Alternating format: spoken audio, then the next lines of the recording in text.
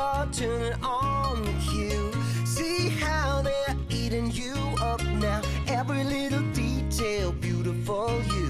I don't know why they never noticed what I knew, but everywhere you go now, everybody's looking at you. Everything you do now, everybody's looking at you. People up the back now, everybody's looking at you. People up the front now, everybody's looking at you. People everywhere now, everybody's looking at you.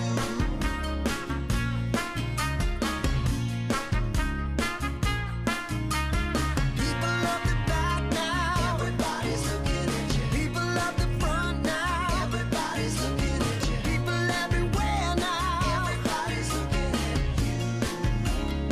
Everybody's looking at you.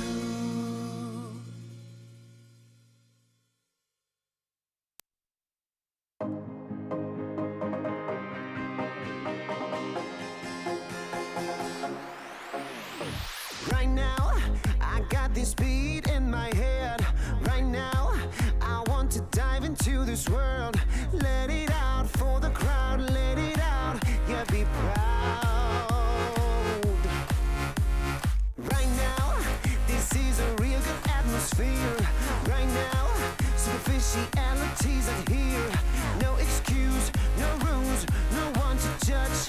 Just give a fuck. The time has come to lose control. Don't be so shy, just let it flow. We are the masters of our own world, of our own world. We pray for fire in the sky.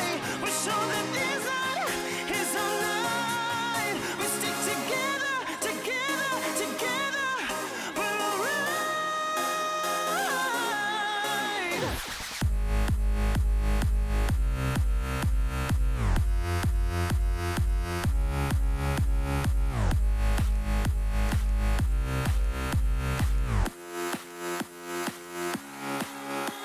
The time has come to lose control. Don't be so shy, just let it flow. We are the masters of our own world, of our own world. Well, they drink really expensive champagne on their private jet plane.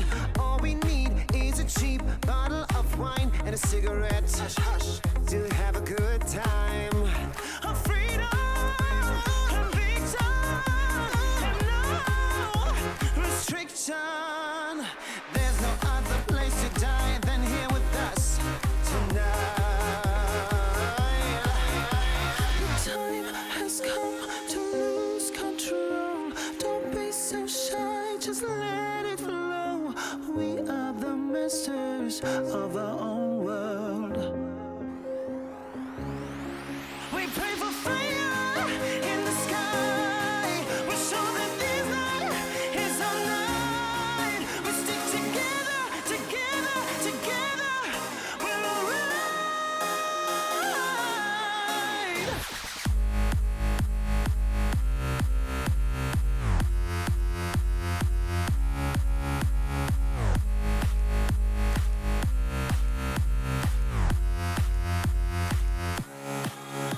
The time has come to lose control.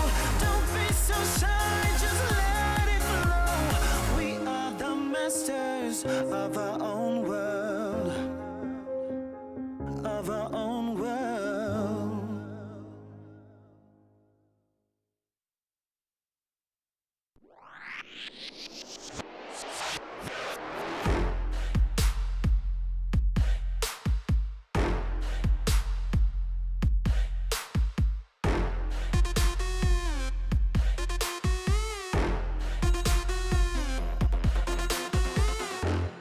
赤信号だとしてももう止まらない。理解不能のスピード100倍速い。地横なんて哀れよね。ねえ聞いてよね。負けの準備でもしておきな Come try me get you down 悩んでもやめないわ No more 苦い思い消えてよこの街に呼ばれる際にレクチャー全力で追い越してよさ Driving mode 始めよう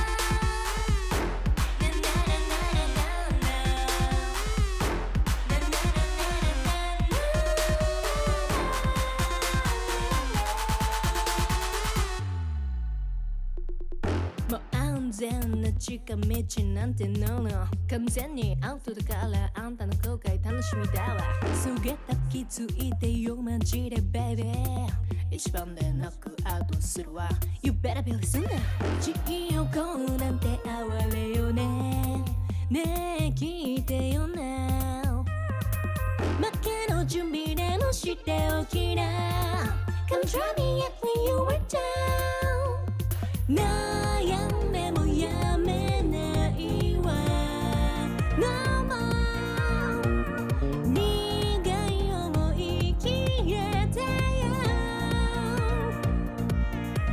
この街に呼ばれる際にフェッチャー全力で追い越してよさ Dreaming mode 始めよう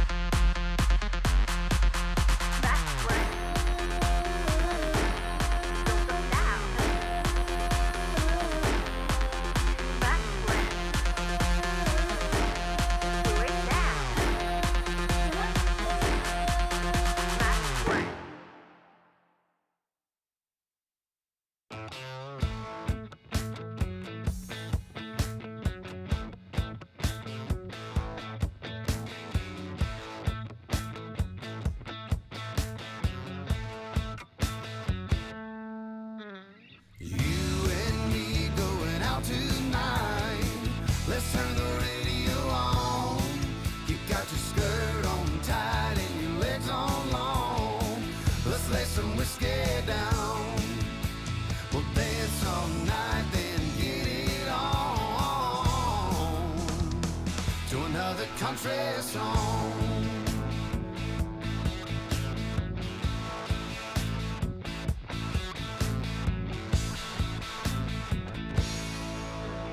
You and me going out tonight. Let's turn the radio on. You got your skirt on tight and your legs on long. Let's lay some whiskey down.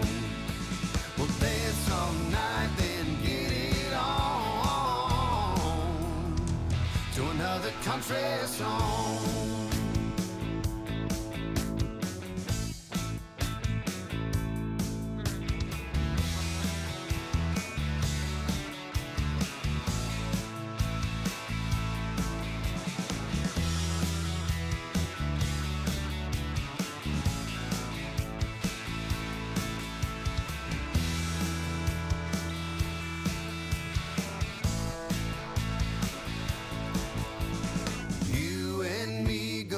Tonight, let's turn the radio on. You got your skirt on tight and your legs on long. Let's lay some whiskey down. We'll dance all night, then get it on to another country song. You and me going out tonight. Let's turn the radio on. You got your skirt on tight and your legs on long. Let's lay some whiskey down. We'll dance all night, then get it on to another country song.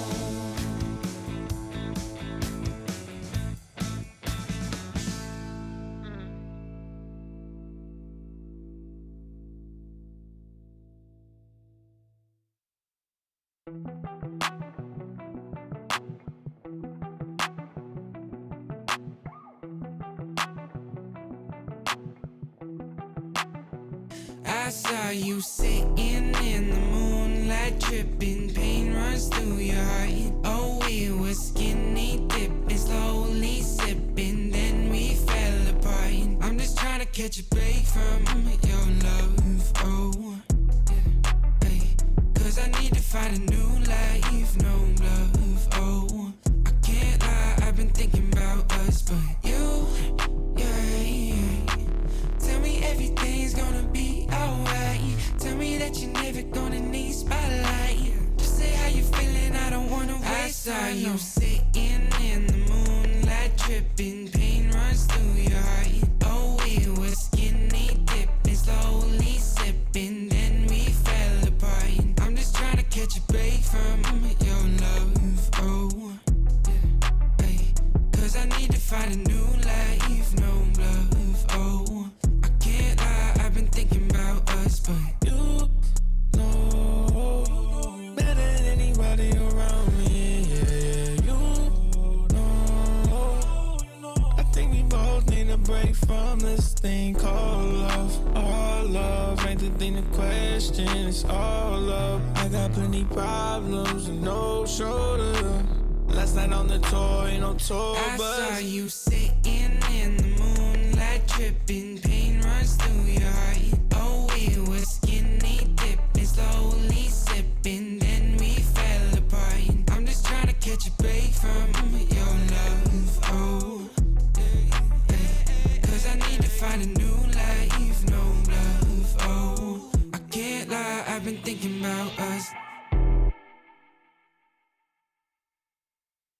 Putting out the fires, my head calls me alive. I'm sick of breathing in your smoke. Leave a little longer, embrace a little harder. Yeah, every time we're not wrong, it's like we're walking on water. Oh, too good to last long. Putting out the fires and looking for a miracle. It's like we're walking on water.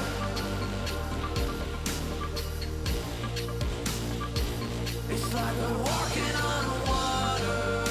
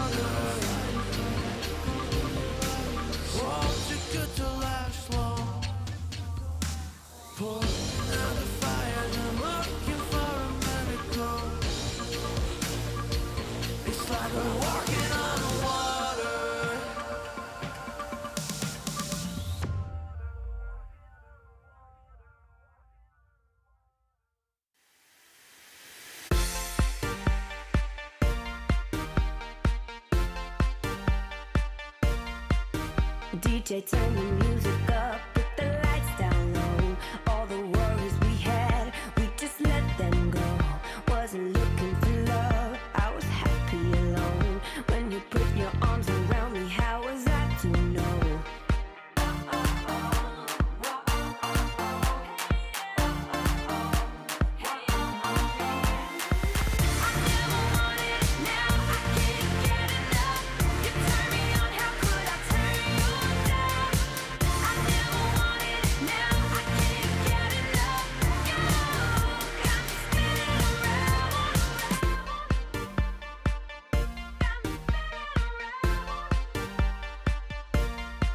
You got me feeling things I never felt before. We get lost in the music on the dance floor. If I leave you now, I'll leave you wanting more. If I leave you now, I'll leave you wanting more.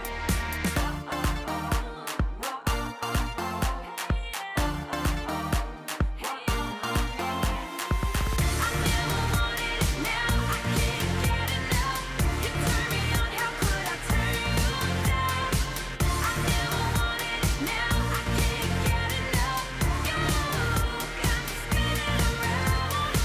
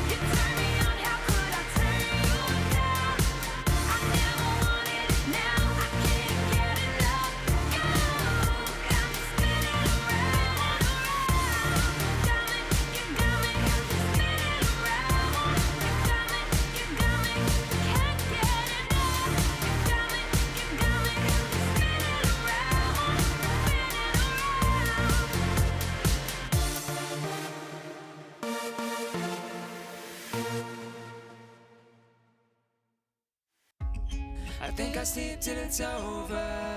I think I'll sleep till it's over. I think I'll sleep till it's over.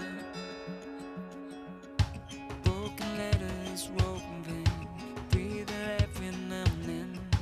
Getting hurt but never learn. I'm falling short of hope again.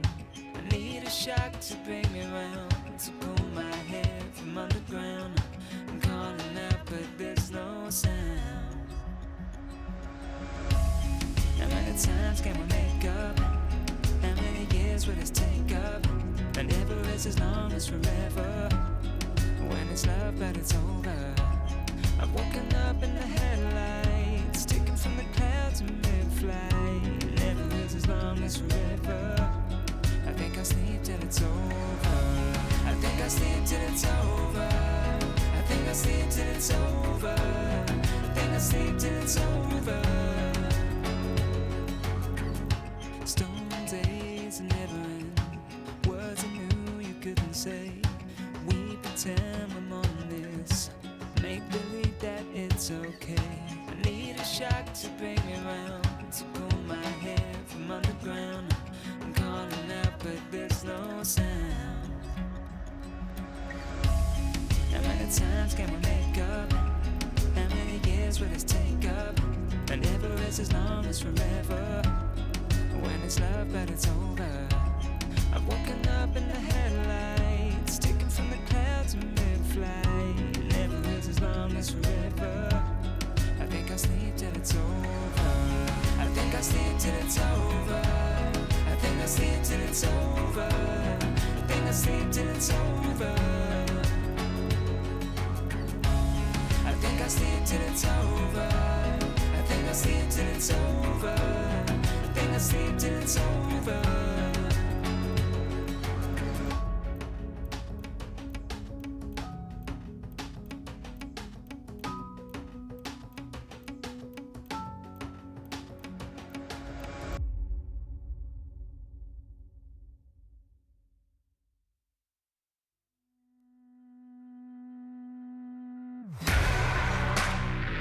Oh, won't you break me up? Oh, won't you break me up?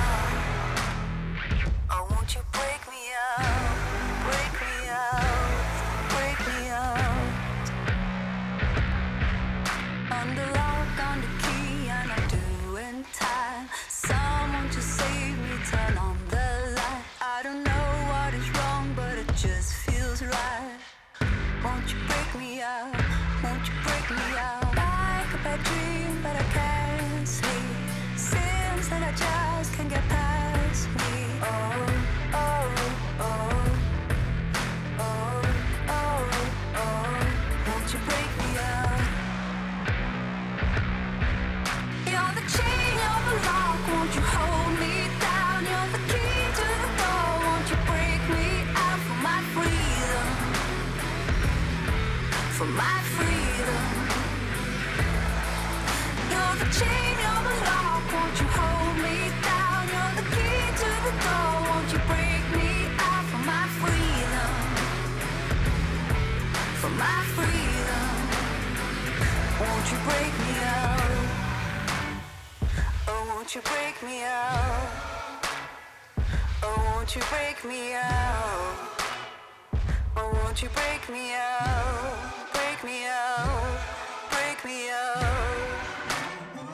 Oh, won't you break me out? Oh, won't you break me out? Oh, won't you break me out? Break me out, break me out. You're the chain, you're the lock. Won't you hold me down? You're the key to the door. Won't you break me out for my freedom? For my freedom. You're the chain, you're the lock. Won't you hold me down? You're the key to the door. Won't you break me out for my freedom? For my freedom. Oh, won't you break me out?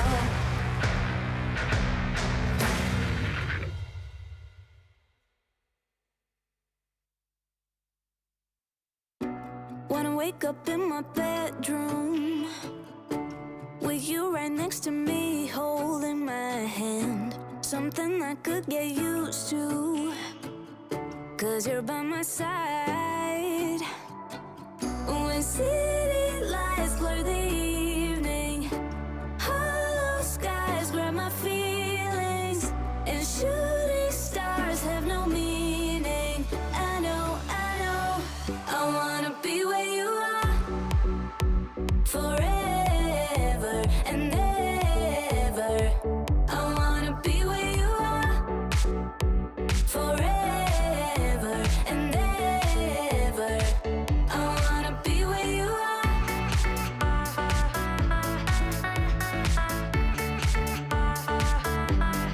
Be where you are.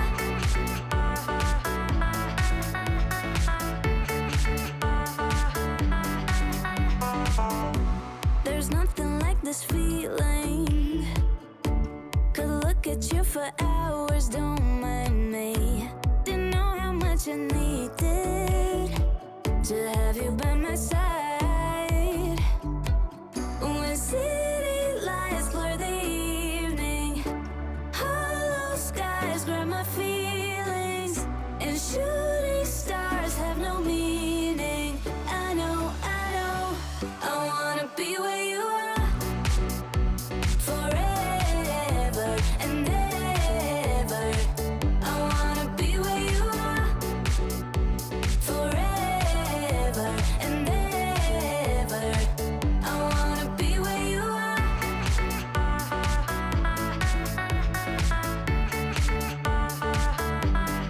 Be where you are.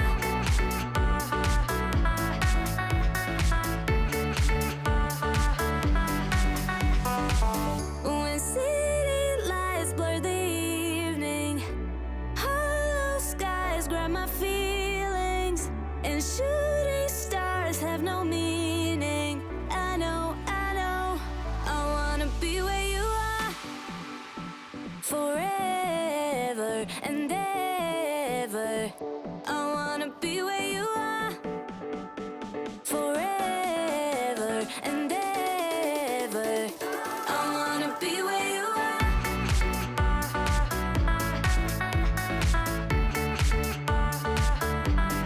Be where you are.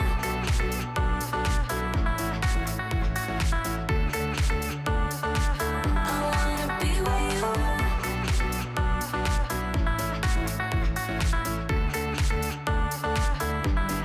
Be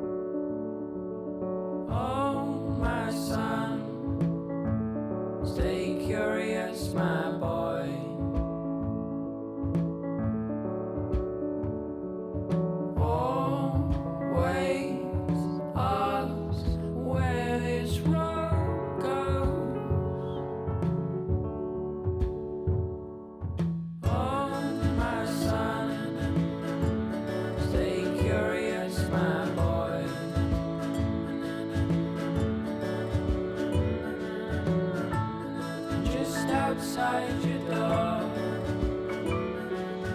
You'll find love where you don't know.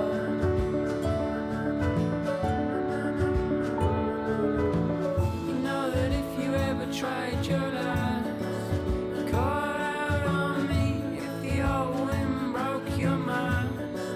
Set out to sea, and if you've fallen down, you know that I'm here, so you come on home to me.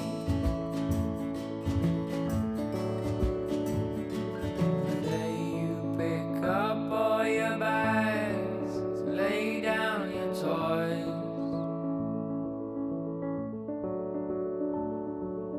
Oh, my son, stay curious, my boy.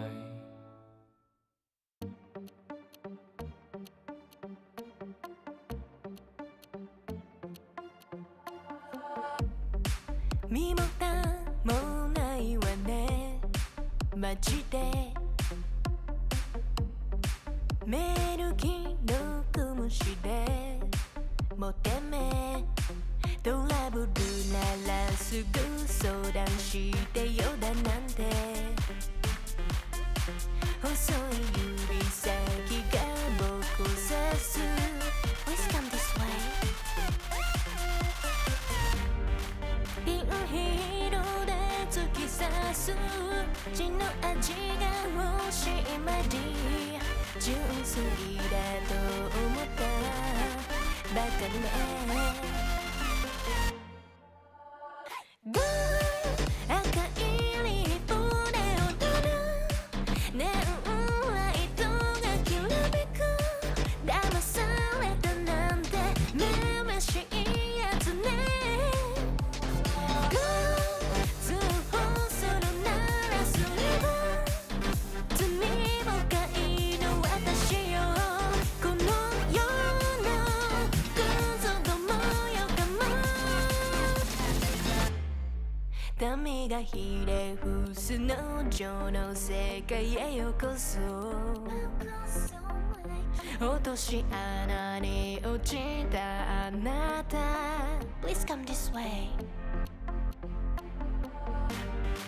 ピールで突き刺す血の味が欲しい前に純粋だと思ったバカね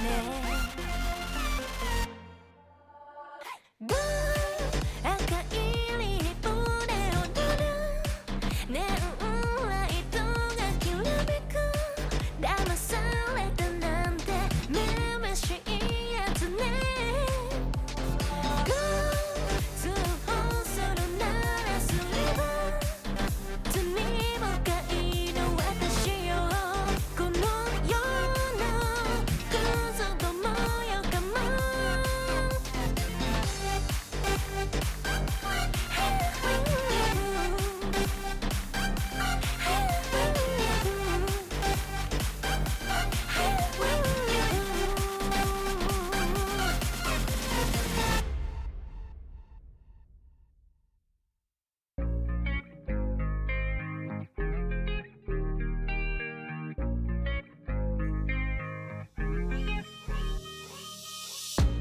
Stop playing with my heart right now. Girl, I need you in my life right now. Though I'm all tied up, need your love right now. Stop playing with my heart right now. Girl, I need you in my life right now. Though I'm all tied up, need your love right now. No, I'm balling out, yeah. But my heart plays loud, yeah. And I'm all freaked out, cause I got nothing to say to you.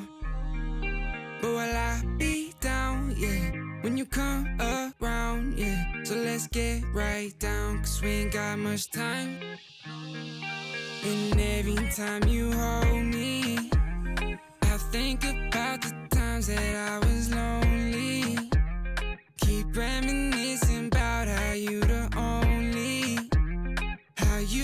only one that makes me wanna look into your eyes and say, stop playing with my heart right now.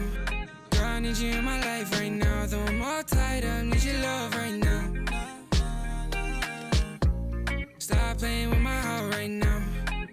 need you in my life right now. Though I'm all tied up, need your love right now. Yeah, we could take time to work things out, oh yeah. But I want you in my life so we could have each other, yeah. I know it seems hard to shine, but you're a million stars at all the same time, yeah. And you know I really mean it. And every time you hold me, I think about the times that I was lonely.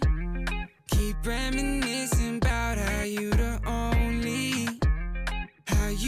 only one that makes me wanna look into your eyes and say, stop playing with my heart right now. Girl, I need you in my life right now. Though I'm all tied up, need your love right now. Stop playing with my heart right now. Girl, I need you in my life right now. Though I'm all tied up, need your love right now.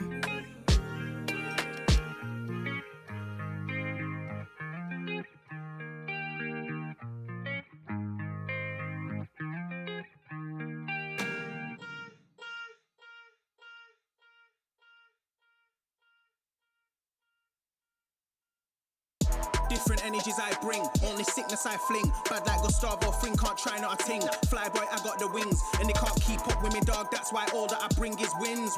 And they wanna hold me back, never doubt I'm a king. When they grab Mike and a chap on the ting, I don't wanna hear no talk from jokers. Say you got waves, I'll split that like Moses. The way that I catch it is flawless, it's awkward, cause they can't do it when they talk up.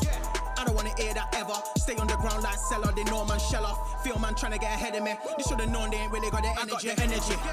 Run laps and laps round them, they ain't even got no energy. So that means no power. They don't wanna be my enemy. That might end up in a penalty. I got a different energy, no matter what I encounter. No, I got the energy. Run laps and laps round them, they ain't even got no energy. So that means no power. They don't wanna be my enemy. That might end up in a penalty. I got a different energy, no matter what I encounter. No, I got the energies.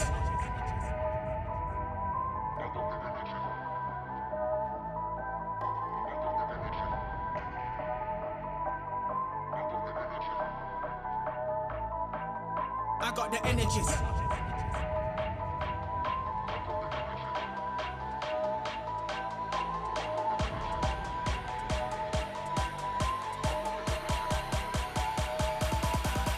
I got the energy. Run laps and laps round them, they ain't even got no energy. So that means no power. They don't wanna be my enemy. That might end up in a penalty. I got a different energy, no matter what I encounter. No, I got the energy. Run laps and laps round them, they ain't even got no energy. So that means no power. They don't wanna be my enemy. That might end up in a penalty. I got a different energy, no matter what I encounter. No, I got the energy. They ain't even got no energy. They don't wanna be my enemy. I got a different energy. I got a different energy.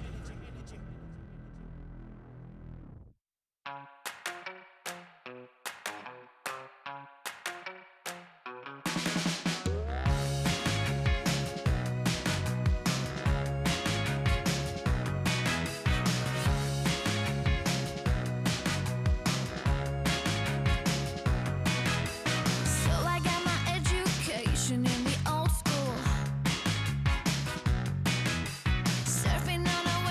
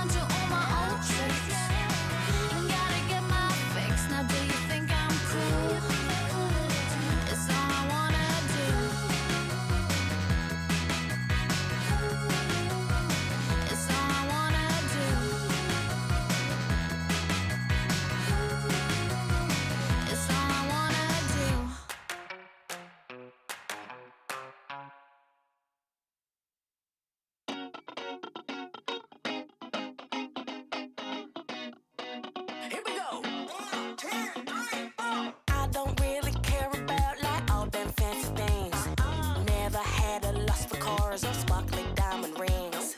I don't really care about them platinum studded boys that run around the whole damn town just showing off the toys. Like do-si-do, I'm ready to go. Been a damn long week, it's time for the show. Call my girls like, ooh, don't you know? I'm with my girls, yeah, my girls. We've been working all day. It's time to dance the night away.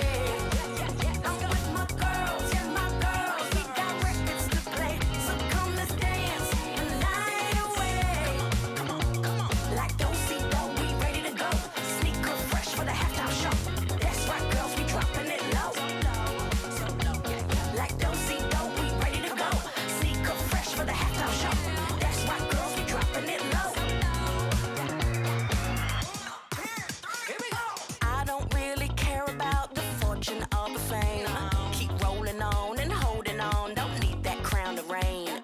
Push through all the pressures, just keep grinding 9 to 5. Yeah, I'm working hard, we playing hard. Goddamn, I feel alive.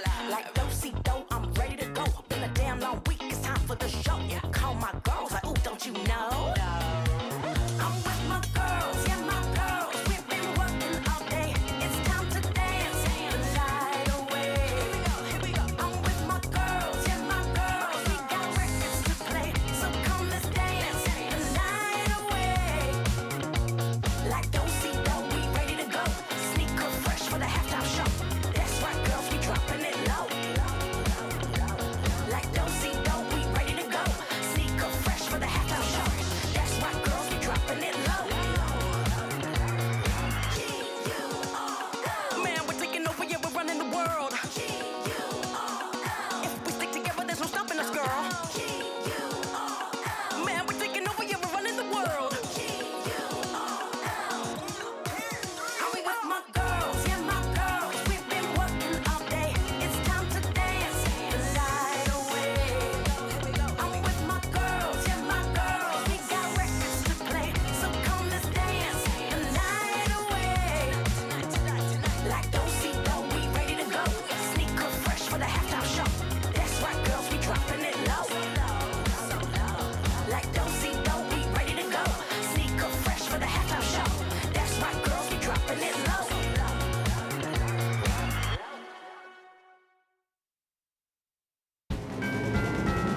Excuse me, please, but I'm standing. Left on right, we're trapped in the middle. Excuse me, please, but I'm crying. Catch your breath before you get old.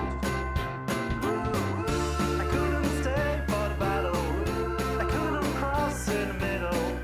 But we are far too much too young. 3, 4, 5, 6, 7. I couldn't stay for the battle. I couldn't cross in the middle.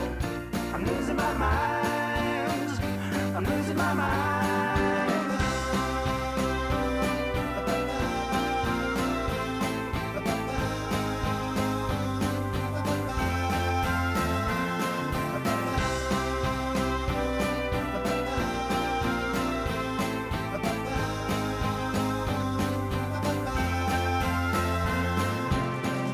Excuse me, please, but I'm standing. Left on right, we're trapped in the middle. Excuse me, please, but I'm crying. Catch your breath before you get old. 3, 4, 5, 6, 7. I couldn't stay for the battle. I couldn't cross in the middle. But we are far too much too young. I couldn't stay for the battle. I couldn't cross in the middle. I'm losing my mind. I'm losing my mind.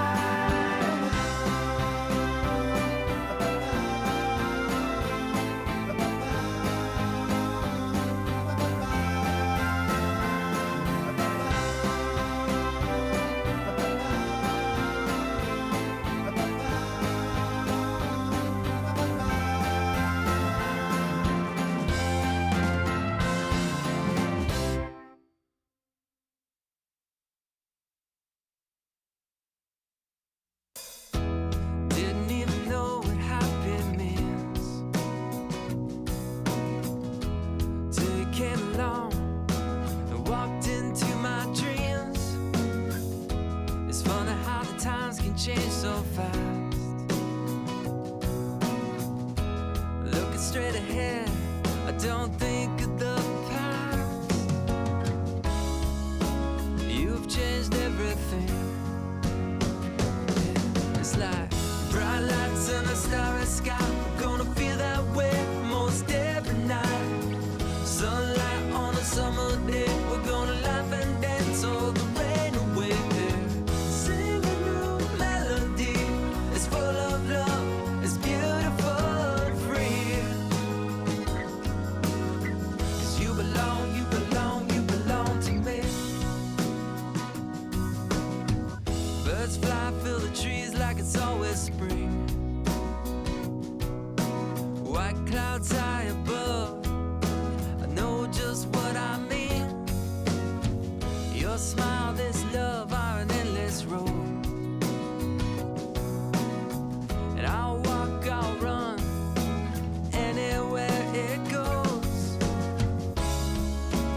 You've changed everything. It's like bright lights and a starry sky. We're gonna feel that way most every night. Sunlight on a summer day. We're gonna laugh and dance all the rain away. Sing a new melody. It's full of love. It's beautiful and free. 'Cause you belong, you belong, you belong to me.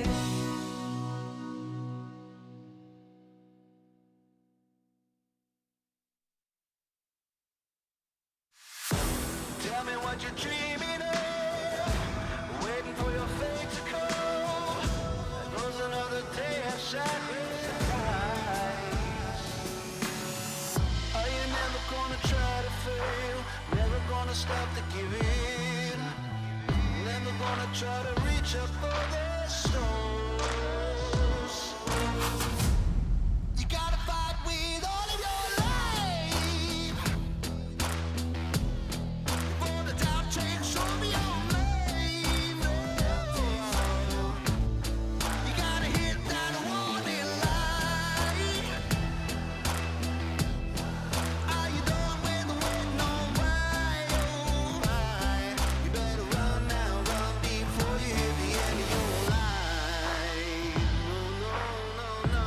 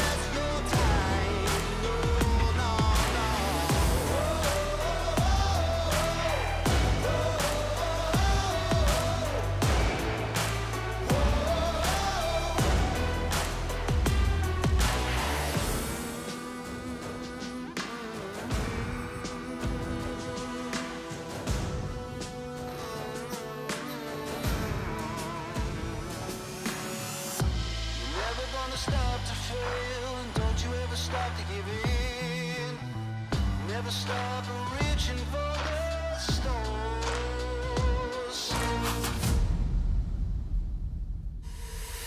So what you waiting on?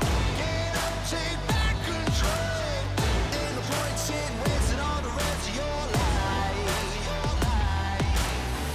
So what you hoping for? That the light comes to your door. In the point, sit, wasting away the rest of your time. Oh, no, no, no.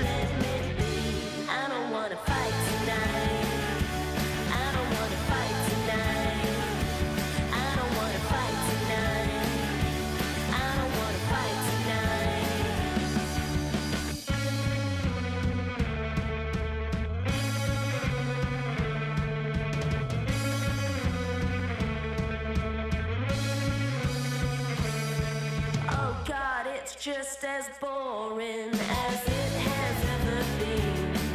But I will still adore you. It's what you mean to me. Do you want me around? Is it all just too late now? Do you want me around? Is it all just too late now? I'm here waiting for you. I'm lay across our bed. I'm still spinning out all your words in my head. I don't wanna fight tonight. I don't wanna fight tonight. I don't wanna fight tonight. I don't wanna fight tonight. I don't wanna fight tonight. I don't wanna fight. It's in my blood to lift it up and hang my halo on a miracle. And you don't see the scars in me. I defeated the demons of recovery. Every inch I was resting in the rubble. Never gave up, I weathered every trouble. I'm a hero and I'm in my life.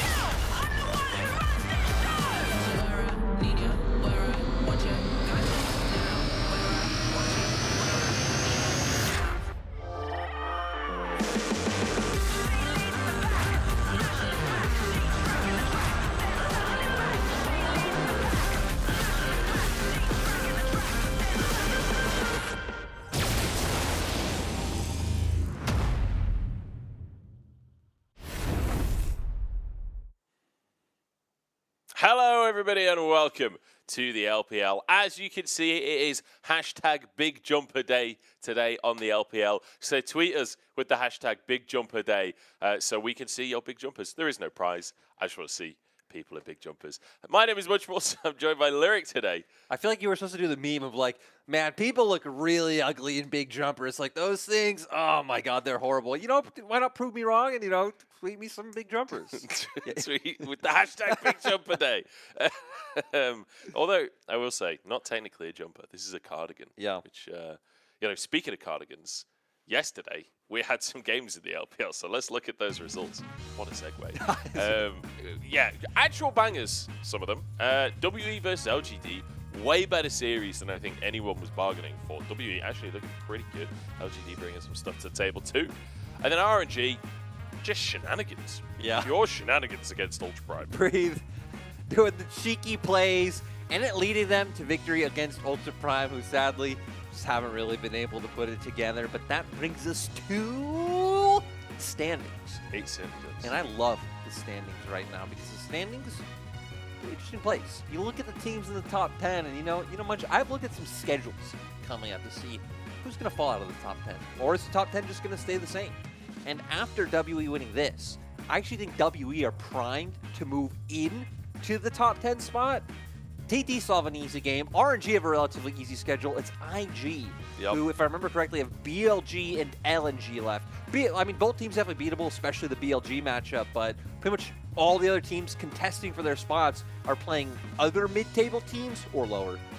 Yeah, it does feel like IG are the team that really have their work cut out, and also are on a bit of a loss streak. You can see everyone under IG currently winning. RNG a 2-win streak, WE 3-win streak. They are looking good right now. So definitely IG a team that need to put some work in to figure out how they're going to make it to playoffs. Also, Top Esports 3-loss streak. I was going to say, I didn't get it together. I didn't even look at their schedule. Like, I mean, theoretically, it's possible, right, of them not making it, but that would be crazy. That would be insane, especially with a 5-game difference.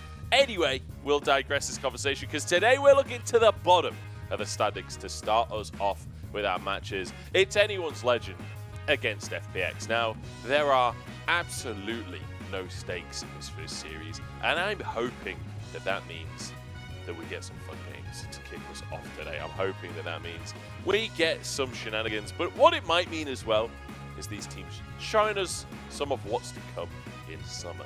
But then we have EDG versus OMG, which actually should be a really good game. Yeah, and if OMG win, they do just lock in playoffs for themselves. EDG, of course, have already been locked in, but wanting to maintain that #1 spot and really at least stay in that top 2 position to get the bye into the double elimination portion of the bracket. But like you said, ALFPX, no stakes, which makes me want to go back to saying for top esports, 5-game difference actually doesn't matter because all the other teams can still hit 9. So, you know, I just want to point that out. Is it likely or probably not, but it is possible. Like, I wish you had told me that you wanted to start the broadcast with this debate about game difference because I obviously have not gone through every team in the league and checked their upcoming schedule. I mean, I haven't looked at top esports either, so. I didn't realize this was going to be your #1 topic coming into today, or I would have done some prep for it. Yeah, it's possible. I guess top esports might just collapse.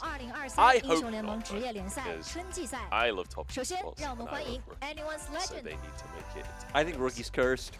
I think he is too. Yeah, At this point, he joins top esports and everyone just collapses around him. Like, what can you do? Yeah, I think Rookie's not allowed to make it. Like, some great years in like those latter days of IG when, you know, after they'd already won Worlds, still doesn't make it to Worlds. Great performances on V5, don't make it to MSI Worlds, and now comes to top esports. Really the only consistent shining light. TN, of course, had a great early split, but hasn't been performing lately. The last couple of games from TN have been poor. So it's Rookie's in a rough one. He even being the first person to bring out Ace Soul, which you were excited for. I know. And then they lost. 0% win rate Ace Soul in the LPL. Never forget your original intent lyric, glorify each other. That's the motto of anyone's legend. And I would argue, at this point, they're everyone's legend. I don't really have any backing for that statement, but I feel it in my soul, you know?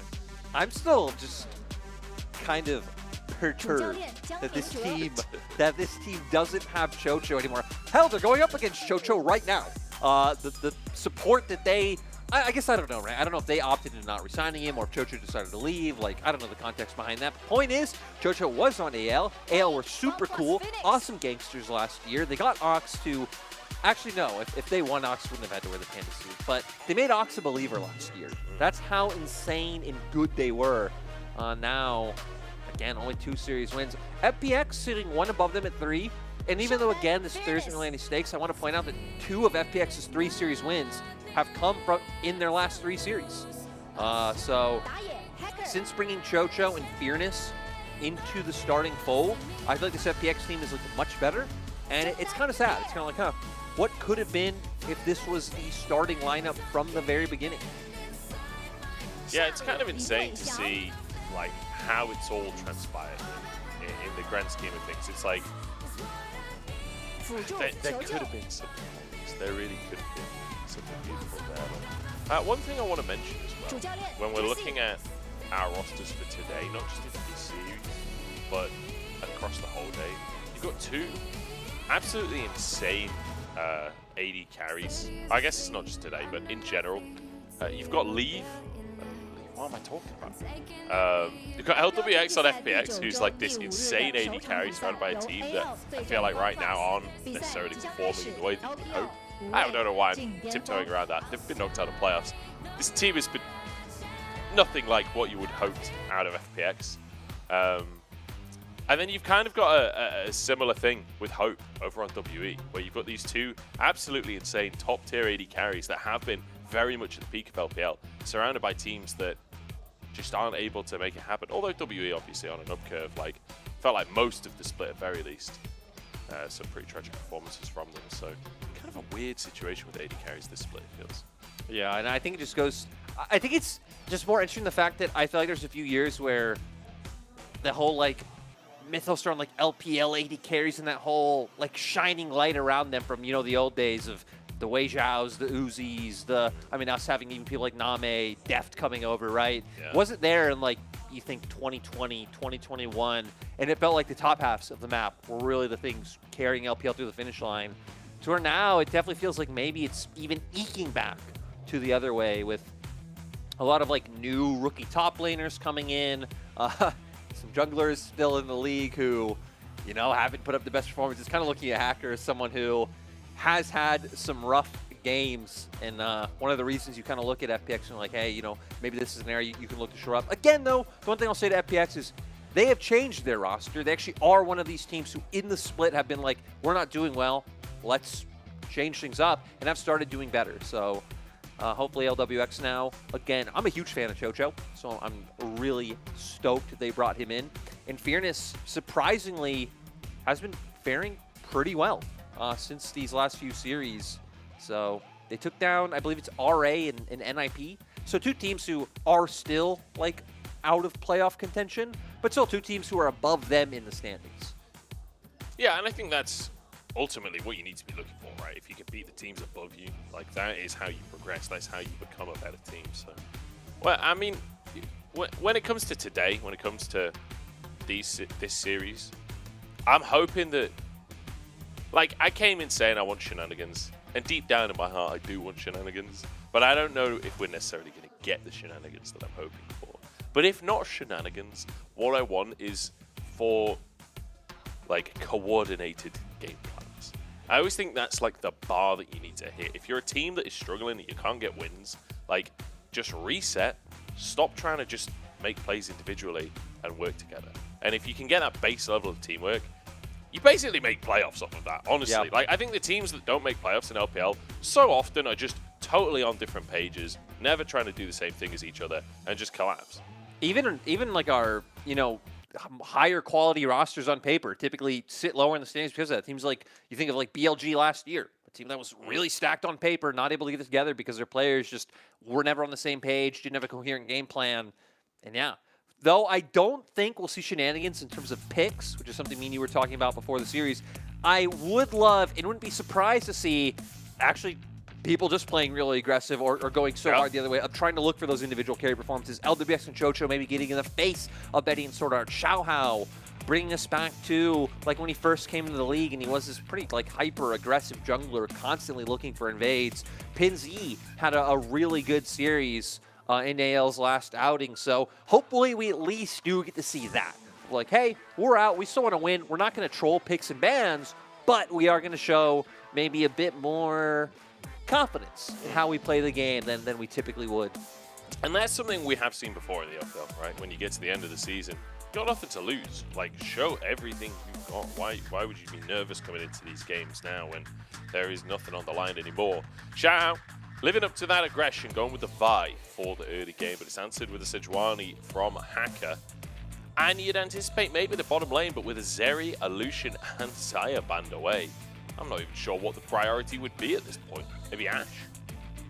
Yeah, another Yone, pick. apparently. I was going to say another pick that's also taken some nerfs on this patch, so be interested to see how that goes. But yeah, going the Yone instead of something like the Varus, which you would think is the highest priority AD carry left on the table. Yeah, true.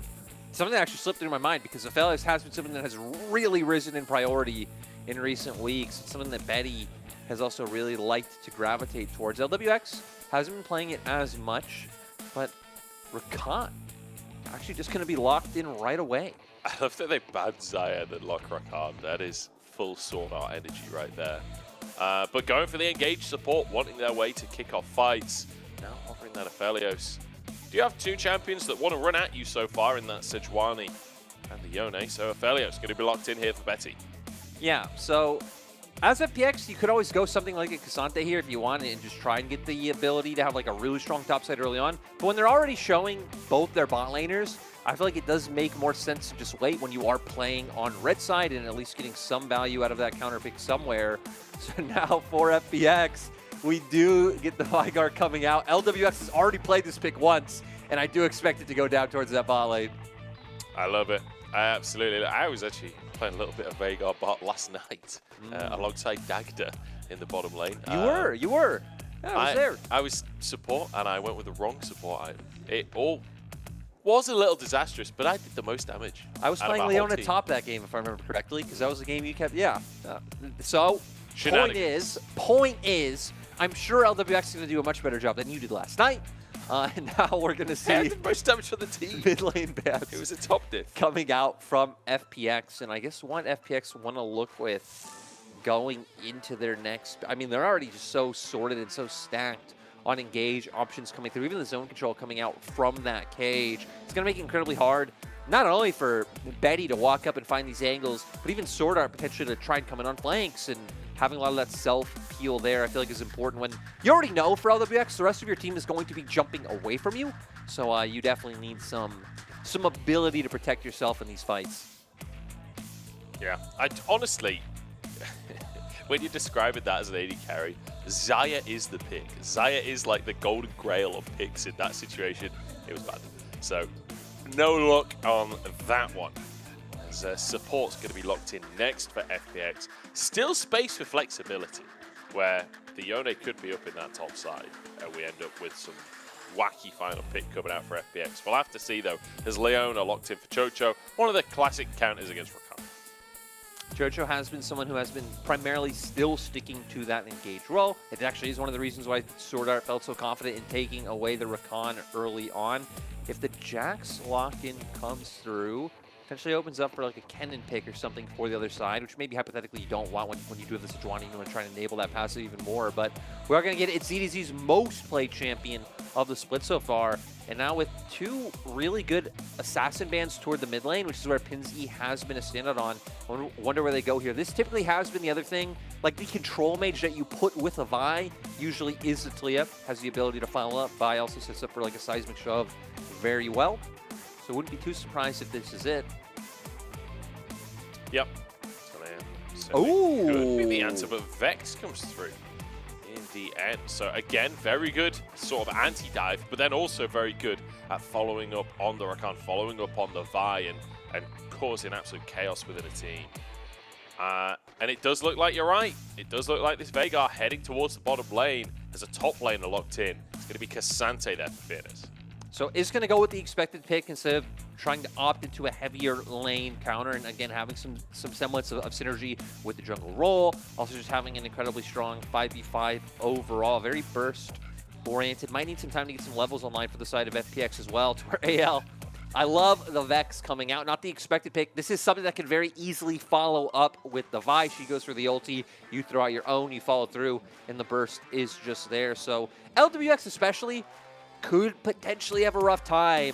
I mean, because even if the cage try and stop some of this from coming through, I mean, you're not going to be able to stop the Vial. You potentially wait out the cage. If X comes following through, then LWX, he's just gone. Yeah, he'll be out of there. He'll be absolutely taken off the board. We'll see if they can make that happen. We'll see if that coordination is there. I'm going to bring it full circle back to the conversation of coordination. That's what we want to see from the two teams. And I feel like we've got two compositions that really will show coordination. Like this dive composition, right? You really do need to be going in together. You need to be working as a unit to be able to pull a composition like this off. Kind of a similar story on the other side for FPX, where you do need to be setting up for LWX on that Veigar. Like if you leave him alone, if the cage alone is not going to save him. Yeah, I think it still could work depending on how far ahead you get care. And the one thing I'll give FPX comp is it actually is the one that thrives more from like chaotic skirmishes breaking out, right? Having the Yone, having the Cassante, things just breaking off into these little fights, a 2v2 here, a 3v3 here on FPX should do fairly well because at least early to mid-game, you're kind of looking at them of like, okay, where's the damage going to come from if it is just a straight up like, get a big 5v5 and you don't really have any DPS there until Yone gets a few items under his belt. So AL have a pretty good damage spread between not only burst and DPS, but also AD and AP. They have frontline options. They have plenty of CC. So definitely looking at FPX to be the one to, I'd say, have to problem solve this game and find a way to get some advantages so AL just can't do whatever they want. See if FPX can find that level of control in the early game, if they can suffocate AL out, but who knows how this one's going to go. Honestly, two teams that have shown a lot of weaknesses across the course of the split, not necessarily having convincing, consistent strengths across the two rosters. So I feel like when you're watching these two teams, it's kind of fun in a way that I don't know who's going to pop off. Someone in these games is probably going to pop off, but it's really hard to predict which player that's going to be. And I'm here for it. I'm excited. No, I think, especially now that it seems like there's something going on stage, this is where we should both predict which player will pop off. ZDZ. I'm going with Care. Care's got his hands on Yone. You got a Sejuani right next to you. You're going up against an immobile kind of control mage-esque, assassin-esque champion like Vex. Again, very easy to gank. I've been mildly impressed by ZDZ over the last year or so. Yeah, I agree. I think ZDZ has been one of the, not like an exceptional Santa who's like taking the league by storm. But he's had some pretty good games. Exactly. So, and do you know what I like about ZDZ? Is that he's one of these players that is very willing to play carries, and when he does, he plays like a carry. But then he's also very willing to just play Sion or Cassante and just chill all game. Like, you quite often have top laners in the LPL, I won't mention any names, that only like to play one or two champions, like Gragas and Will Never Learn Gnar or whatever. Wait, are you Karsa right now? Are you flaming the best top laner in the league? Not really, but you know what I mean. There are a lot of top laners that are like, I am a tank player or I am a carry player and aren't flexible. I feel like ZDZ ticks the box of flexibility. He is willing to play what the team needs him to play, and he leans into that role when he does. Yeah, had a very interesting champion pool this split. Jax being his most played, but followed up by Cassante and Sion. Has played the Rumble a few times, has played the Kennen, has even actually brought out things like the set. So definitely will be keeping our eyes on ZDZ. As Fearness, hasn't gotten to play all too many games. Again, just coming back into the starting lineup pretty recently, but overall has been mostly successful. So gonna see if Fearness can go toe-to-toe with ZDZ. As, we had a problem with the client. Ban pick getting remade. We'll be in shortly, and then we'll get to see if we get any of the Fiesta money. Pizzazz. The pizzazz. Shenanigans. The mojo. I was going to say mojo. That was going to be my third exactly. thing. I was building up to it, the rule of threes. But exactly, you built me up to it. And you knocked it out of the park. Oh. It was like a, at the end of a game of bowling, Yeah. if you get a strike, you get another go. Yeah. Well, that was like 3 strikes. Wait, but that's not just 3 strikes and you're out. Get out of here. Wait, don't you get another? No. Don't you get another chance to go again if you get a strike at any point in bowling? No. Wait, really? No. So a strike. Oh, not a strike. I don't know. I don't bowl. A strike just means you got all 10 pins down with your first throw in your turn. Yeah. But it's still the end of your turn. Huh. But then what happens is it adds your next turn's points to that previous turn as well. So let's say I get a strike in my first turn, that's 10 points. Yeah. If I then get a strike in my next turn, I believe I get 20 points for that first turn. And then I'm on 10 points for the second turn, with whatever I get in my third turn also going on. Sounds pretty busted. Sounds Yeah. kind of overpowered. It just And if you get strikes. if you get a spare, which is where you get all 10 pins down on your second bowl, then you get the first throw of your next turn added onto your score. that also sounds pretty busted. It is, unless you miss that shot, or you only get 2 pins or something, and then you're like, well, why do I bother? Yeah. And you just rage quit. Sit back down, mumble to yourself, drink half of your pint, and go look at the racks of bowling balls and try and find a better ball, because it was obviously the ball's fault. It couldn't possibly be Which you. player in the LPL do you think would be the most cracked at bowling? Ooh, it's a good question. My follow-up would be, do you think ping pong and bowling have any crossover? Because if so, then it is very clearly Meteor. But I don't know if there's much crossover That's a reference and a half. between ping pong and bowling. For anyone who doesn't know, Meteor what was it, like National Like youth. University Challenge or He was something like, that? like youth ping pong champion or Yeah. something like that. He's like genuinely a Chinese table tennis champion. Yeah. Like, that's insane. That's absolutely... Because I don't know if you've seen Chinese table tennis. It's crazy. Yeah. It is on another level. It's actually very serious, too. They're like at other ends of the bloody room, just like annihilating the ball, and somehow it hits the table every time. I feel like watching that happen, because I've actually seen it in person a few times. Really? Yeah. Oh, I'd love to see it. I feel like it just has the intensity of like some like old Western showdown, or like some kind of like intense anime steering. Like, what's going They've on? got It's a like paddle and a little holster. Their fingers twitching over it's like a it. little 12-year-old kid versus some 80-year-old man, and you would think they're both like mid-30s killers right here. Oh man. Meteor being one of them. So your guess is Meteor is the best bowler in the LPL. Yeah. I'm going to say Casa, because I feel like tall dudes are very good at bowling for some reason. Whenever I go bowling, it's never like the biggest, strongest dude. It's always like a fairly slim, tall person What that about just has a Ning, lot then? of leverage in their arms. Ning's like the tallest guy in the LPL by a True. mile. I bet Ning's a champion bowler. Hey, we get to go into game now, so there you go. Bowling, Oh, table tennis. You know who's the best bowler? Pins, because he's always knocking down the pins. Shut up. Woo! You know what? We're going to game one, AL versus FPX. We got a Vex on stage. I love Vex as a champion, so I'm excited to see what AL are able to do with this one. On the opposite side, though, I predict Care is going to pop off on this Yone, because Care's been showing some pretty solid performances in recent FPX games, and now we get it. This car thing on screen, which I still don't know if that's on screen for the English fans, but it's going to be time for the Gyos munch. I love the Gyos. It's on screen for me. That's what matters. Yeah, I agree. Also, no one sent us any pictures of jumpers just yet. Have you checked? I did. I haven't looked at Twitter.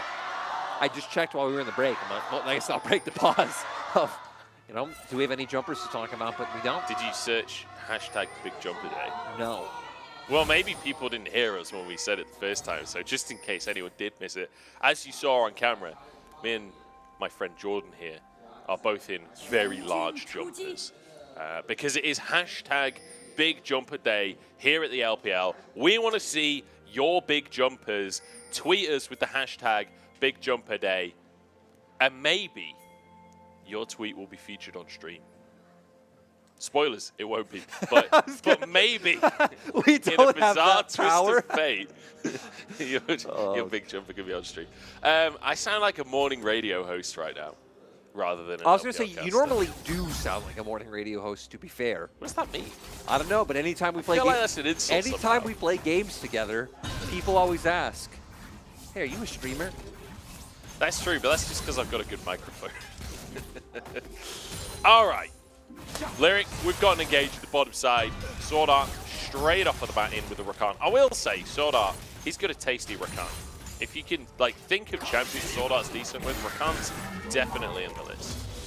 Definitely one of his more, I'd say, recent year pickups as compared to something he was known for even back in the day in the LMS.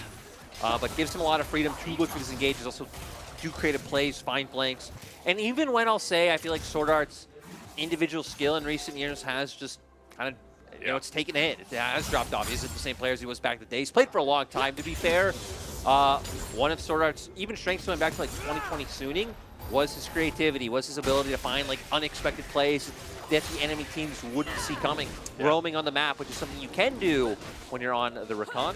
And one of the things that has been one of his weaknesses in the last few years has always been that over-aggression, being punished for it.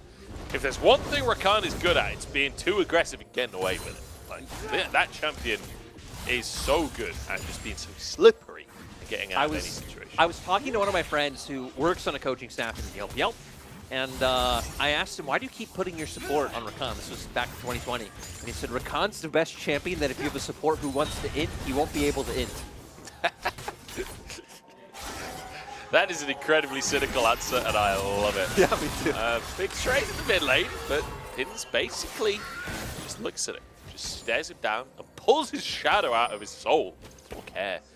You know, I didn't want to reveal what team it was because I don't want the inting, but I was going to say there's also people can just go back and see playing Rakan back in the day, but we don't need to talk about that because ZDZ isn't going to go and mess with Hacker whatsoever. He cares more about going and making sure his wave is in a good place. I respect that. That is how League of Legends works, so definitely on board for that. Hacker getting cheeky with it here. As he sneaks up to the top side, he's going to be able to dodge that ward. ZDZ, time to make my prediction come true because you're in a 2v1 on the top side. He has no idea that Hacker's here. Counter-Strike going to be used. Uses the Leap Strike to get out the flash from Hacker to follow it.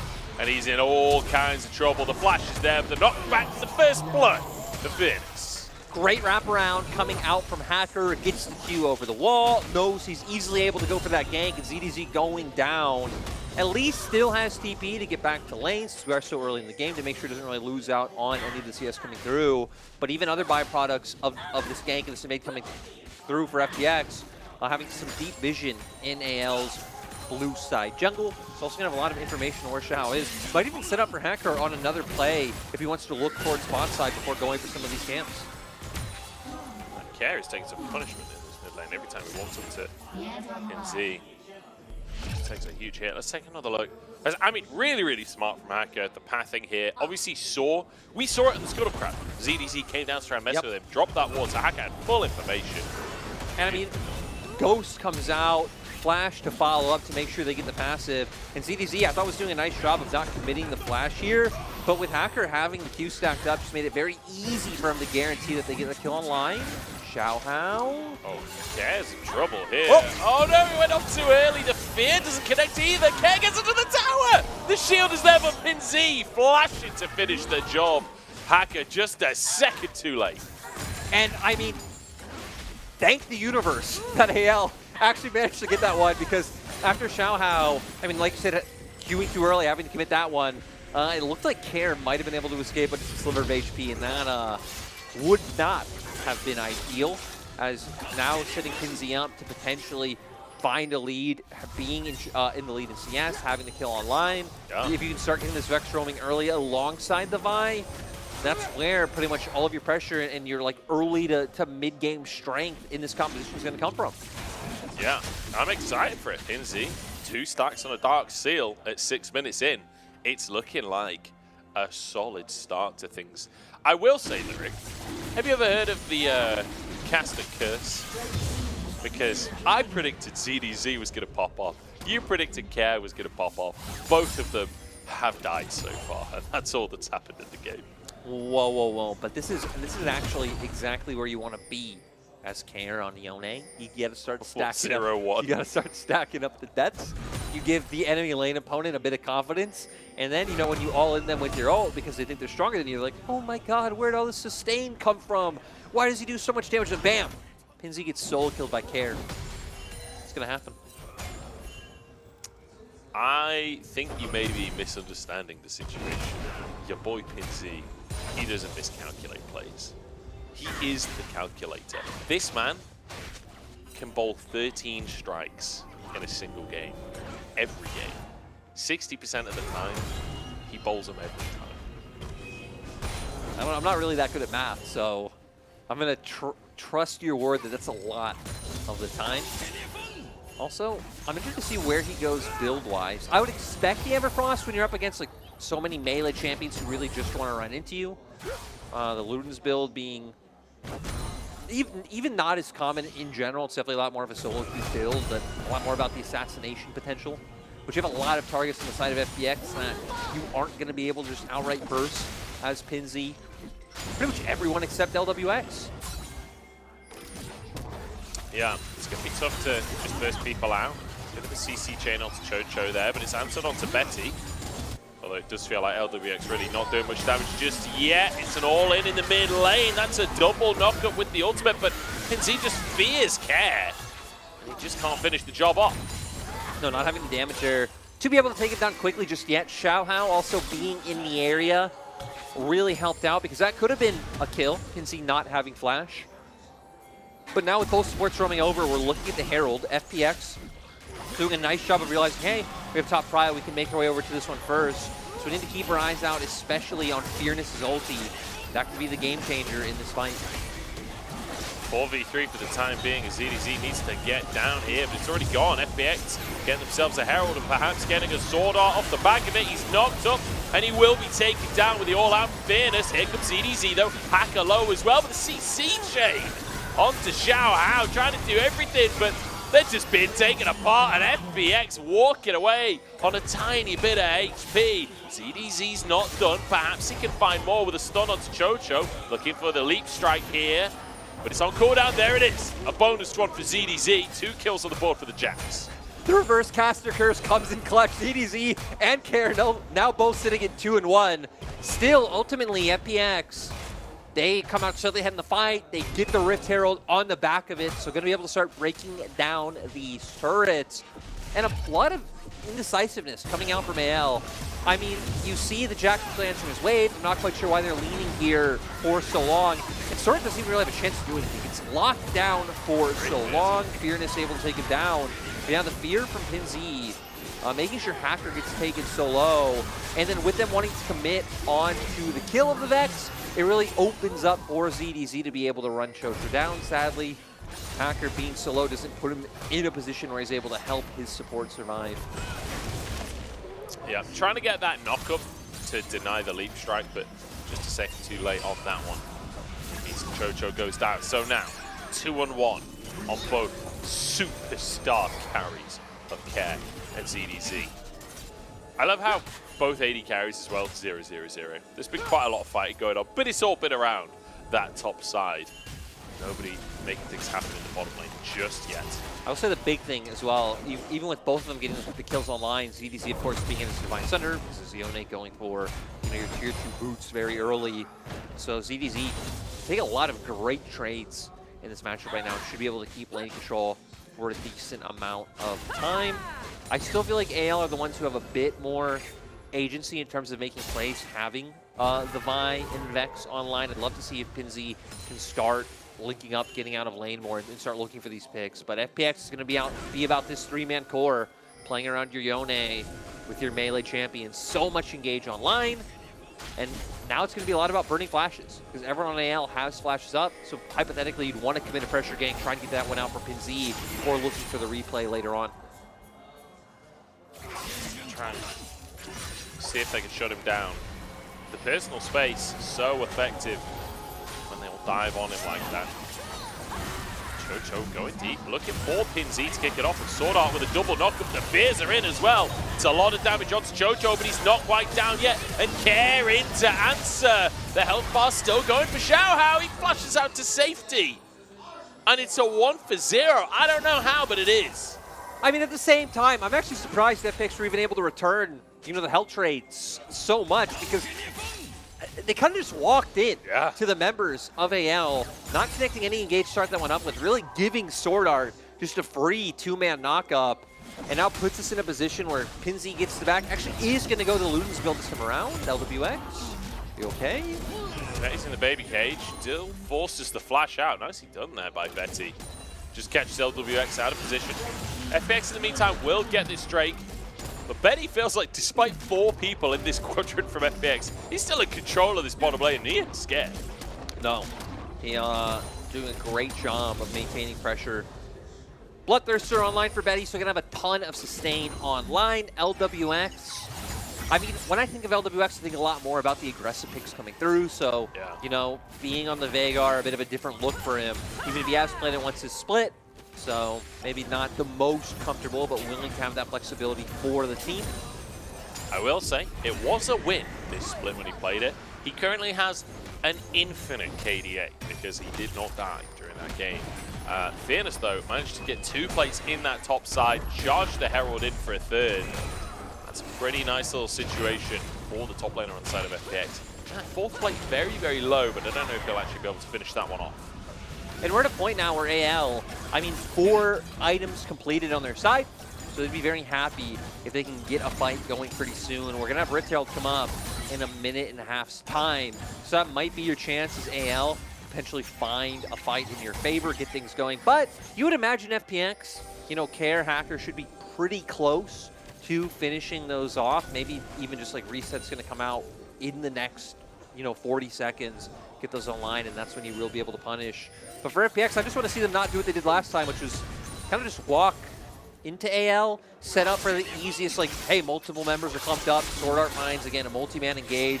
It just really gives a lot of room for PinZ to dish out his damage in a very safe area. So for FPX, I mean, if they're the ones starting up the fight, getting on that back line, have a lot of confidence in what they can do, but if not, we've seen AL so far being the team with a very slight gold lead, but also having the items to back that up.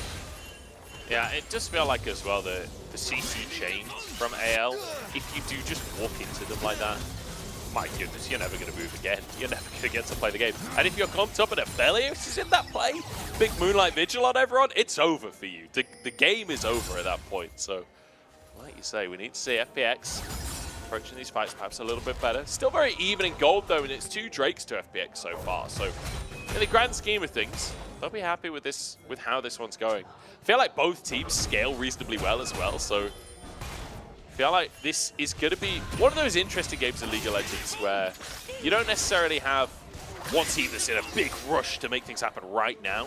No. You're both kind of happy, but equally, you're not going to want to just give away objectives because you're both feeling reasonably strong. Yeah, and it's like, I think I'd slightly favor FPX later on, just by the nature of their composition, again, being kind of bruiser-esque and very hard to take down for champions. Like Vex, I feel like Vi will lose a bit of her potency, but at the same time, you are also the composition with more just outright DPS coming out from things like the Jax and the Aphelios. So things like Baron are what like FPX are always have to be scared of. Chocho could be in trouble on the bottom side. Quickness comes out, the baby cage is there. Chocho is tanky, but he ain't tanky enough, and Betty flashing straight onto LWX. No flash on the Veigar, and there's a double kill for the bottom lane of anyone's legend. Now with the top side, ZDZ in a 2v1, stunned underneath the tower, pulled back in and taken down by Hacker. The trades come through, but AL managing to find 2 kills and just an outright 2v2. I feel like that is way more impactful. Herald being dropped in mid, so PinZ and Shao are going to get some gold under their belts. They're going to be able to start making their way around the map and be showing us some power of this Vex roams that we've been hitting on all throughout the game. And I mean, I was just talking about the DPS able to come out from AL's composition. We got to see it there in full force. Sword Art setting up beautifully for Betty to follow up with those kills. Yeah, absolutely gorgeous. I'm Sword Art getting one of the kills. He's 2-1-2 on the Ricard now. We can take another look at what happened to start the playoff on the top side. Hacker was actually on a wall. Yeah, Fearness doing a great job to find the initial mock-up and then follow through, bringing ZDZ out of the fight. And then here with the passive straight into the ult, I mean, doesn't even really get a chance to move on his way out. So FPX needed to find something when they lost out in both mid and bot, and they at least managed to do so. Gold still pretty close to even, 1K gold lead, just above for anyone's legend. But we need to keep our eyes on this dragon, because if FPX can secure this, this would be Soul Point. No ults for Hacker and Fearness just yet, but those should be up in time. That baby cage is absolutely huge for LWX. Damage coming down, the aggression onto Sword Art here. It's a good start to the fight for FPX, but can they keep it going? Because Aphelios is firing away. 1-for-1 so far, but mid lane are down for anyone's legend. And it looks like FPX won't push the envelope any further. For FPX, when Care still wasn't even really in the fight, he didn't have Fearness's ult up when he came around on the flank. Care needs to get out of the dodge there. Loses almost half his HP for the attempt. I feel like had that fight happened 15 seconds later, FPX would have been able to get a lot more from it with Fearness having that ult up. And I remember, I think it was even like Hacker or Care were still waiting a few seconds on their cooldown to be there, but not going to manage to get so now. The posturing around the Drake and to come online. They bought enough time for both members to come up, but Chocho will be here first. The bell rings in the distance. Round 2 begins. 4 players for FPX, 4 for anyone's legend, but a 5th now arriving as Chocho enters the fray. Kinsey still over at Raptors right now. ZDZ aggressed upon here. Jam into the pit, but he can't find the smite here. It was Care to take it, as Care's in trouble. Taken down by Pinsy. The resets are here. But can they find any more kills? ZDZ still behind everyone here as Pinsy gets into everyone. 3-man stun from the Counter-Strike, but there's no follow-up from the squad. FPX will survive. FPX get away on sole point. That's all they were looking for. One member goes down. Look at the rest of the map. No Baron. Nothing really in a position where you can take it. You've already taken both mid and bot tier 1s. You're not in a position where you can answer on top side. The wave's not even pushed out there. So at the end of the day, FPX going to be smiling with what they got away with. As we're going to see here. Oh, actually going to go all the way back in time. And again, what the key things are, Cage doing a nice job kind of buying time for this. And look at the TP on the map. Sante coming through. Fairness didn't have his ult in this fight. Yone also isn't here. So had they been able to buy more time, maybe it's a different time, I feel like they really could have won out more. But we're going to see 1-for-1 is all that comes through at the end of the day. Considering that you do have a large amount of that damage there with the Aphelios, and then here, AL just not able to get it. Hell, neither jungle got the smite, right? It was Yone going to pick it up, and then ZDZ wrapping around. They want to follow this up. They feel like they're in a great position to take a fight, but Kinsey not able to get in, doesn't have fear available to bring them down. ZDZ, even with finding the 3-man Counter-Strike, just not having that damage in range to really be able to capitalize. I feel like Betty is very quietly becoming terrifying, though. Like, he's doing a lot of damage, and there is very little threat onto him in these fights. I feel like every fight we've seen so far, because of the chaos that Pinsy and Sword Art and Shao have, and then ZDZ behind enemy lines are causing, he's kind of just chilling, just blasted his damage away. He's already on 2 items. Once he picks up an Infinity Edge, that Aphelios is going to be something to be feared.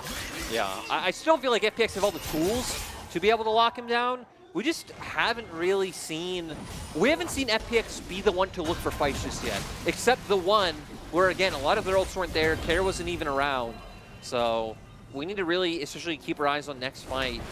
Care and Fearness and what they're able to get done, because if Betty is left untouched, that is the recipe for success for AL. And now, I wonder how much action we'll have as both junglers. Hacker should be just fine, having Sunfire Cape. But I'm kind of surprised that AL are angling so heavy for this play towards topside.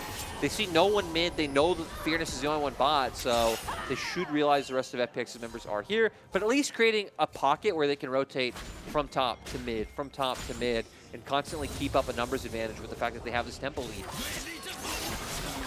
Pressure onto the top tower now, as Shao moves behind enemy lines. Betty's here as well.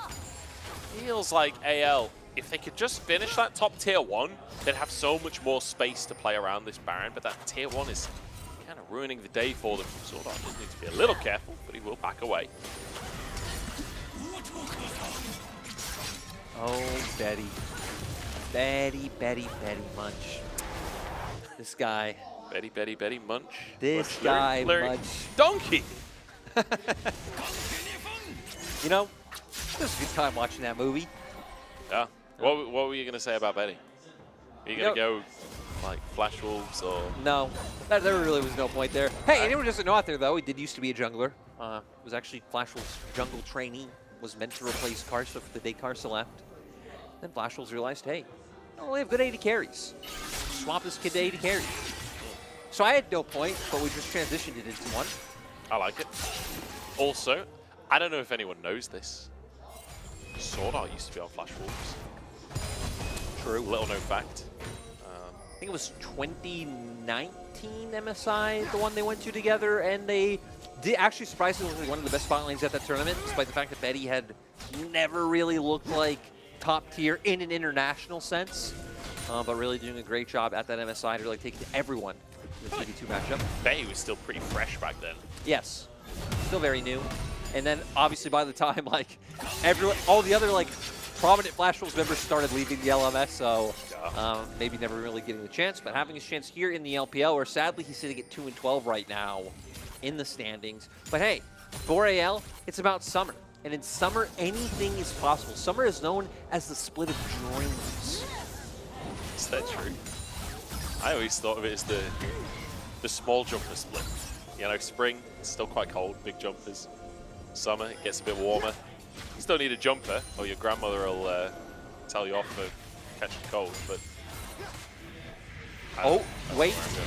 But Dragon's live, so we don't need to know anything. We just know that a fight is about to break out. It's a foul. Big fear. Look at everyone diving in, but FPX just won't die. Chocho's still going to the backside, but there we go. The damage comes through in the end.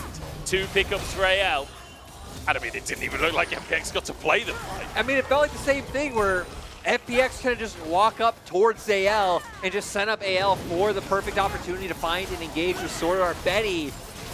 Betty's just chilling this game. I feel like he should have a lot more threats he has to worry about coming out from FPX, but they really aren't putting anything on him. And now for AL, getting their first Drake, I'm surprised they don't try to pivot this into threat onto Baron. I guess Chocho is already up, and Fearness will be up quite soon, but still, gonna be happy to walk away with that Drake. But hey, at least we're sitting at a 4K gold lead now. Yeah, deciding to all reset, get items off the back of that gold lead, and then perhaps set up some pressure towards Baron. Perhaps get your side lanes in order. Because everyone just grouped up, stood still. And it's just like you said, right? When all of them are grouped at, we saw the huge CC coming through, and Betty's Moonlight Vigil went across 3-4 members. Sudden explosion of damage coming on through. And they have so many, I feel like they have so many ways to try to contest control of that river. I believe they even had pressure coming in from bot lane as well that they could have played with, but just small mistakes coming out from FPX, who again in recent series have been doing better. 2 of their 3 series wins are within their last 3 series. Yeah. And AL actually having some surprisingly good series recently as well, though. They, if my memory doesn't fail, Their last, I beat remember they went to Top Esports or 3 something. games.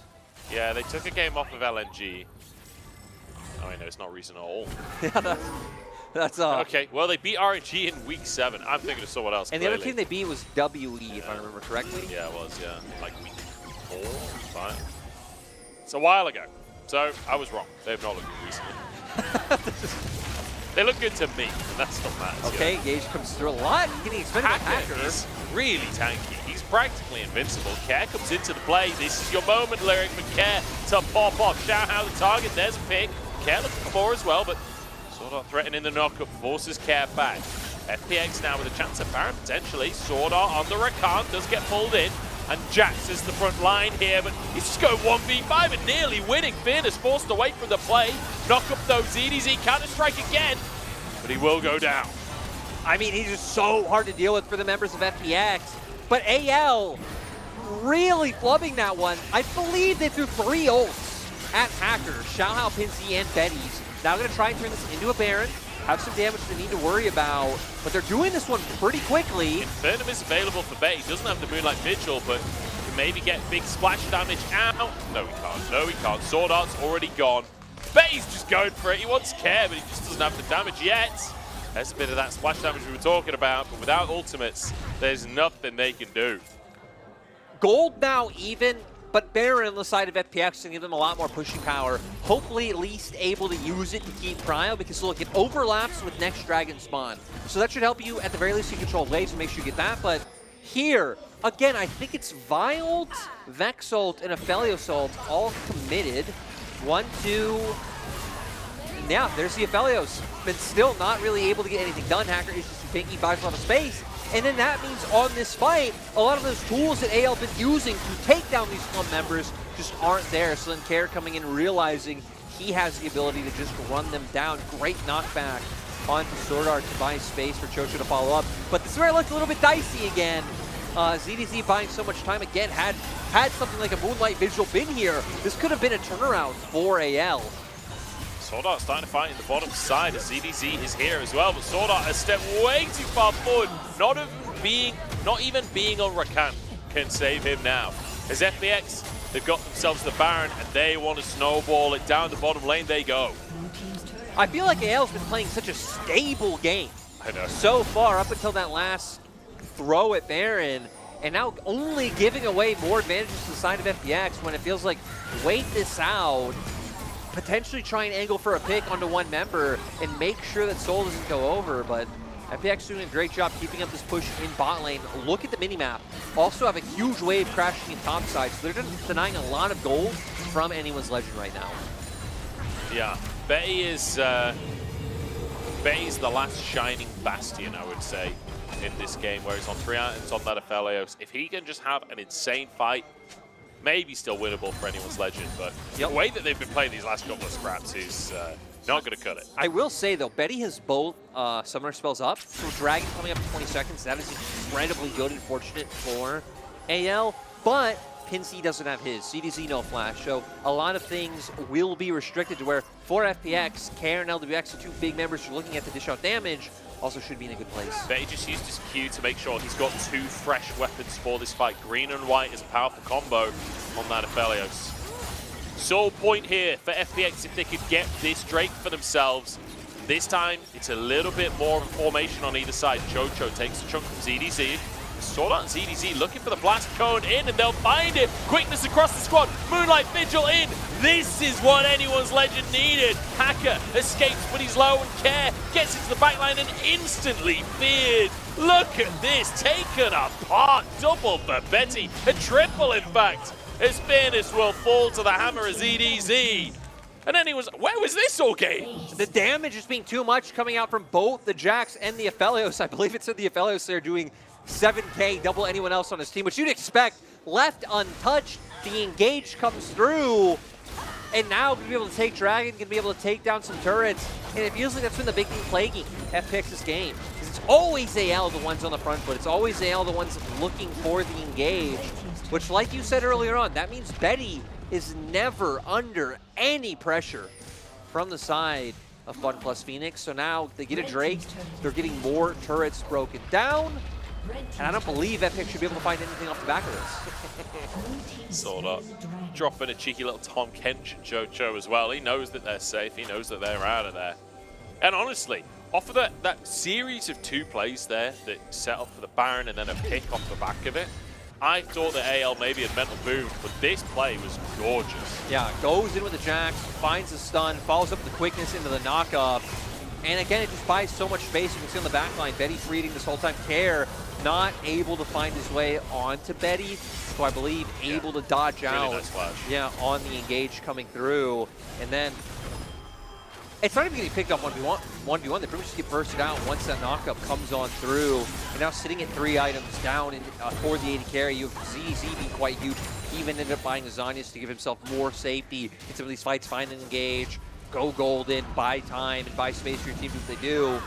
It's just coming out nice. And look, we're seeing Care in that team fight not really able to deal damage. This composition, to do what it wants, has to be the one engaging, has to be the one taking a fight on their terms. But now 4K gold behind, already losing out so much in terms of pressure, it just doesn't feel like that's possible. I feel like ZDC's doing a great job maintaining pressure in sides, and the rest of AL's 4-man core having range advantage is able to win out in these like extended standoffs over waves. So you don't really have an opening unless you just try to just go for the full send.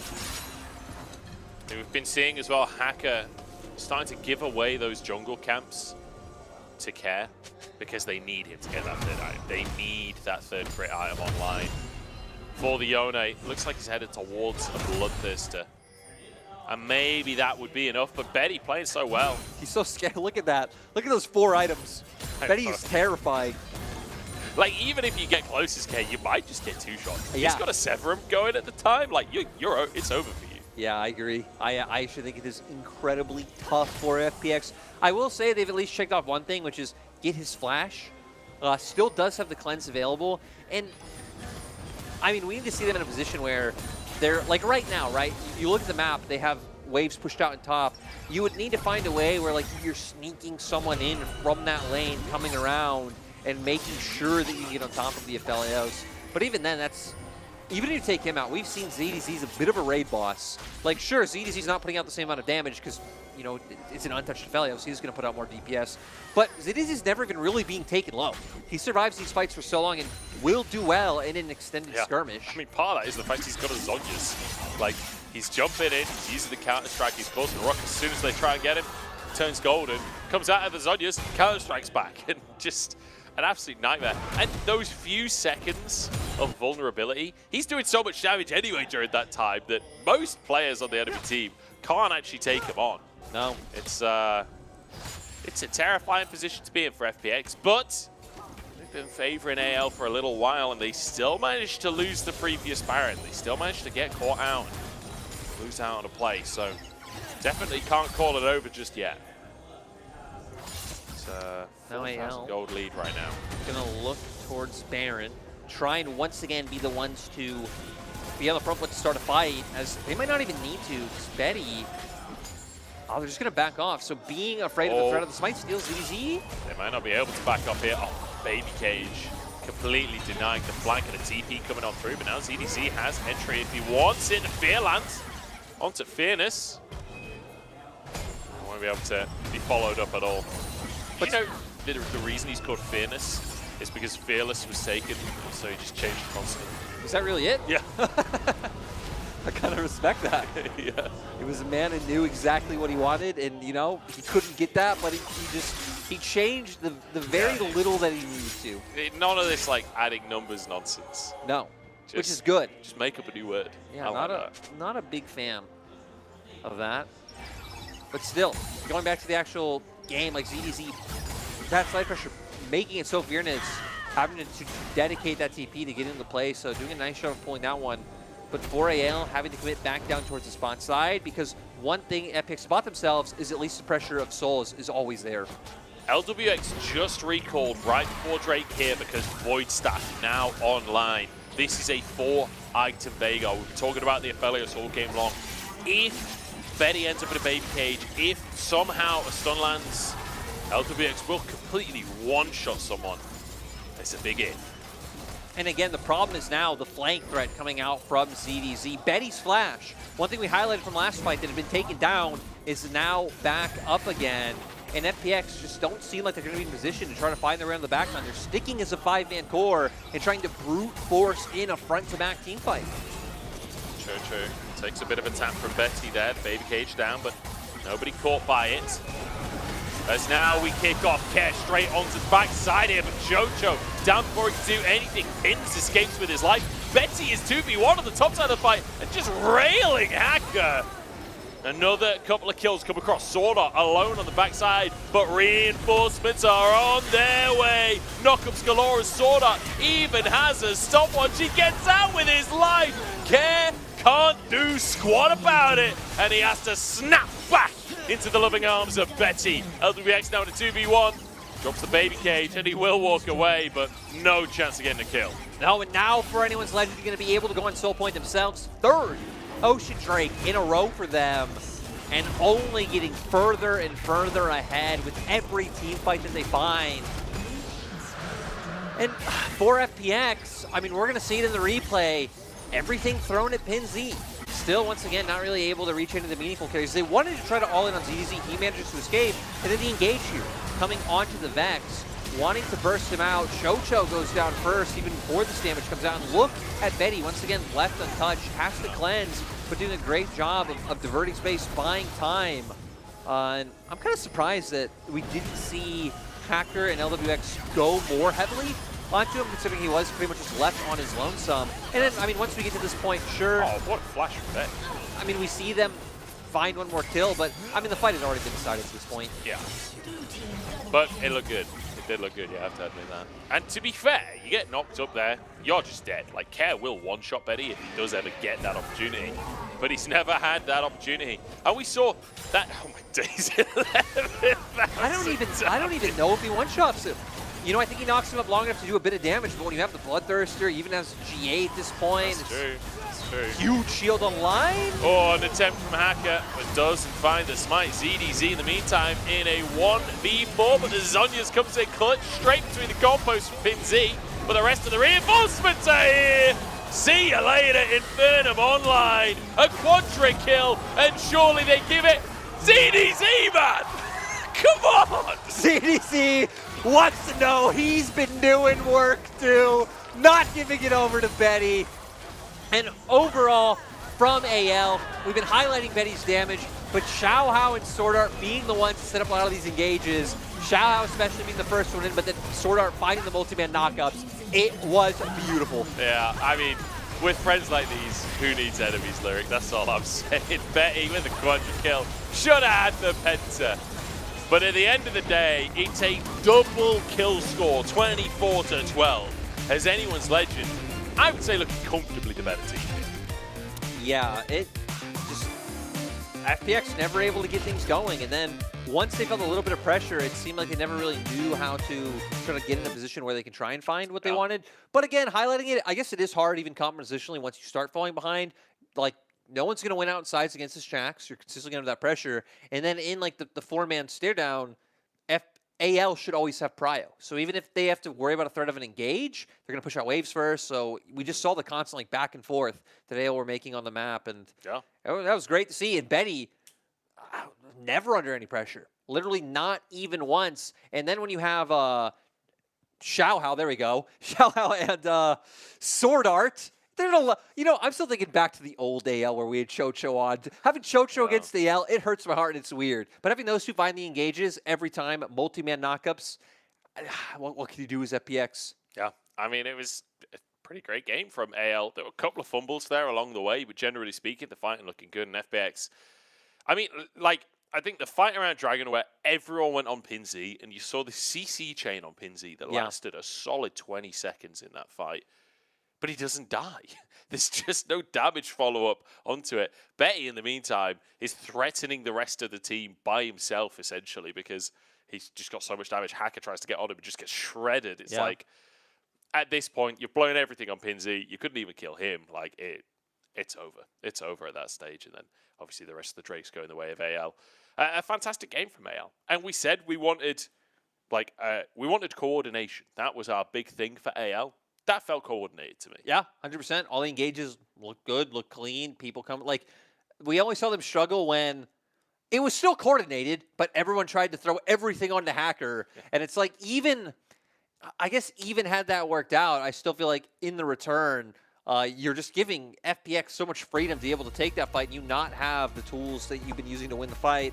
And these damage numbers, not surprising whatsoever. Again, if you are just tuning in now, Betty had literally zero threat on him this entire game. Got to just stand back, put out his damage, press R every now and then people on the other opposite team would die.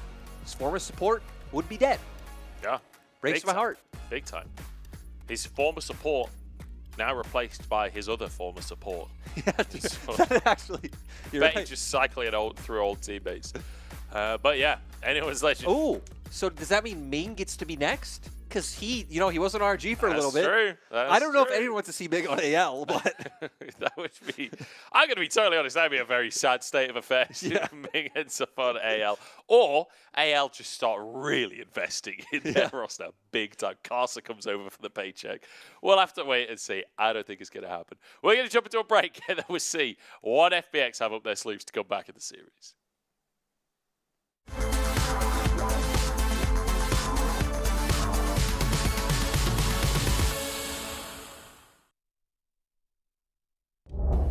Let's try.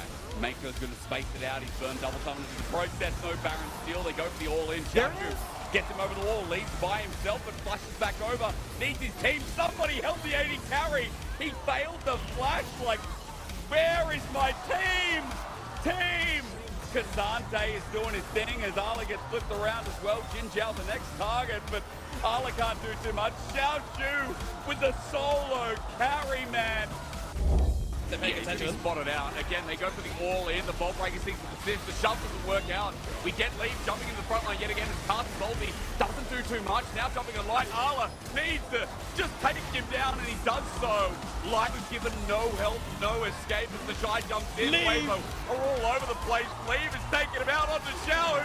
1 versus 3 tippers out, but I got plans, baby. Goodbye, Chris. It was only a flash in the pan, as Leaf doesn't need no support to take them all down. Keep an eye on Kanavi, keep an eye on Tarzan. They need to get into the Dragon Pit. Tarzan already gets that Sonic Wave in. JDG positioning. Nice! Stuns from Scouts! He goes golden with that Frozen Tomb. Now they're right back into the engage. Knight is scouting around everywhere here, but the team fight front to back is reestablished by LNG. You got TP coming down. This is a little bit of trouble for Yagao, who's just going to get stunned up so heavily. And now he's just gone again. He just got back. Oh, but they get him. Oh, Ming gets caught out in the end way with a big crescent guard, though. You got to shut down over there. But now Ben! Oh, my God! Just like that! They're calling the bluff. They're saying, you're not doing it. We know you're not doing it. So they're covering the mid lane and saying, look, we got the one minion and we're going to get something off of this. So the one minion that could, Ming misses his hook. Shy. The Shy gets engaged upon and the Shy is dead. Keeper's verdict does separate this, but now it's turned into a little bit of a pinch. Double kill coming in for Gala as he dances around this fight. Look at him just putting in the damage. Gala gets another kill. Quadra kill for Gala. And you know what he wants. You know what he needs. He's going to push forward and look for the Sanjay kill.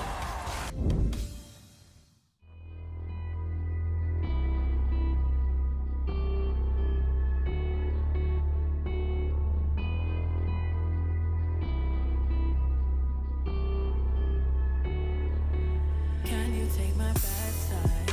Bad side. Once you see my bad side, bad side.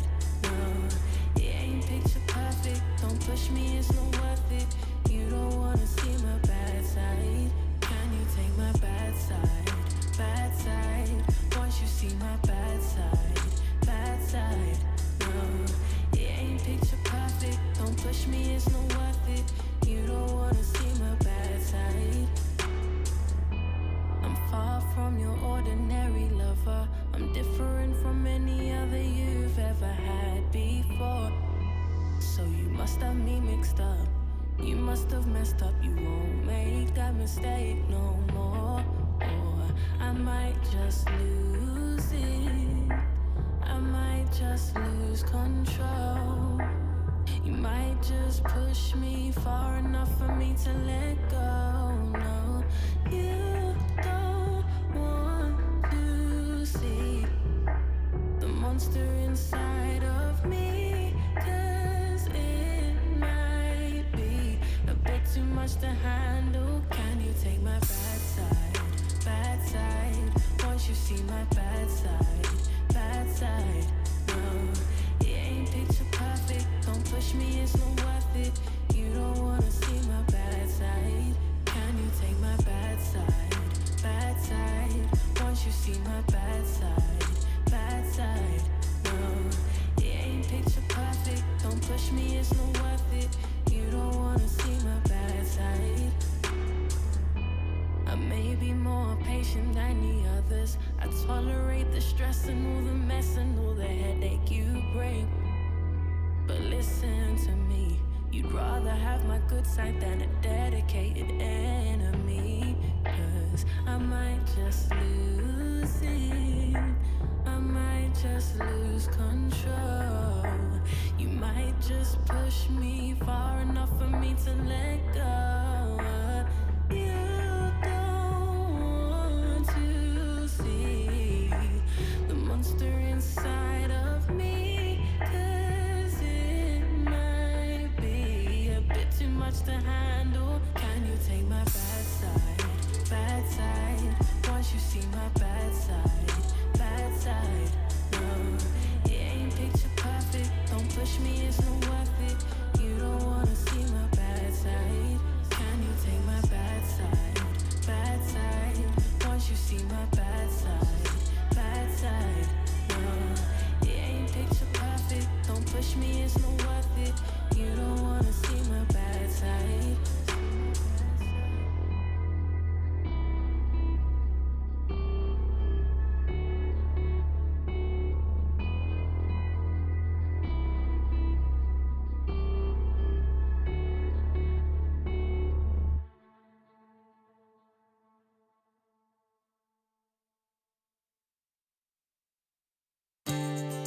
Still no answers. Someone's gonna pay for this. Watch me disappear. The days get longer, and I grow weary listening to my own excuses. Where does it begin? Where do I fit in? Will someone let me into this story? In my history, I am the absentee.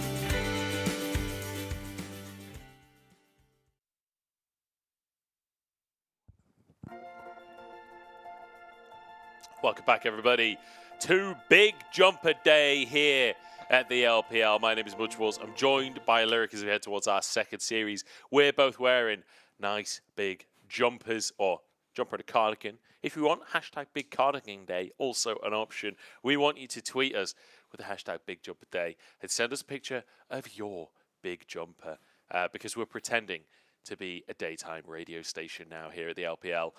AL, looking pretty good. Game number 1, Betty going to be our MVP. Yeah. And leaving a lot to be desired for FPX. I mean, we talked about it early on, right? That AL need to find something going with the Sejuani Yone to not give AL the freedom to where they can do whatever they want. That wasn't able to happen, and we saw the versatility of this composition, able to find long-range picks with Vi and Vex. Great team fighting power. You have so much engage. You have the DPS from the Aphelios. You have side pressure with the Jax. There was just so many ways for AL to stay in control of the map, to find advantages, and to take over the game. And they were able to pretty much execute on every single front. And Betty, we talked about it so many times in the game, he was chilling. He was having a fine time. Farming it up in the early game. Once it got to mid and late, with AL using their tools and being consistently in control of the map, it meant that they were always the ones forcing fights on their own terms. So Betty really just given a lot of freedom, finding 2v2 kills down in the bot lane. And something we hit on earlier in the split is the fact that last year, one of the shining points for AL was their bot lane. It was Betty and Chocho being so aggressive, like finding advantages in lane. Xiaohao is working well around them and making sure to enable Betty.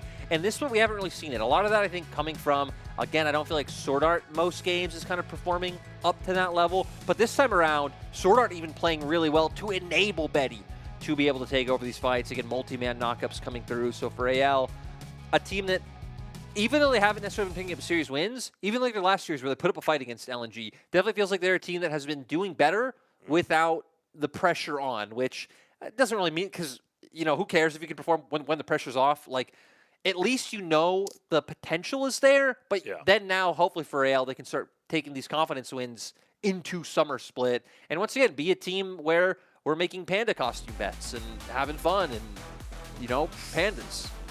Yeah, I mean, their logo is a panda. Can't argue with that. We'll see. We'll see how like things a look. panda samurai, which is even cooler.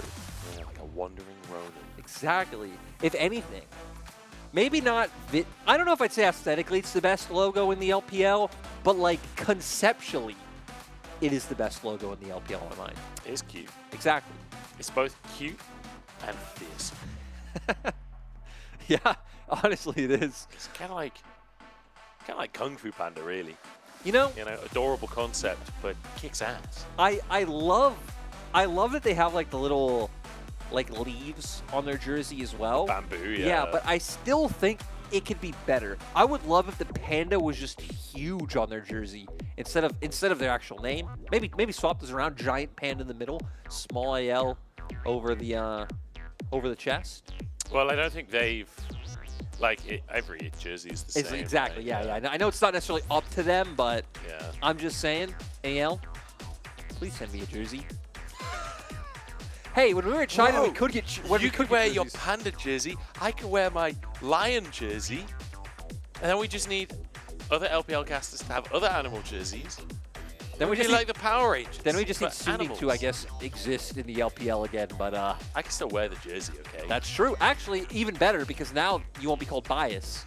True. Though being called Bias is kind of fun, so I don't actually mind it. Just going into this draft, FPX immediately gonna take the Elise, and this Elise pick inspires confidence out there. I'm sure the Twitches, the YouTubes, the Weibo chats of the world are excited at the thought. Yeah, Exal Hacker bringing out the Elise. For AL, they're going to keep it stock and standard. Going to go straight towards the Vi. I wonder if they'd want to follow up and just, once again, pick up an early Aphelios pick for Betty. There's so many champions that can go with it. If they do decide to go with the Xayah, a bit perplexed. Even the Rakan, I think, makes a bit of sense, because not only are you setting up for potentially being able to run that duo again, but again, it's also takeaway from Chocho. Not only Chocho's most played champion this split, but historically, this has always been Chocho's champion. So I do like that they decided to just go with it again. Leaves the possibility for an Aphelios, leaves the possibility to go with the Xayah. So a lot of things still on the table for AL. And also great dive buddies, right? The Rakan alongside that Vi both can go in. Instant lock-ins, though, from FPX with a Tristana and a Cassante to answer. Curious if that will be a Tristana towards the mid lane, or maybe just an aggressive bottom lane to try and take on this Rakan. LWX hasn't played at the split yet to where Care has. You'd expect it to be mid, I think, especially with the Elise, it signals for that, because just a very strong mid jungle 2v2, a lot of burst damage set up between them. But when I think of LWX historically, I think of a more aggressive lane. I think of someone who wants to play on the front foot. Lucian always being a champion that comes to mind when I think of him, which is, you know, fairly banned out by anyone's legend for that.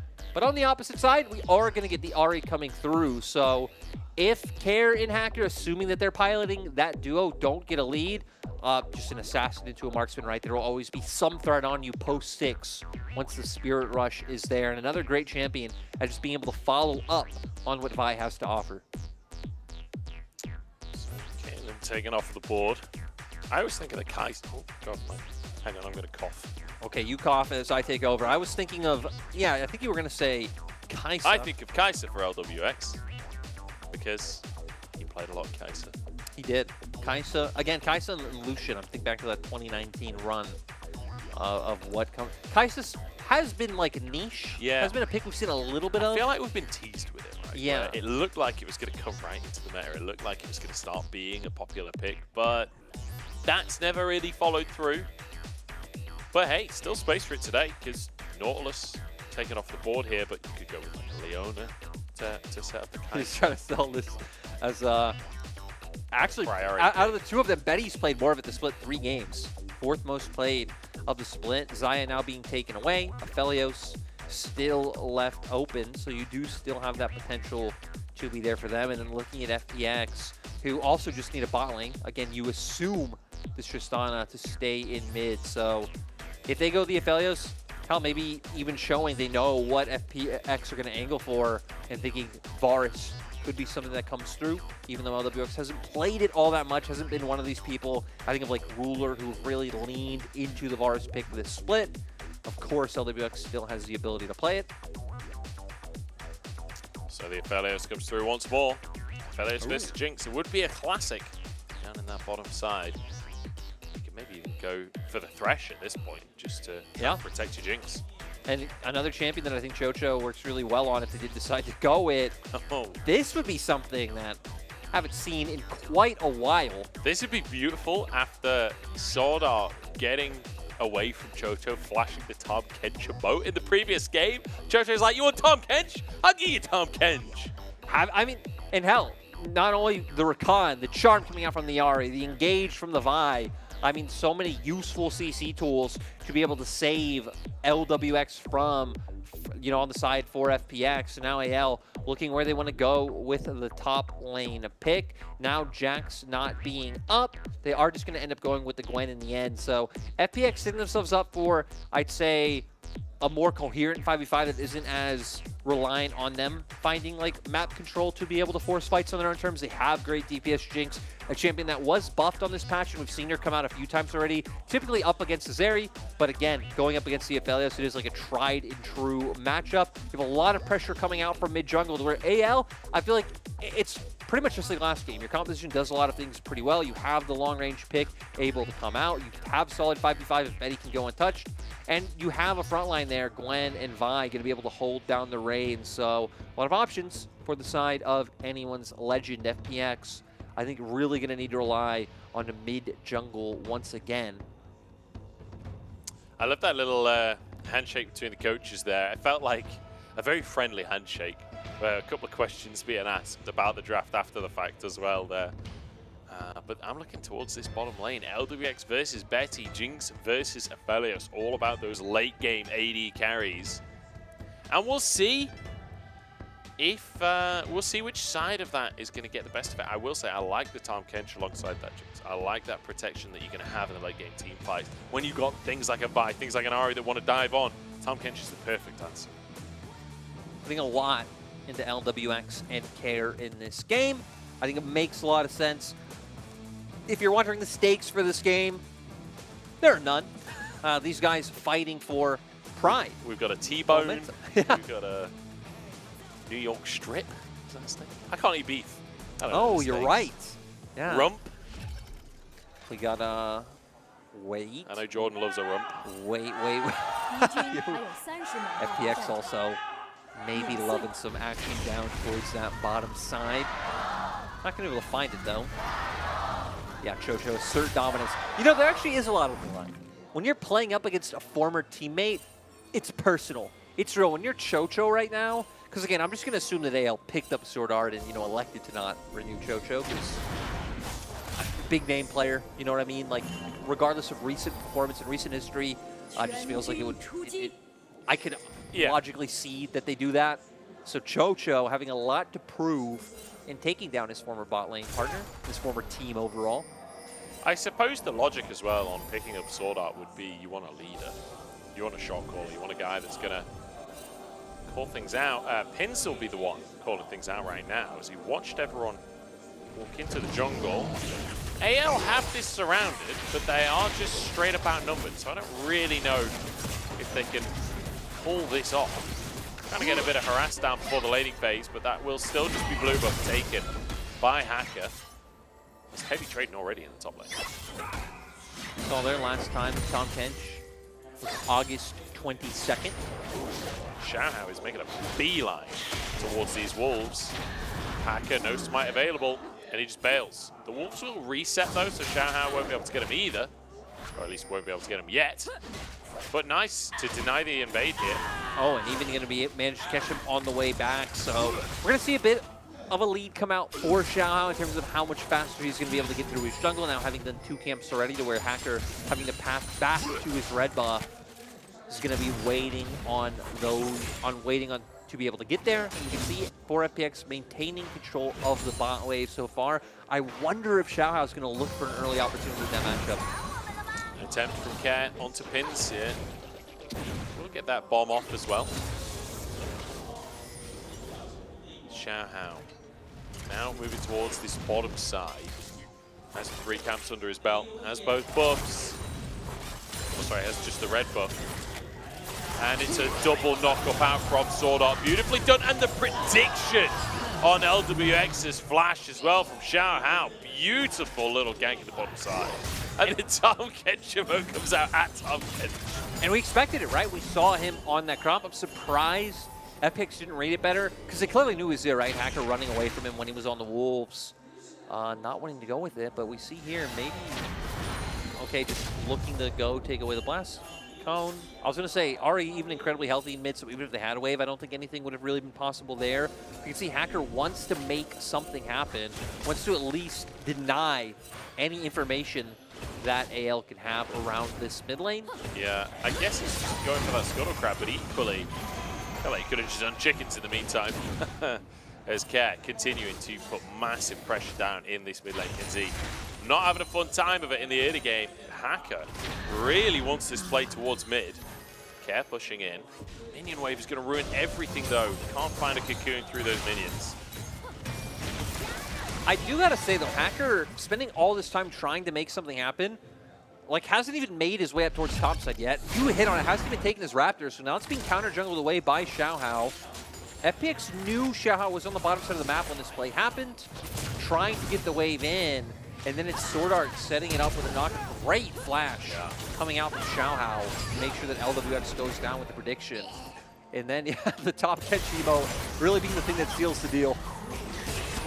Sword Art is one of my favorite players. I don't care what anyone else says. I love that guy. Fairness in all kinds of trouble here. Denies the knock-up and actually playing this really well. ZDC, full side of the play.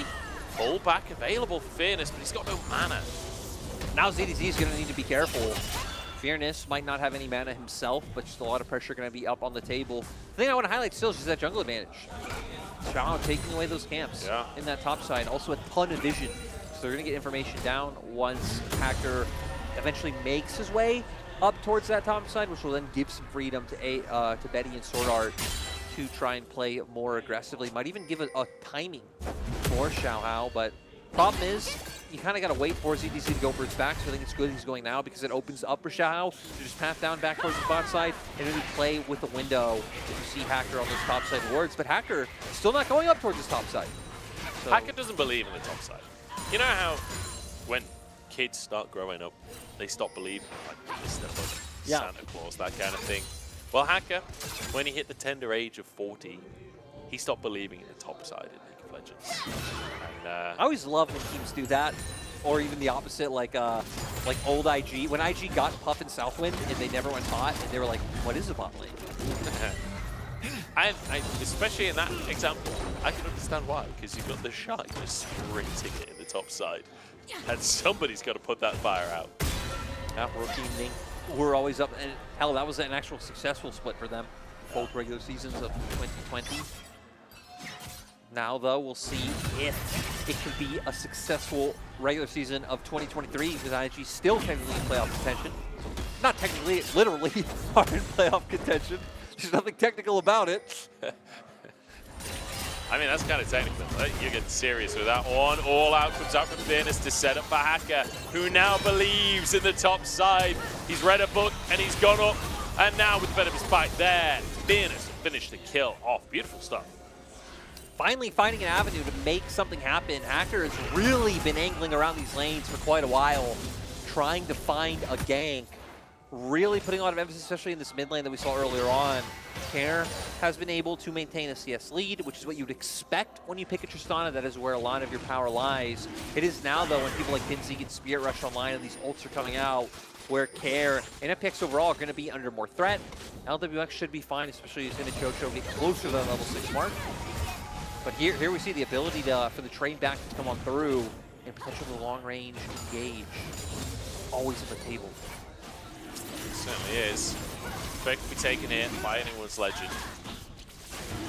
And that'll be a nice little advantage for them off the back of the fact that they knew Hacker was up on the top side. He's going to go for Xiaohao's Krugs to make up for the top side that he lost earlier on in the game.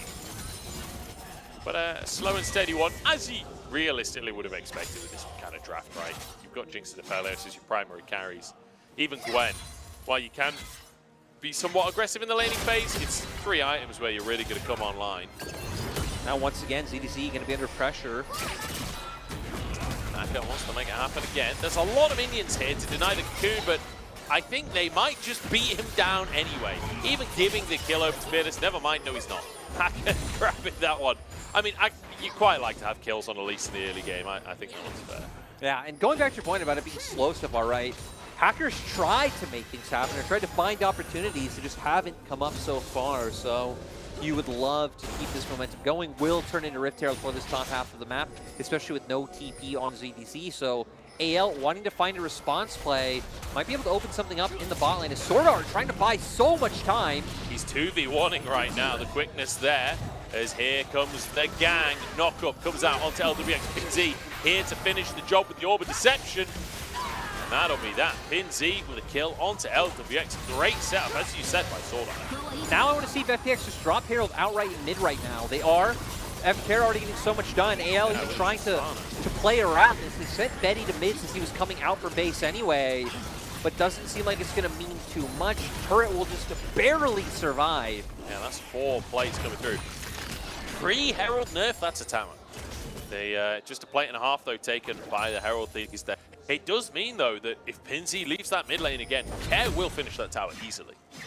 Will open himself up a lot of space and freedom, then potentially just another window and start angling in towards the enemy sides of the jungle. Yeah, not to mention just a load of gold as well. Yeah. Like, taking the first tower by yourself, that's a massive amount of gold. Already Newton Quiver and Vampiric Scepter in pocket for Care. So not only going to have the sustain that he's been sitting on, but more damage able to come through.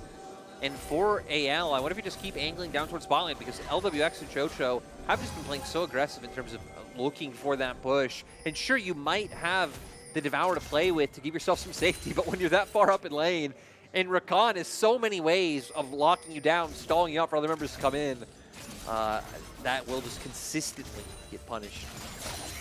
Certainly will. Betty trying to set up onto LWX here again, I think. LWX are both summoners, though, same for Chocho. Would be a difficult dive to set up for. Xiaohao gets the red buff. Look at this vision in the jungle as well. Hacker going to use the sweeper. We'll spot one of the wards, but there's two more. One at Raptors, one at Crooks. And he's doing so great of like, sees him clearing out the ward, knows he's kind of clicking down towards bot side, so then even able to steal away these Raptors. AL just doing a great job of enabling their jungler to do this. Yeah. Even just the tri-brush control we just saw coming out from Sword Art, so pressure so far in top, even if ZDZ's gone down a few times. The pressure in bot, pressure in jungle. The only place they haven't kept pressure up is in mid, but now Everfrost coming out for PinZ, so those pick opportunities only going to be ever more present. And now I feel like the answer has come out in terms of vision in that bottom quadrant. In the FPX have about 1 billion zombie wards in that bit of the jungle. If you look at the minimap, it's lit up like a Christmas tree. There's no way Xiaohao's invading that. But then, he already did. There's no camps left, so he's going to be okay with that one. Xiaohao can now return to his own jungle. Feels like a decent start for anyone's legend here, but it's actually FPX that are ahead off the back of those kills on the top side, off the back of those plates in the mid lane. Exactly. It's FPX with a significant gold lead. Yeah, plates in mid. Even when they overextended, they got a plate in bot, they've got plates in top. They really haven't been taking gold everywhere on the map. Still Mythics being built for AL. We already hit on the Everfrost McHale for us, also picked up by Betty. For FPX, still just angling to hopefully find something around mid, but PinZ, I'm sorry, never giving them the potential. Yeah, and with the AD carries as well, it's the difference of having those boots for LWX to slow down your Mythic, but it's so important, Jinx, to have the boots. You're just useless without. Not going to help dodge the knockup though. Grabton comes on in. Could have Infernum as well. And AL happy with that trade. They got a bit of self. They're going to be over the moon with how that one's gone. Also just wanted to go for the short trade. Now can force out the Devour. Gale forces their quickness is available, and LWX pulled in, knocked up Moonlight Vigil, but he flashes out. He's alive. Chocho, next target. He's trying to keep the fight going. Rockets in. Sword Art in all kinds of trouble. Betsy has flash. Sword Art does not. Hacker just going to go in, guarantees himself the kill. Not wanting to keep overextending any further in terms of trying to go onto Betty, knowing the other members of anyone's legend are following up, so they're going to back off in the end. Things look pretty solid from AL with that initial engage, but FPX, great by them to turn it around. AL looks like the team that at least should benefit off the back of low health bars and turn this into a Drake. Isn't it funny in the Yaman League, so often the team that loses the fight ends up getting the objective just off the tempo. Like, FPX have to go for the resets, so I really like how AL played this in the bot lane.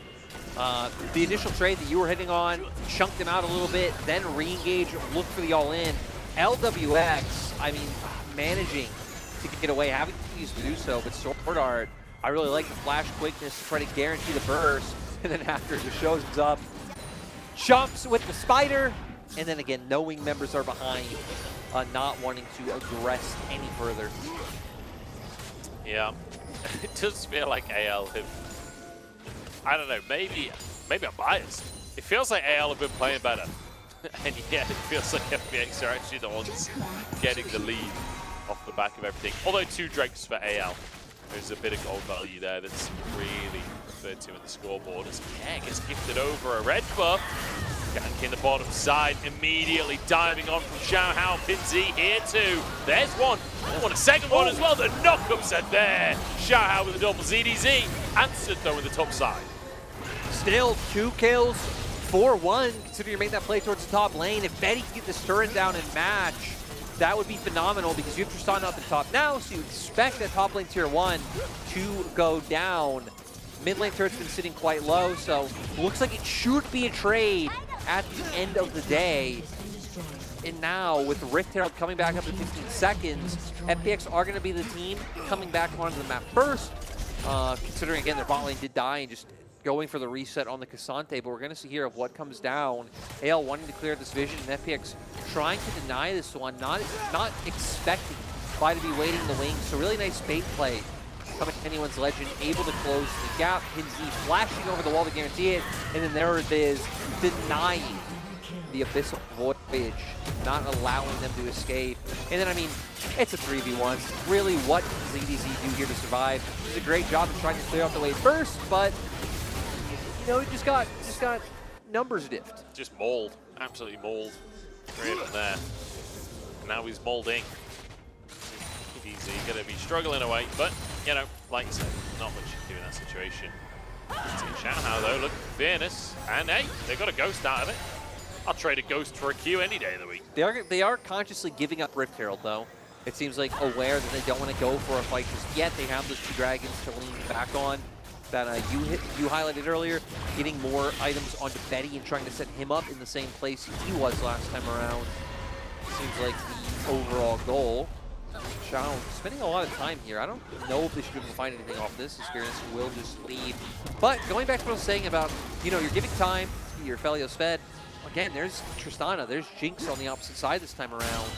So it's not like last game where you're maintaining map control, but also making sure that they're never going to have a way to engage on you. No, FPX are the ones in control of the map, and they also do have a really good front to back. They have ways to deal with your pick potential this time with that top bench.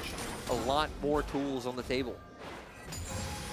Yeah, it's going to be an interesting one when we get to the late game. Honestly, I feel like both teams finding themselves some kind of advantage, but not necessarily taking the game away just yet. A lot of AD damage on the side of FPX. I feel like that's the one big weakness that they've got right here, where Hacker will fall off later on in the game. And it just means that, you know, Xiaohao can build all of those pseudo-tank armor items. I will say, to be fair, at least damage-wise, you don't really fall off. It's the way your champion operates. You are like a squishy champion who needs to get... You need to get better, yeah. Exactly. That makes it very hard.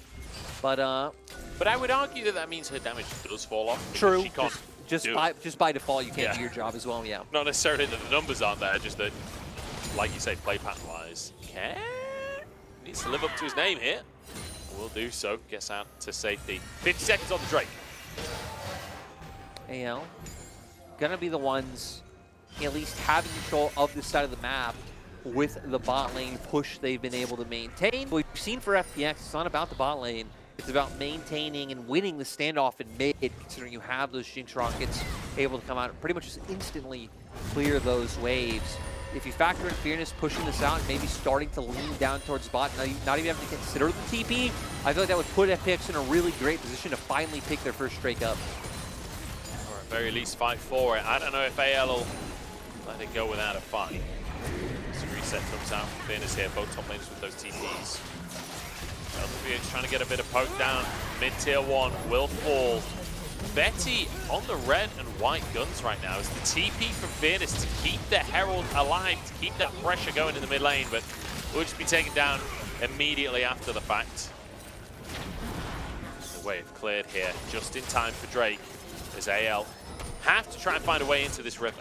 Yeah, we need to keep our eyes on Xiaohao because this time I don't think Sodart should be as freely able to just go in himself. It is going to be the back off of Xiao, ulting you, following up, and then going with that quickness to get on top of LWX and Care, especially at this point in time.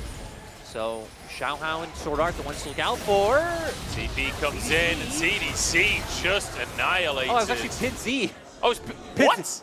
They went for TPs in different places. Pin Z TP'd in mid. That was such a questionable TP, and now ZDC TPing in for nothing. They're not going to be able to go back to answering waves. I mean, yeah, that does give a first Drake over.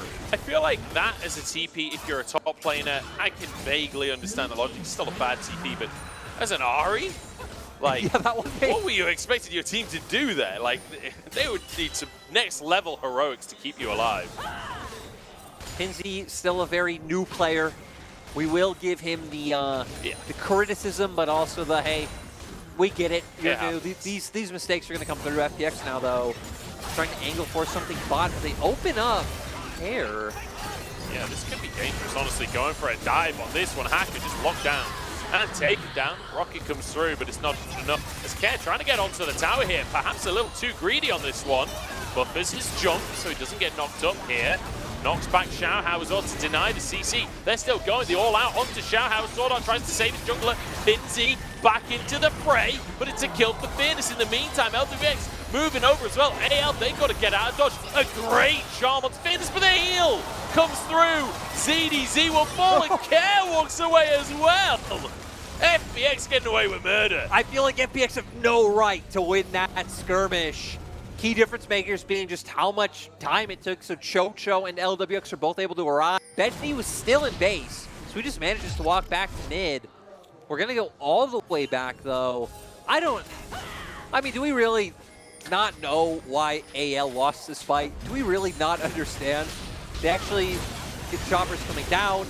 Pinsy TP's in, goes down himself, and then here again, it looks so confusing with Hacker just being so disconnected from his team. No one able to follow up, so they get the initial engage off onto him. Pick comes out, and then wanting to follow up because right now they have a 3v2. Look at the minimap. Pinsy is also following to get here, but Chocho in the same vein, gonna get here. It's gonna take so much time with the sidestepping coming through. Fearness really separating the fight with his ulti. Chocho able to get in there and devour care. To where, look at the minimap. Again, Jinx able to come through. To where the Aphelios wasn't top, had to go for the recall. And then right there, heal being the difference maker for Fearness. Care. It's the fact that they both got away on 1 HP. Yeah. But also, like, if AL just go for Fearness instead of trying to chase for care there, it's just a guaranteed kill. It is. You walk away, but wanted both. Didn't factor in. Chocho was going to enter the fray.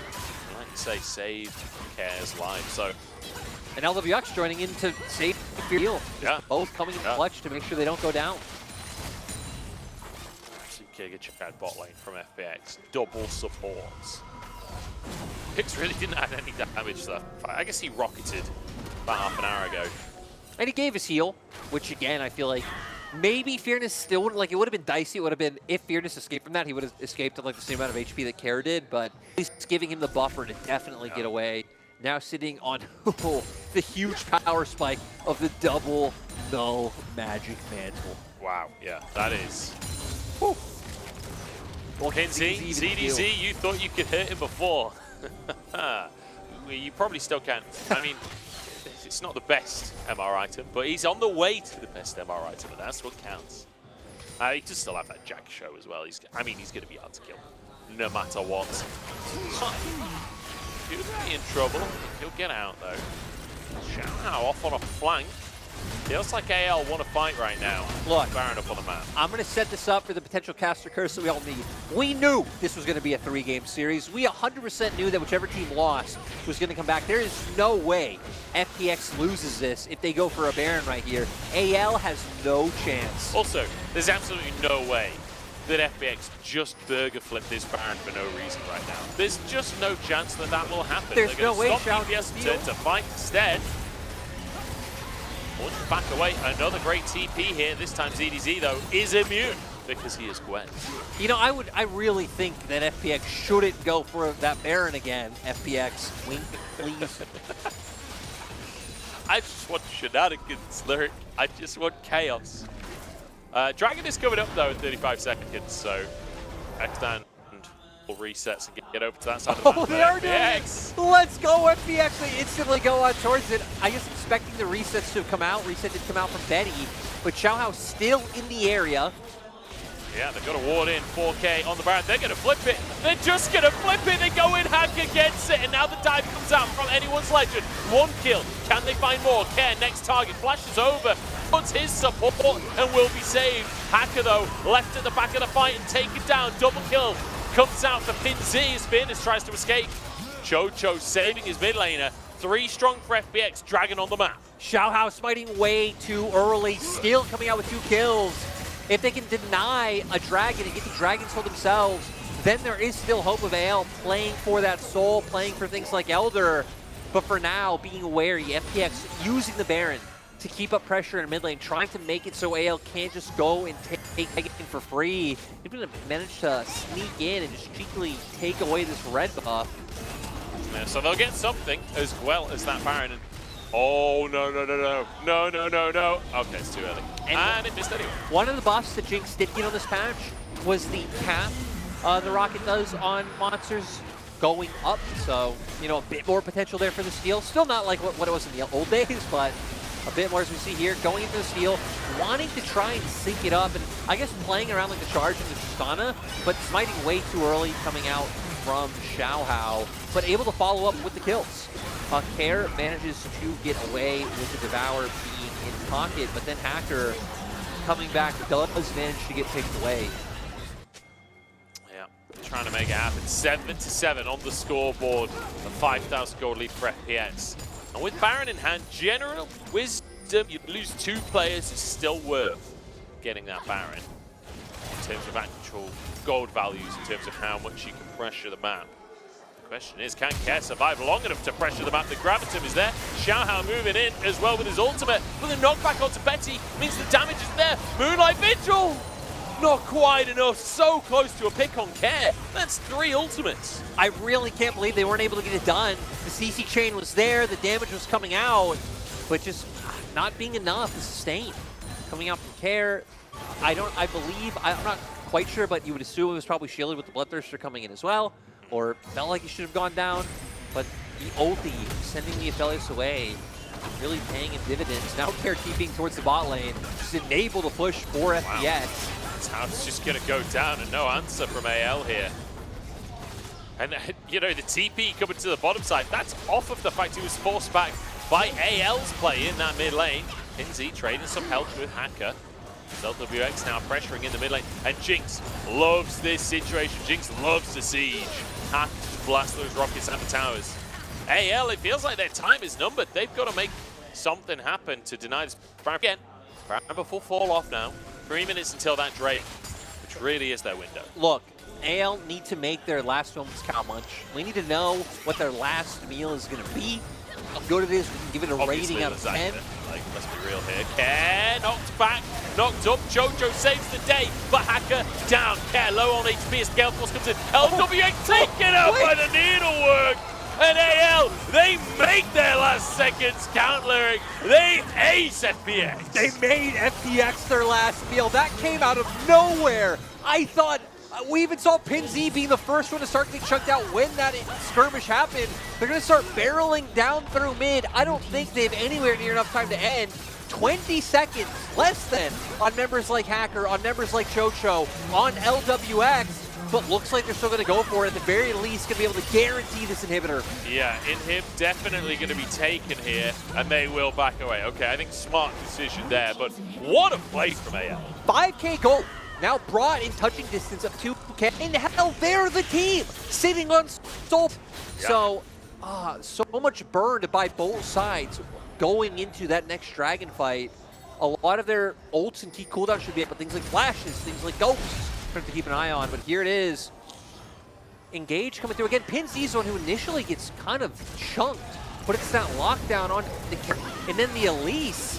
I'm not quite sure how Hacker put himself in that position being locked down, but Sword Art doing so much to lock down LWX. And then kind of seeing this fight after the fact, it's a lot of members of FPX kind of getting picked and chunked one by one. Yeah. Hacker being a bit too far forward. Then Care gets devoured, but it leaves LWX open to get chunked down. Then Care comes out of the Tom Kench. It goes back to that we had early on today. We're looking for coordination from both of these teams. That was a coordinated fight from AL. You can't say the same for FPX. I do just want to quickly talk about because ZDZ has just finished his 3rd item off the back of that fight. Like, we're getting to the late game stage where Gwen really is a teamfight terror. Able to deny a lot of what's coming through from FPX with the damage. But again, Dragon fight, 45 seconds, no flash will be available for LWX, but at least he is a Tom Kench. On the opposite side, you don't have that same leeway as Betty. Betty won't have flash available, and again, like, you have some feeling in the sense that, like, Sword Art with the quickness, they're going to be going in, buying space, but you have to be careful. Same tool's not there, but for AL, we saw it's able to work, but I feel like if FPX play more coordinated, more cohesive, they're playing as a 5-man unit. ZDZ is stuck alone in the bottom side. Hacker flanking here, but with the Shroud, ZDZ should be fine. Hacker just misses anyway. The needlework coming up through. ZDZ just commits the fight because he knows his team is on the way. Big damage onto Fitness here as Xiaohao's got two teams. Sword Art behind enemy lines with the quiz. Looking to set up the pick onto Care. It's massive from Sword Art. Pinzy trying to finish the job as well. Double kill. Another knock-up Fearless, and Hacker sent back in. Chocho alone, and Xiaohao will happily finish that kill. AL, look, that's TPing mid. They're just going for the end. They're just going to look to win the game right here. Look at Betty chasing them down in the bot lane, denying the recalls, and this should be it. We said there was no way FPX should be able to throw much. We said it wasn't going to be a curse. but it was. In 3 minutes, they've gone from 5k down with a Baroned up team pushing them in the base to hitting Nexus Towers. ZDZ with another. Betty onto the Nexus here as Fearless desperately tries to defend, but there's nothing he can do. Betty won his kill, and AL look fantastic in this series. What a way to take a win. I gotta be honest, I came in today thinking, I'm not gonna be invested in this. There's no stakes in this matchup. Both these teams are out. These are our two bottom teams. You can get invested in. Surprising, pretty solid series. 2 games. Again, no one tried to curse that last game. I don't know that one out there, but yeah, that comeback from AL, superb. This team. Again, we just need to see it when it matters. We need to see it when the games count. And sure, you can look at it and say, you know, even coming in, maybe you could have said AL was a better team than FPX. Like, they're sitting literally the bottom 2. We hadn't seen them play yet. We didn't know who was the better squad, but looking comfortably better game 1, especially for game 2. I'll always say it. I think there is some stock you can put in comeback wins / like throws from other teams, because that's like a very hard skill to be able to practice. And like usually in scrims, like going back to my days as a coach, right? You talk about how to prevent the things that went wrong to prevent you from being in a 5K gold deficit. You don't always talk as much about, well, how do we play from this position? So it is always impressive when teams do manage to do so much. I feel like that's always the conversation comes up around scrim culture, right? Exactly. Where, like, if you just go next every time someone's ahead in 10 minutes in a scrim, you never practice these late game comeback situations, you never practice those hero moments. And that's where veterans really come into their own, right? People like Swordart, who's been around for so long, he's a player that really never gives up. You can see it in his face, you can see it in his comms every time he's on camera. Season 3 Worlds, hell, he might be the only player left in the LPL who's been around that long, like who's been since Season 3 Worlds. So, the Gamania Bears back in the day. Gamania Bears. Yeah. I mean, played T1 in their only T1 in their only I series. was a decade younger when that happened. That's kind of like to think about. I'd only just left university. Wow. Anyway, AL managed to take it, and look, Swordart looking good on Gamania Bears back in 2013. Now he's looking good at AL here in 2023. A fantastic series from him. Fantastic pick onto LWX in that fight at the siege, right? That really set things up. Yeah, and again, sadly, Mr. FPX, things are going well. Things are working for them. But some of the coordination in that one fight, or like the siege around mid lane turret, I think what they were doing was fine. But then the way they approached trying to find the kill, it seemed like since the chunk came out so heavily onto the Ahri, that Hacker was like tunneled in. And I don't know if it was trying to get a cocoon or trying to get the damage out on him. Again, he went down, and then you're just opening up this whole can of worms of members falling one by one. And then in the bot lane, again, thinking they found ZDZ, but not realizing with that pinch coming through, he's able to turn on one member so easily. Damage coming out like a monster in this one. Still would assume a lot of it being mostly on the Fearness in that 1v1, but we saw you hit on, especially once that third item came through. Yeah. What were they able to do to him? Yeah, it wouldn't surprise me if at least half of it's from the late game fights, honestly, because there was that one needlework that just killed 2 people outright. It was like, oh my goodness. Big damage coming out from the Gwen. And honestly, fantastic across the board from AL. It's the fact that when you look at the scoreboard, it never looks like FPX are ever ahead. Like, nobody's so far behind. Like, usually when you see a big comeback win like that, quite often you're behind in kills in general. People's KDAs don't look good. Like, AL somehow managing to look like they were ahead the time. We're going to head over for an interview. It is ZDZ standing by to let us know what on earth just happened. Hello there, welcome to post-game interview. I'm Christina. We're joined by ZDZ, the top laner for Anyone's Legend. Congratulations on taking down your opponent with a very clean 2-0 victory. So generally speaking, what do you attribute this success to? Maybe because of your draft, your team fights, or the other stuff. 欢迎 ZDZ 来到我们的赛后采访，恭喜你们今天2-0拿下了对面。其实今天这2场比赛还算是比较干净利落嘛。那么总体来看，觉得今天能够2-0他们，最主要的原因是 AL 这边哪里做的比较好？比如说 BP 端啊，或者是团战上面的处理，还是一些其他的东西呢？我觉得今天能够2-0取胜，我觉得我们不管是 BP 方面，然后决策上面，然后就是大家的状态吧，我觉得都是挺好的，对，所以有了2-0这个结果。From my perspective, I do think we are in a better form than our opponent, and no matter about our BMP strategies or our gameplay in game, so that we can take down them with a 2-0 victory. And something I really want to touch on is that you stole Betty's pentakill in game number 1. So what happened about that? Did he say something to you? 那么今天第一局的时候有一个比较有趣的点，就是最后的时候 EDG 这边的贾克斯可能不小心拿到了 Betty 的5杀。我们作为观众来看，从镜头上看 Betty 当时很激动，所以说当时的情况是什么样的？你们有什么交流吗？当时那波团战嘛，然后 Betty 杀了4个的时候，他就一直在喊5杀5杀5杀，然后我们的交流就是帮你拿，我说我帮你晕，然后品质可能因为我闪上去其实是他的血量还蛮多的，然后突然变得只有一点点血了，就是我们中单也放了技能，就是大家其实是想帮他拿的，但是不小心抢掉了。Actually, in that team fight, Betty has killed 4 opponents, and he just speak like a pentakill, and we said, okay, for you, we'll help you get that penta. But when I engaged there, I just want to stun that opponent, but maybe pings also did some damage, so I just say our opponent's HP just like so many HP, but 1 second becomes a low HP, so I didn't mean to it. And something I really want to touch on about game number 2 is I do think the early game for you maybe is a little bit difficult to play because you guys focused on balling and your opponent really ganked a lot on top. So how did you handle this kind of pressure, and how did you utilize your strengths, especially in late game team fights when your opponent was trying to push mid wave, and how did you utilize your own strengths on Gu1 to take a really good or maybe double kill from that part, and you guys almost can close down and turn the tide to close your opponent. 那么其实今天第2局前期可能对上路来讲有一点点小小的艰难，因为是一个镜像的开局嘛，你们去针对到对面的下路，但对面也来频繁的抓上。其实在最后一波倒数第2波他们拿下大龙想推中的时候，格温此前是0-4的战绩，但是在那一波你还是减出了很高的伤害，所以可不可以聊一下从第2局的前期到后面你的大概一个心路历程是怎么样？怎么样确保自己还能在中后期有一个这么关键的发挥呢？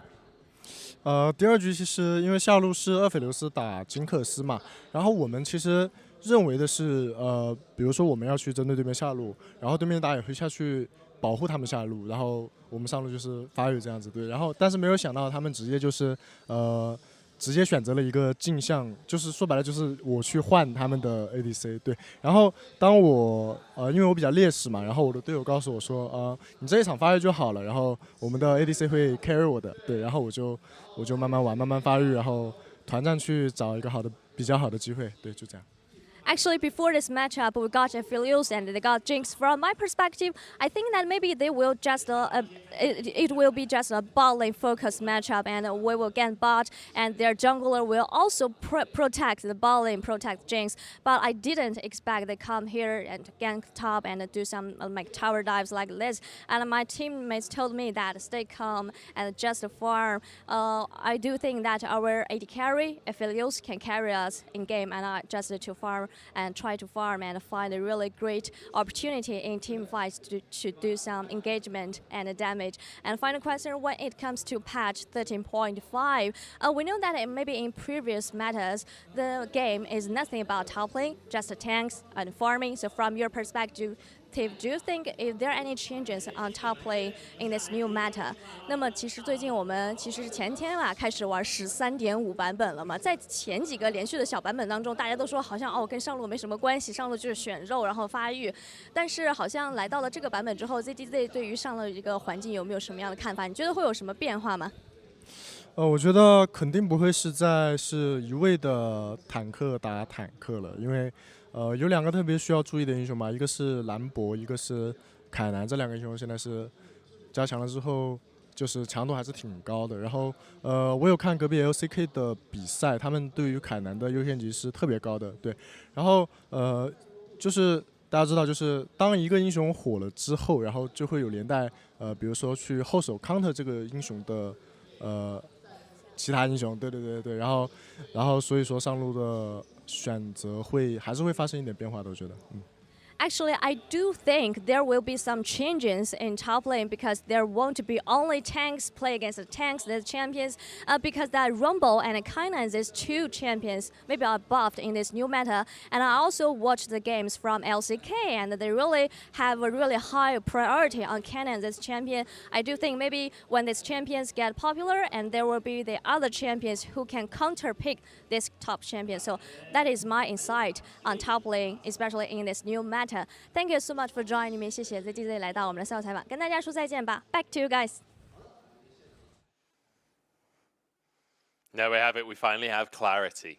You called it too. He did not intend to steal the pentakill. Right. He was trying to get the stud to set up for the pentakill. We were just talking about it right before the question was asked, and you were like, I think he was just trying to stun. That damage was surprising, and even for ZDZ, and then he said it was Pinsy that did some damage at the same time, and maybe Pinsy was trying to charm or something like that, and they both hit, and it's a heartbreak. It's heartbreak for everyone involved. For us, for Betty, even for FPX. I reckon FPX wanted Betty to get a better kill. One person though, it's not heartbreak for. Don't care. Straight shooter. Xiaohao, our MVP. Xiaohao. No. He's a nice guy. Xiaohao laughed. Xiaohao's like, this is my team, my squad. You are all under me. As he came in with the Vi, 2 games in a row, and looked chef's kiss. Yeah, I mean, I agree in a abstract sort of way. This flash was sick. This was a really, really nice little gank to start the game. Beautiful stuff. Yeah, Xiaohao. AL's kind of a weird team to talk about because since they never push past the threshold that they've been in, it's still always like Xiaohao showed us things over the years since he's debuted. Like they have this, like ZDZ solid. It's like, it just kind of sucks that we don't get to see this team again. Like last split, they were seriously so close. They're like 1 series off, I think, from being a playoff team. And then we need to see AL kind of make the OMG jump, where you start being that bottom tier playoff team, and then from there you can see them start to try and improve and work up. So hopefully for AL, they can look at this split as, I don't want to say necessarily a learning experience, but have their takeaways and be like, hey, how do we at least get to where we were in 2022 summer to start, again, making our way to being a bottom-tier playoff team? And then, over the years, you work your way up to winning championships.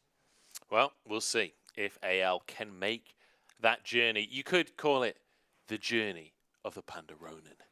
We'll see if that could occur over the course of the next couple of years.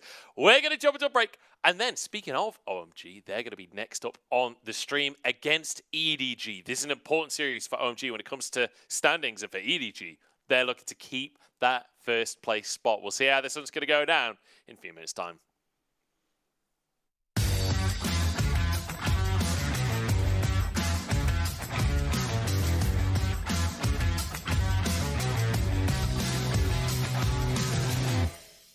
这是一个快问快答的环节，请在30秒内说出至少5个峡谷里面4只脚走路的英雄。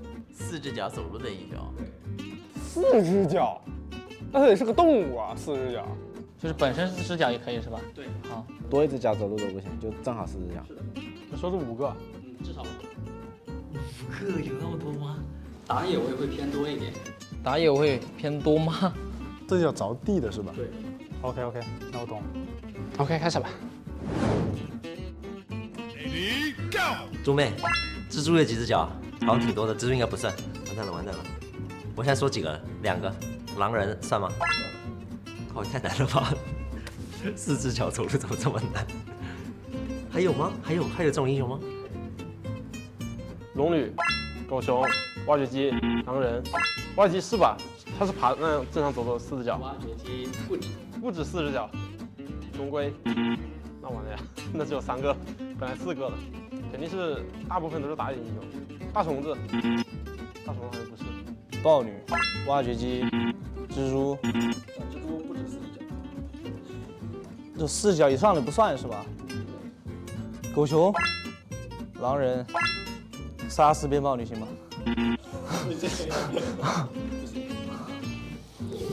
杀4边豹女都不行。投降。蜘蛛、豹女、纳尔变大的时候，蜘蛛也是那个吧？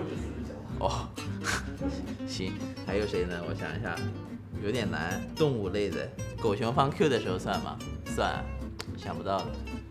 蜘蛛、豹女、熊，还有什么？完了，猫是吗？豹女、蜘蛛算吧？蜘蛛不算，蜘蛛8个脚。人马、纳尔，想不起来，不知道。莉莉娅、人马、豹女、蜘蛛算吗？蜘蛛不算。螃蟹，螃蟹也不是4个脚。鳄鱼是4个脚吗？鳄鱼2只脚。鳄鱼2只脚。还有什么4只脚？上野会多一点。人马、莉莉娅、猪妹、豹女、狗熊。完了，我真不知道。鳄鱼不算，鳄鱼4只脚的是个动物，我玩过那么多动物吗？雷克赛、人马，雷克赛绝对有，它变身时候4个啊，还是6个？啊，6个。啊？那我想不到了呀，有那么多吗？不会只有5个吧？豹女、蜘蛛、猪妹，感觉都是打野英雄。克加斯、豹形态豹女、人马、提莫算吧？哦，提莫没有脚。动物。莉迪亚、厄加特，然后豹女，厄加特不对吧？它不4只脚吗？哦好，那豹女，然后人马，太难想了，我只记得这2个，我想不到了，我投降了，投降出去算了。OK。然后雷克赛豹女是只狗，还有狗熊算不算？狗熊拿 Q 技能趴地上是4只脚了，蜘蛛，小蜘蛛6只脚。哦，蜘蛛、人马算吗？8只脚不算吗？豹女算吗？不知道哎。纳尔秃女，然后还有狼人，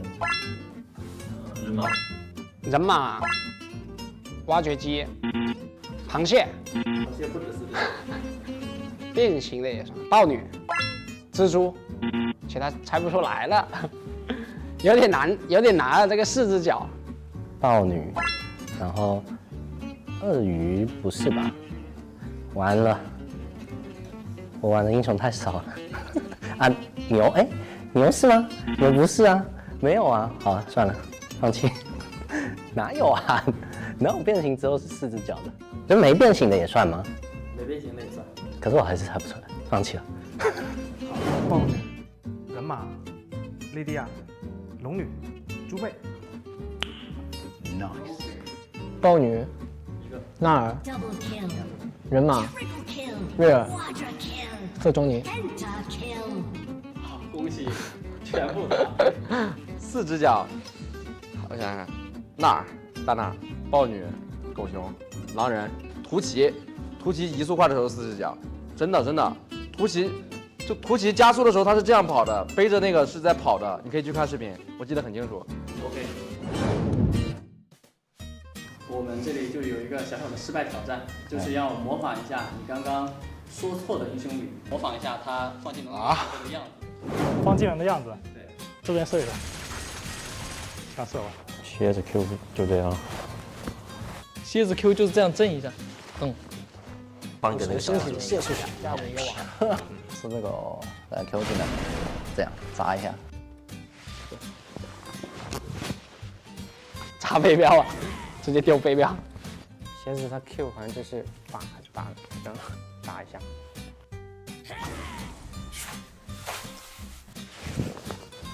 龙龟，啊 Q 就这么一丢啊。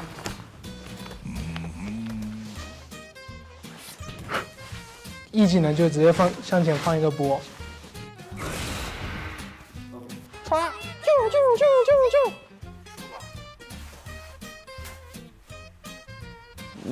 两手手，这样吧。当。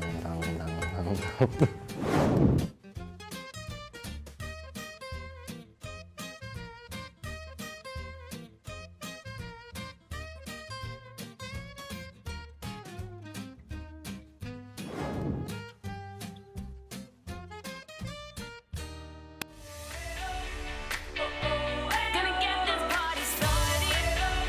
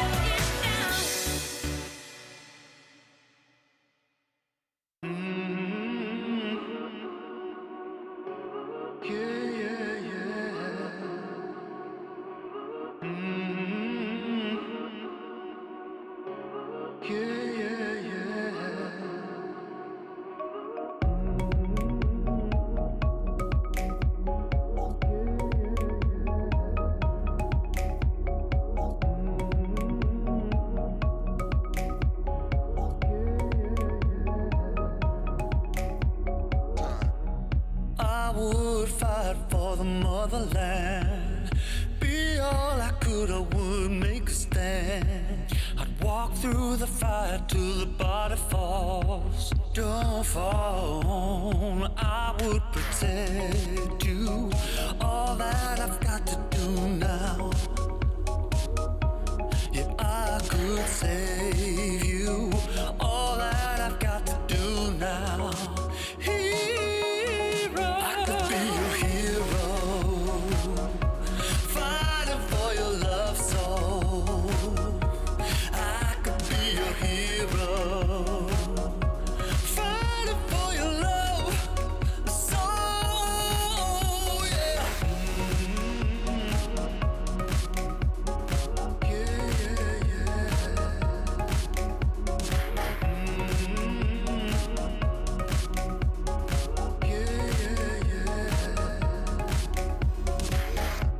You make something worth fighting for, and nobody gets to choose everything.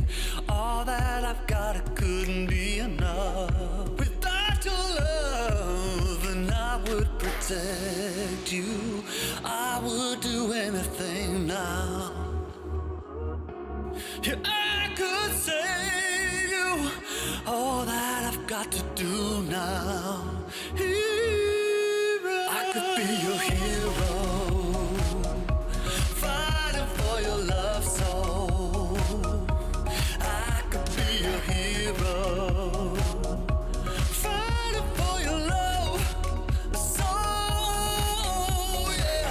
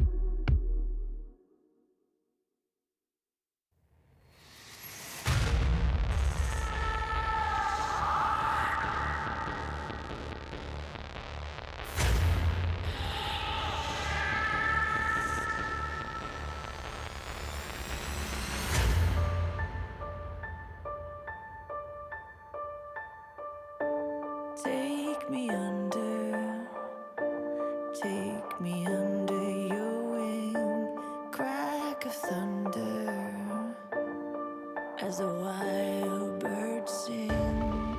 You can hear hunger crying out, a sonic echo that leaves no room for doubt. All the shots bring it back to what it's not. Make a move, do we do? As the world cries tears in our hands, are we all part of a bigger plan? Call the shots, bring it back to what it's not.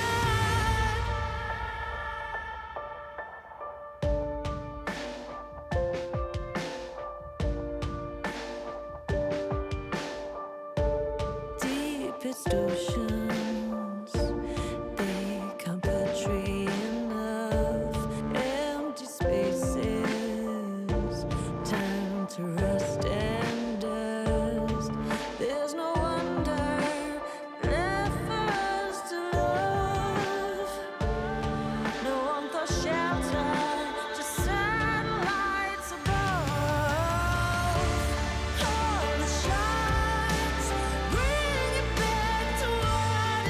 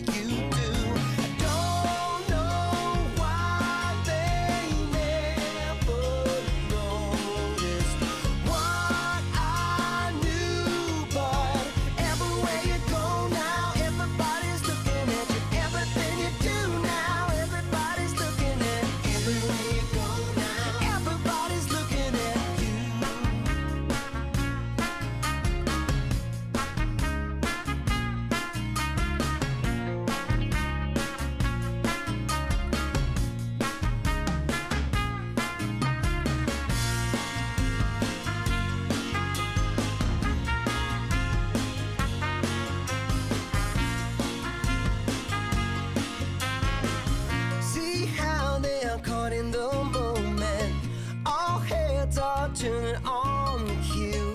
See how they're eating you up now. Every little detail, beautiful you. I don't know why they never noticed what I knew, but everywhere you go now, everybody's looking at you. Everything you do now, everybody's looking at you. People up the back now, everybody's looking at you. People up the front now, everybody's looking at you. People everywhere now, everybody's looking at you.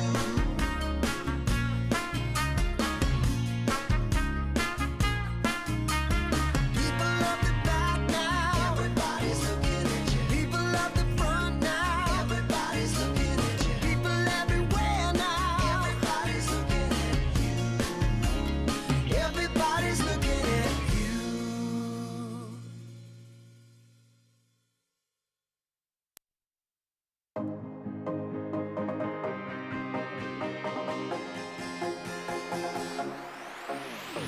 Right now, I got this beat in my head. Right now, I want to dive into this world. Let it out for the crowd, let it out, yeah, be proud. Right now, this is a real good atmosphere. Right now, superficialities are here. No excuse, no rules, no one to judge. Just give a fuck. The time has come to lose control. Don't be so shy, just let it flow. We are the masters of our own world, of our own world. We pray for fire in the sky. We show that this night is our night. We stick together, together, together. We're alright.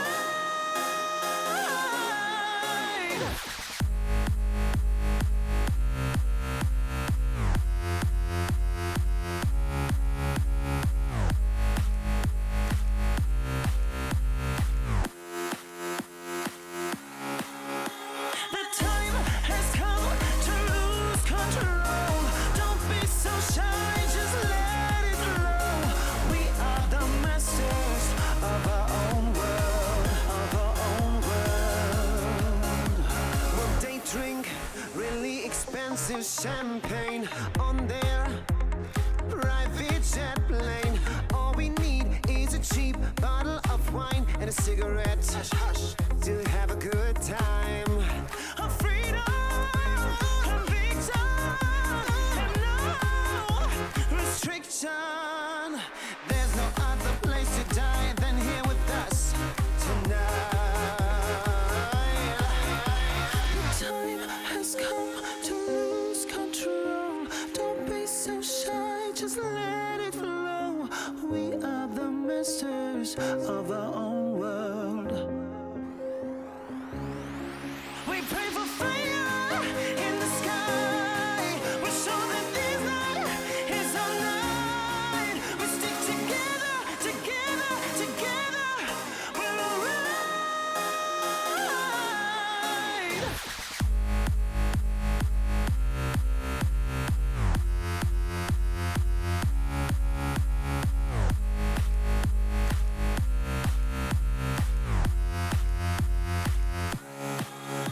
The time has come to lose control. Don't be so shy, just let it flow. We are the masters of our own world, of our own world.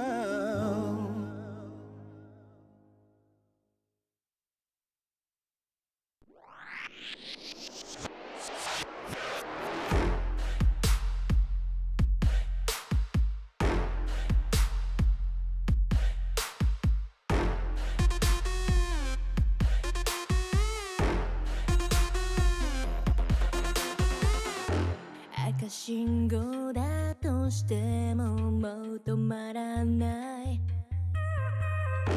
理解不能のスピード100倍速い地獄なんて哀れよねねえ聞いてよ now 負けの準備でもしておきな Come drive me get you down 悩んでもやめないわ No more 苦い思い消えてよ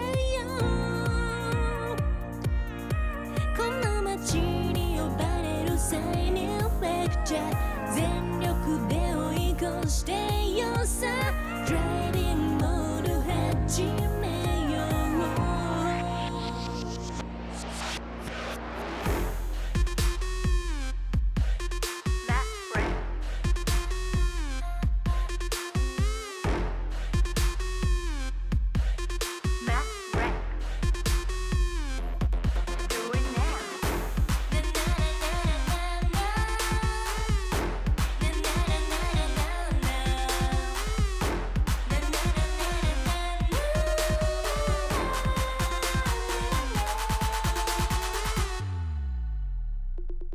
うもう安全な近道なんてのの完全にアウトだからあんたの後悔楽しみだわすげた気づいてよマジでベイビー一番でノックアウトするわ You better be listening 地横なんて哀れよねねえ聞いてよな負けの準備でもしておきな Come try me yet when you were down 悩んでもやめないわ No more 苦い思い消えてよこの街に呼ばれるサイニンフレクチャー全力で追い越してよさ Dreaming mode 始めよう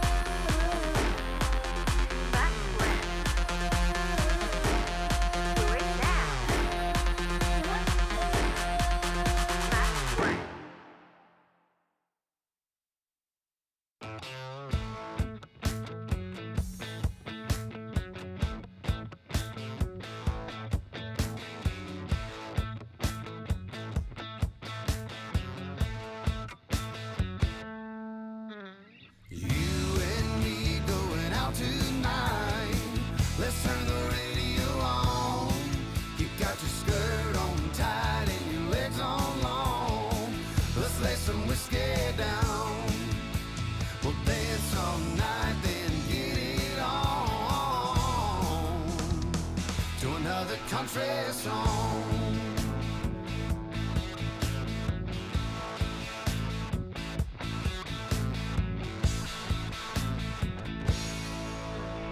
You and me going out tonight. Let's turn the radio on. You got your skirt on tight and your legs on long. Let's lay some whiskey down. We'll dance all night, then get it on to another country song.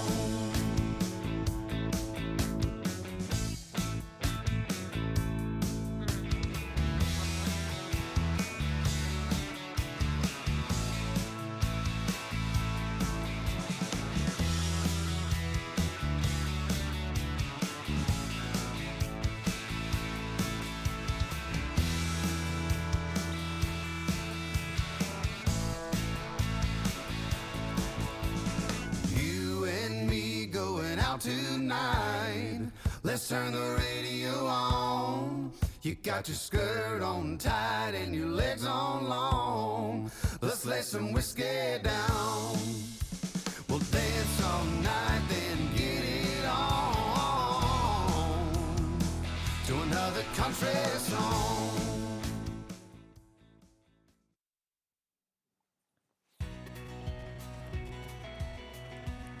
Welcome, Buck. Welcome, Buck. Welcome back. Anyone named Buck out there? Welcome to the LPL. Yes, sincerely, Buck. Everyone else, get out of here. It's the LPL. We're to our second series today. As you can see, it is Big Jumper Day here at the LPL. Now, I checked in the break. We have had 0 tweets with the hashtag Big Jumper Day. In fact, neither me nor Lyric have even tweeted with the hashtag Big Jumper Day. I did look, though. The most recent tweet with that hashtag is from 2015. So I say we make an 8-year record together, and someone out there watching the LPL, tweet us with the hashtag Big Jumper Day, showing us your big jumper. Enough about jumpers, though. That's a sweater for any Americans. It's a big, big woolly jumper. What was I going to say? EDG versus OMG. Yeah. That's what we're actually here for. Pretty important League of series. Legends. Do you want to introduce the teams? Can you give us a big intro? OMG Giga Chats. PB God calling in the bot lane. Shanji, the man in topside. This team, they're competing their berth into playoffs. If they win this series, OMG are in. The rest of their series, will they still care? Because they want to get, maybe more buys, of course. But if they can guarantee this one, leap through the rest of the split, they are vibing. They are chilling. For EDG, not as high of stakes, but they're the only team left in the standings who can hit 14 series wins, which means they're in control of their own destiny for hitting first. Yeah. So assuming that they can just lock out the rest of their series, EDG, first seed, double Elam portion of the bracket, they're happy. And let's be honest, if there's one team in the LPL that are disciplined with this stuff, it's EDG. Yeah. This is a team that takes this very seriously. So fully anticipate them fighting for that first seed. And I mean, at this point, I think the expectation generally is that EDG will be the first seed, but it's against teams like OMG where realistically they can drop series. This is not an infallible version of EDG. I know OMG have certainly shown a lot of, and I think especially when you look to the solo lanes, that's where it gets really interesting today. Like Shanji and Cream, these guys know how to make things happen in those solo lanes, and Ala and Fofo, I mean, especially Ala has a bit of a reputation for falling foul, I think. I do feel like the one place I kind of look at is especially mid lane, because both top laners, you're saying, generally on point. For Cream, we've seen once again teams banning out mid laners and then left in this awkward position that it seems like we get to at every point in the split where it's, Cream's back on Victor duty and OMG as a team just don't look like they're able to function that same way. So I'm kind of looking at how EDG look to punish out his champion pool, and if we even really get to see Cream show up and put his best foot forward against Fofo, who has surprised a lot of people, especially after his last year, where he didn't really have a great split. And a lot of people, not only the LPL getting newer fans, but just not thinking back to 2021, where it was the shining light on RA playing that like really slow style that just was like, hey, we get to late game and then Fofo team fights. Yeah, and his laning that year was really fantastic. He was one of the best laners, I think, in the league that year. Yeah. And it's good to see him kind of back and forth. You know, one of the players is still occasionally playing Azir. It's his most played champion this split. I feel like nobody, not across the world, is really playing Azir anymore. Fofo still loves it. But really, I think Lee, the most exciting player on this roster, at least for me, where you've got these veterans in every other role. Leave coming in, fresh out of the LDL, and just looking fantastic. Mechanically, absolutely superb, and has the guidance of these veterans. Exactly. I want to hit on that guidance because Mako's been someone who really impresses me. Can't remember which shit was on, because I will dominate this so much content these days. But on one of his shows, he was saying, Mako maybe not the best like player pound for pound, but if you're building a roster, he's definitely a man you have on the roster. And I agree. The shot calling, what he's been able to do over the years, shows why he's always been at like the peak of Chinese League of Legends. You look at a lot of our player interviews these days, which I think like accounts like LPL Fan Club and other LPL specific accounts on Twitter are tweeting out like interviews with players asking for their top 10 of all time, because that list is going to come out from the LPL soon. Yeah. A lot of players are saying if Mako's not on that list, it's an egregious list. So Mako's someone who I feel like with him there is why Leave has been able to be so successful and play so freely. Yeah, and good doing it as well. But another support on the other side, I think, deserves a lot of praise is PP God. I think when he came in 2020, we saw him on that E-Star roster and like a very, very exciting player. There was a lot of excitement around that bottom lane for just aggression. What was E-Star? Yeah, you're thinking wrong. I was thinking like E-Star. No, PP got it was V5. V5 2020 summer. Sam D. Him and Sam.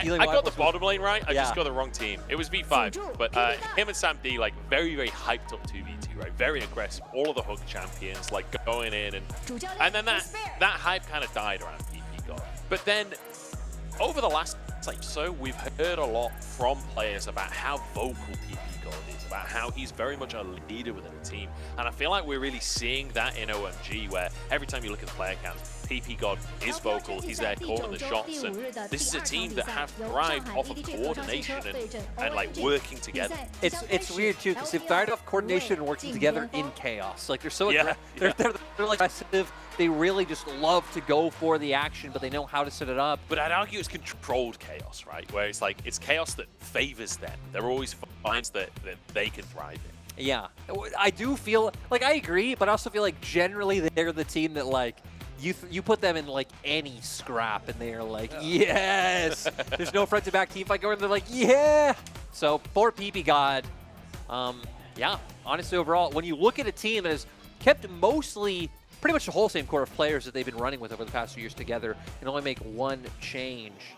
You know, hasn't been a dramatic uptick in performance or anything, but have been more consistent this split. I feel like you always got to look at that new member coming in and what he is adding to the table. So we've hit on it. Lots of stakes in this matchup. EDG, I'd say, still heavily favored. I mean, they're sitting at top of the table for a reason this split, sitting in first when really no one expected them to be the coming through. I feel like their drafts have made sense, the way they've played the map. They've had like some of the best macro across the board, early game macro, how they're playing around sides. Like sometimes they don't even need their full roster strength. We've seen games where Allah has taken over and carried and is sitting pretty high up at MVPs. We've also seen games where Allah hasn't had to do anything. He's just chilled because of how strong the other members have been. So it's really going to be on OMG to solve the puzzle that is Edward Gaming, which really no one has been able to yet this split.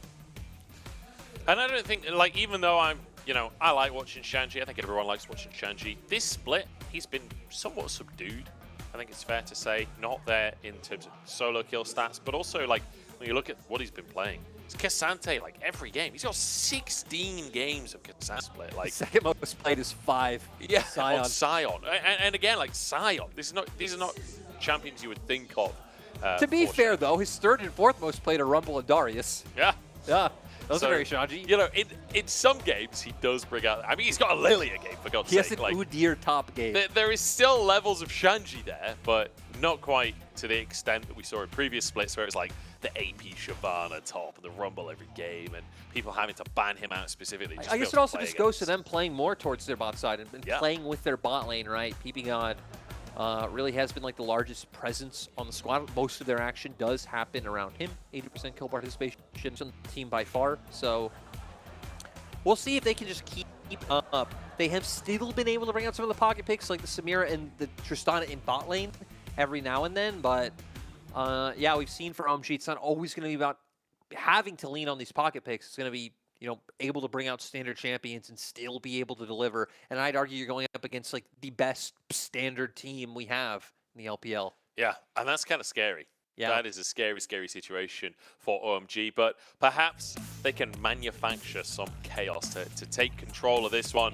I think the AD carry role is going to be where this all lies. Leave the late game carry on the Zeri, whereas Abel, not really seen him much this split, but you know, Samira is a pick that exists, and it's exciting to see him when he does go for it. Rumble banned away, and Yone banned away from the mid lane here. Cream already being targeted, like you said. I feel like it happens every series. Yeah, has to be done. Again, one of the standout picks that he's available. I like to take away the Tristana as well. A pick down towards that bot lane. I wonder if EDG put really high prio on Aphelios in this matchup. Maybe go for that as a first pick, because that has been the other standout thing that Abel has really had to lean on. And if you take that away, I feel like that is a lot of the power, at least carry potential that Abel has in that bot lane matchup, where when you see him on an effect, you know he can just absolutely run away with the game on.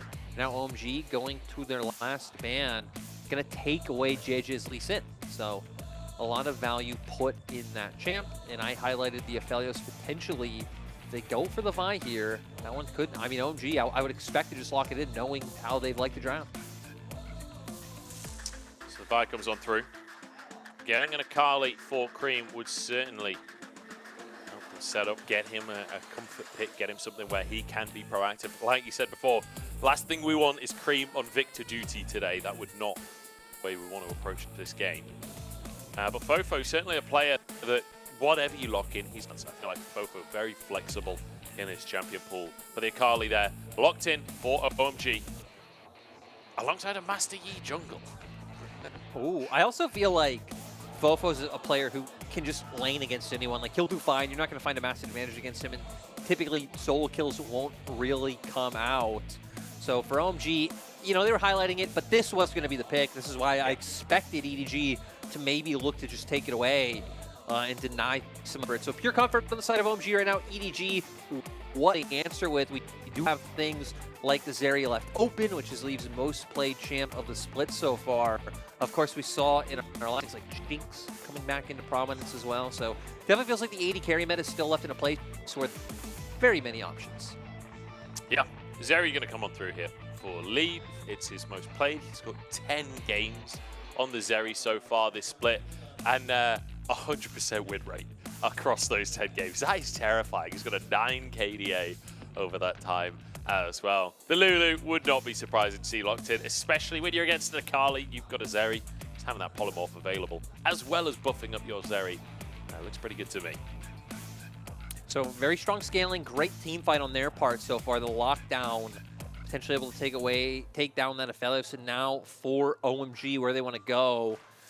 Definitely going to need some engage, especially with the fact that they have this Akali. You know, typically trying to build one of these coordinated dive squads to just be able to get straight onto JJ. I love the point and clicks you see that comes with Nautilus Ultimate to potentially be able to take down Leave in these team fights, and then maybe putting some focus to, I guess, maybe mid lane and try and get your situation where Cream isn't having to feel all that pressure, considering you're already showing this Akali.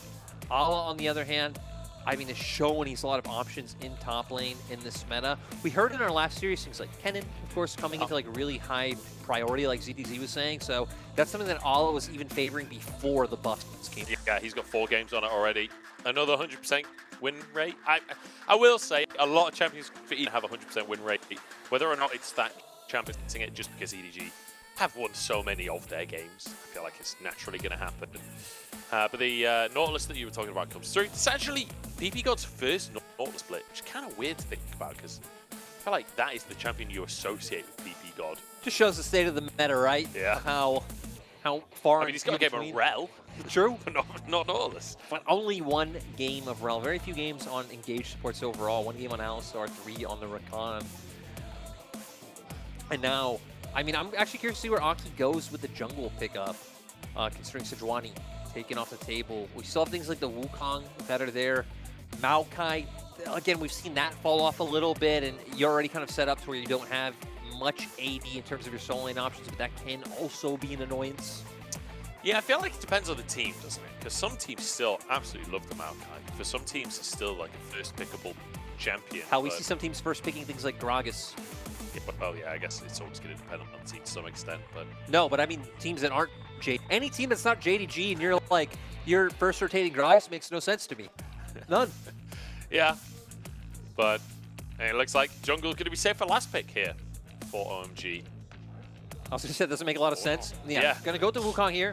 So the other thing that we highlighted that was left open, I'm surprised they were the ones to take away the Kennen. I guess they're afraid of that being picked on 4 and not having an into it for themselves. So now looking at soul laners that are able to come out, I'm most curious to see what Fofo goes in mid lane. You'd expect some type of mage. We were talking about things, you have like the Talia there, could be a bit rougher later on when 6 comes out and you're playing into the Akali, but with Ahri, LeBlanc, these other champions that do a great job of following up on what Vi has to offer, you're not really with much to play with. Jax comes on through. It's a standard blind in the current meta. It's also a classic Ala pick. It's not really played it so much this year. It's all been about the Scion, the Renekton for him. And the Gragas that you mentioned could come on through as the final pickup for the mid lane here for Fofo. We've seen a lot of teams dabbling in this. I will say, I don't think it's been that convincing as a pick in general, but we've seen some success. No, and I actually think in the comp it kind of makes, like, you already have the Zeri dishing out this huge damage. You have Jax to be this huge side lane threat. You're going to have a fine time into the Akali. You also just have these, like, large kind of area abilities, both your body slam and your, like, both able to hit a wide range anytime she's playing in her shroud. So that's going to come on through. Lots of peel, setting up Relief to be the huge carry. On the opposite side, though, full engage. We said that they were going to build this dive composition around this Akali to try to get on the back line and take this Zeri out. They do that. I mean, everyone having a way to find an influence, find whether it's CC on 4 of your members or just the whole dive potential coming out from the Akali in mid lane. So peel versus just full-on send from the side of OMG. And I feel like people don't think of Aphelios as a champion that functions in a dive, but Moonlight Vigil is so long range. If you have Calibrum, that's incredibly long range, but also just Gale forcing in with red and white, just spinning around, often works in a lot of situations. Aphelios definitely can function in this kind of composition, but EDG bringing out something I would say a little bit wacky, but like you say, it does make sense on paper. You can see where they're coming from with this Gragas mid. Yeah, gonna just function as another way to keep Leave safe in these team fights. The body slams there to deny entry, especially the ultimate to be able to force people back or even just split up a team fight, cause a bit of chaos, and enable Leave to be the huge carry for Edward Gaming. It's also just quite nice against Cream's Akali. Go for the Shroud, you just press the ult on the Shroud, Akali's out of it, lock him up with the CC and take him down. Fantastic. Lock in here for EDG. We'll see if they can make it work though. The Gragas in the mid lane, not been the highest win rate pick for the role, but we'll see what Fofo can do to bring it to the table. It does feel like EDG, they've got that ducks in a row, they've got them coming in, but so does OMG, and it feels like opposite game plans here. Playoffs on the line for OMG. If they can win this series, they lock themselves in. Whereas EDG, they're sitting pretty.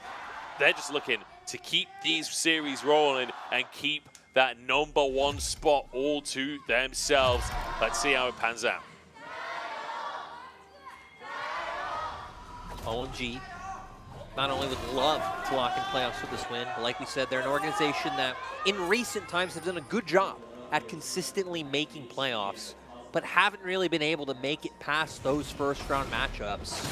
If they can eke out a few more wins, get higher up in the standings, get themselves a bye, again, any progress in my mind is good. If OMG can start towards making runs deeper into playoffs, just buy more time, buy more synergy, and kind of see where this roster really caps out at, because they've done such a great job of keeping this core together, not really playing off of roster changes when they're not, you know, delivering championship titles. So I think it is always interesting to have roster philosophies like this when LPL is a league that has been dominated by dish out the cash, build the super team, and, you know, hope for the best of that.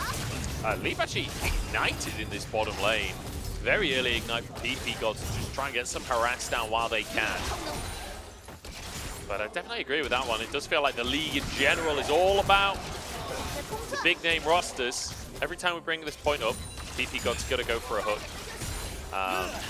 But like you say, OMG going for kind of like the Mad Lions philosophy over in Europe that kind of became famous itself for being all about rookies, all about building talent. Feels like OMG definitely the developmental squad. It's kind of funny that EDG also going more in that direction, bringing in someone like Leave. I guess they're bringing in people like Popo and Ala who've been around, but still not necessarily star-studded names by any means.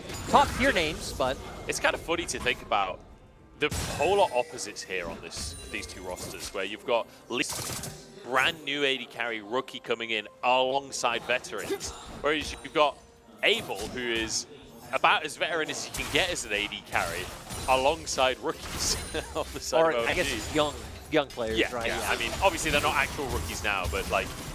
I feel like there are people who will actually hear them be like, oh, these OMG squads rookies? Yeah. But I'm just trying to point out the parallel as opposed to them actually being rookies. They still feel like rookies to me, you know, in my heart. But looking at where we're at, both junglers tapping down towards the bot lane so far. kind of what you'd expect for OMG not wanting to play around that top side with the Scion. A lot going to be given to bot side, especially when you have something like a Nautilus into an Enchanter. Always for, I'd say, better 3v3s and more engaged potential to come out.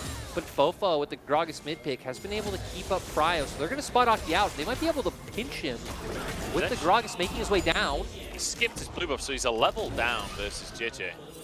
He realizes this is not a fight that he wants to take. JJ gonna take himself that scuttle crab. Another hook in the bottom side, a great caliber to follow up onto Mako. That's available if they want to go, but will look like potentially JJ could go for a double scuttle here if he just paths straight upwards.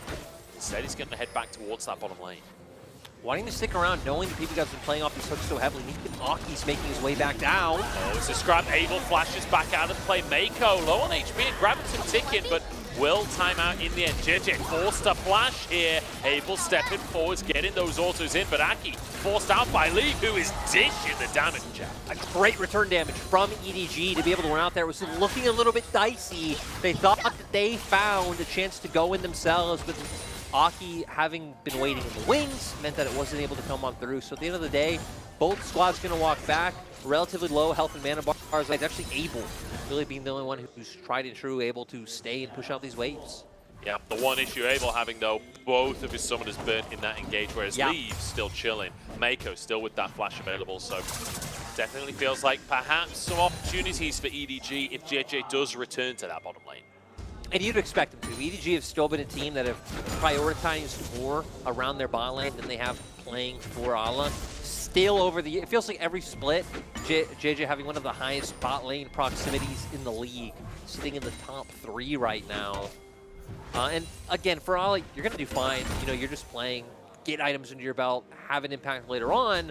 So for Shanzi, once he hits level 6, it's going to be about finding ways to impact the rest of the map.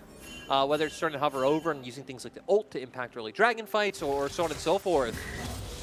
For OMG, it's definitely about the big 5v5 being linked up as a unit where their composition comes in to succeed. Cream returning to the mid lane now, using that teleport to match Fofo.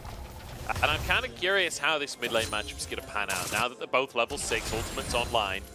You don't necessarily expect much of a 1v1 out of these two champions, but that's going to move down to the bottom side as Lee hooked in once again, ignited once again, just forced to back away.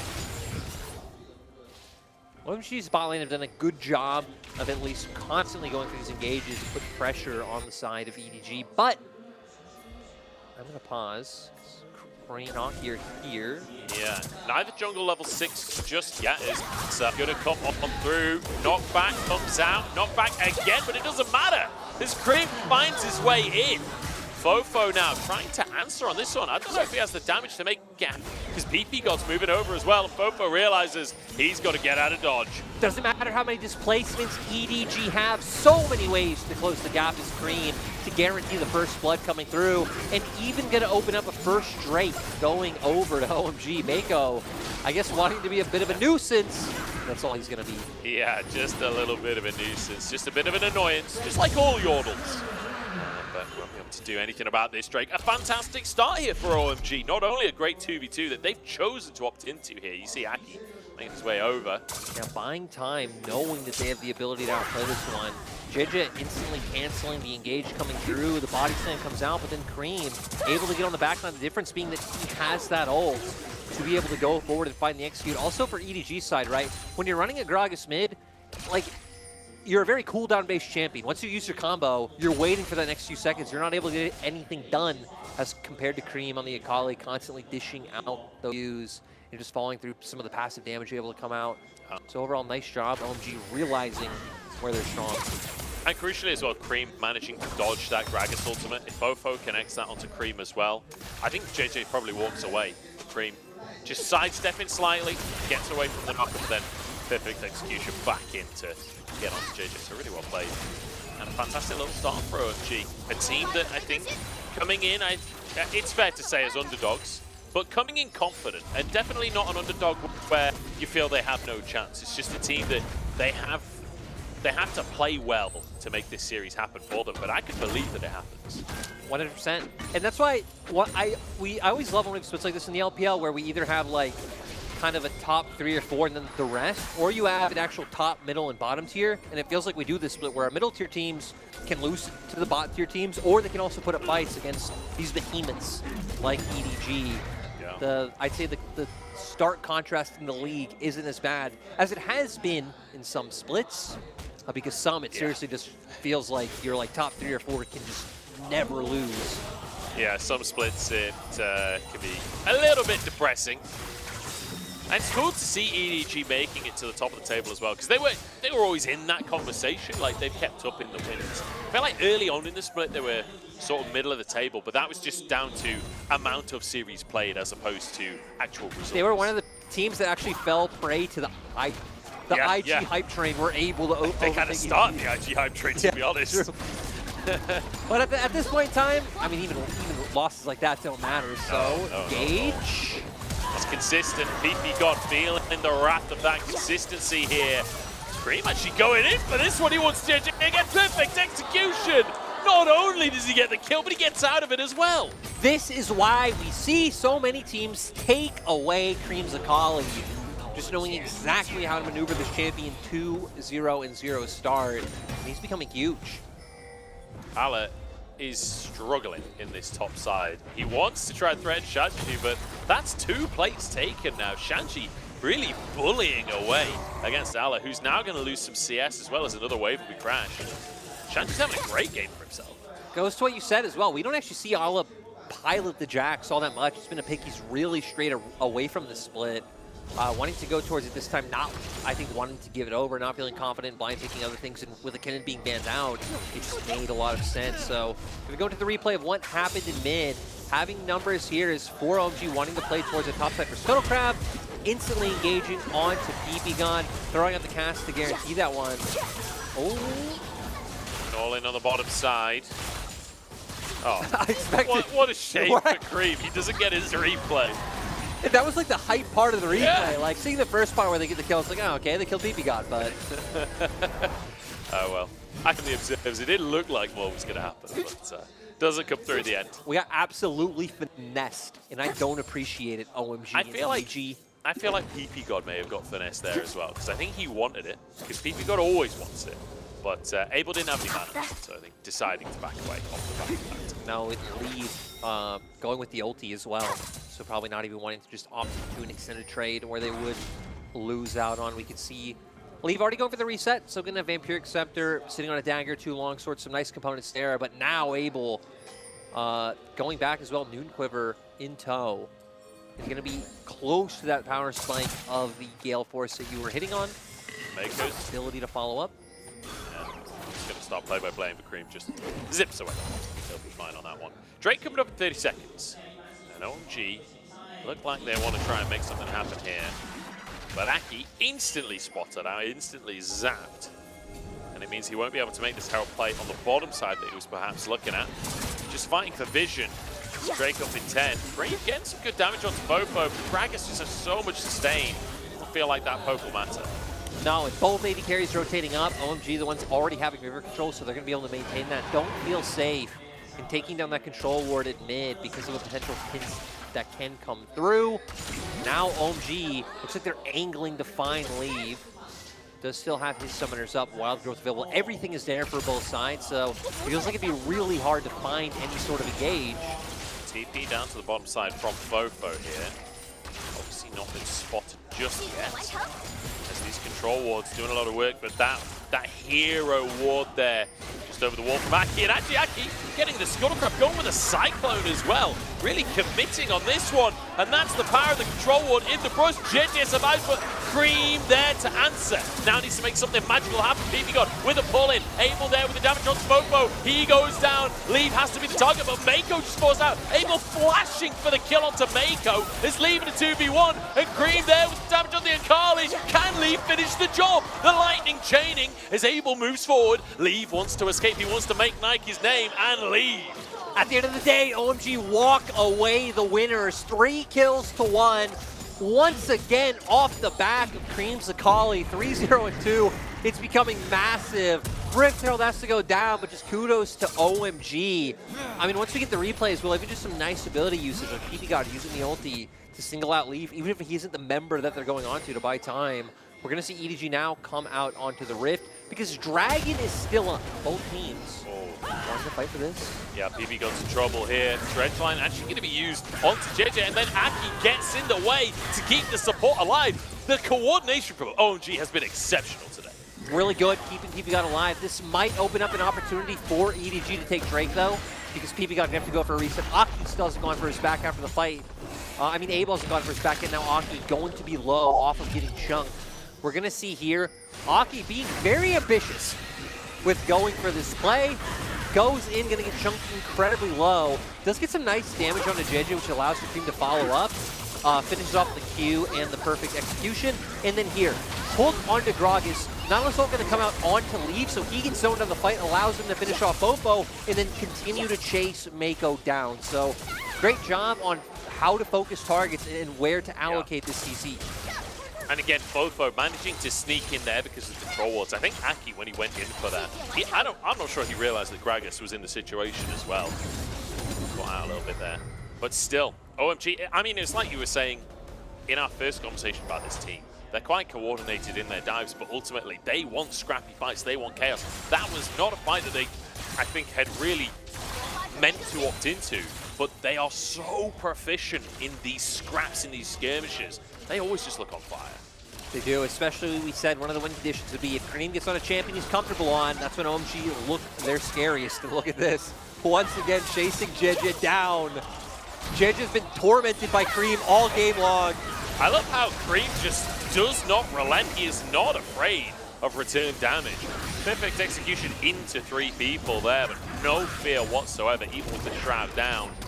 And I feel like this is OMG really punishing the lack of damage in EDG's composition at this point in the game. Yeah. Like, who is going to punish it? No one. And right, I was just about to hit on first items being finished across the board other than down in the support role. But at the same time, these first item power spikes mean much more for OMG's composition, much more damage online, especially coming out from that mid lane role. Again, the Gale Force, hopefully able to able to find some like huge Moonlight Vigils once the engage comes through. And for EDG, you're relying on Leaf, and you're relying on Ala to start getting some pressure inside. We're probably still waiting another item before that one comes through, so EDG just gonna have to keep absorbing the pressure and hopefully answering tit for tat in terms of, you know, trading across the map. JJ trying to find something, but won't have an opportunity really here as OMG backed away to the mid lane. Shanji taking his tower. Does mean that it's one apiece now in terms of those towers, which you'd give a slight advantage to EDG just having that middle tier one. It's often the one that's very difficult to get taken out. It does give you a lot of space on the map. Regardless, a very close affair here, but with OMG having a reasonable gold lead at this point, 200,000 in their favor. It's not something that I think a lot of people would have been expecting coming into the first game of this series, but with EDG's draft and OMG really capitalizing on it, like, I'm quite impressed with what we're seeing. Yeah, I do think if there's anywhere OMG would be able to keep up in my mind, it would be the early game. But a lot of this series in my mind came down to draft, because again, OMG have looked like they could put the fight against the best of them if they're on. Again, it really comes down to comfort picks in my mind. Like OMG are the team that really do just look better when they're on things they're players who routinely go back to, like the Akali. So for OMG, in a good place with that. Now it's about if they can keep maintaining this pressure. We're a little bit off from any big neutral objectives coming up. For OMG, it should be about setting up Cream to take this turret down in the bot side. So Aki right now hovering mid because a lot of pressure's coming through in this standoff, but then maybe starting to roam over, get some defensive vision down to your own jungle now that EDG are threatening, and allow for Cream to put up some pressure of his own. Yeah, you see EDG immediately moving to that bottom side where Cream is. Oh, got to be a little cautious. Although, I wouldn't put it past him to take that as 2v1 with how he's been playing so far this game. Herald down in the mid lane to try and threaten this tier 1.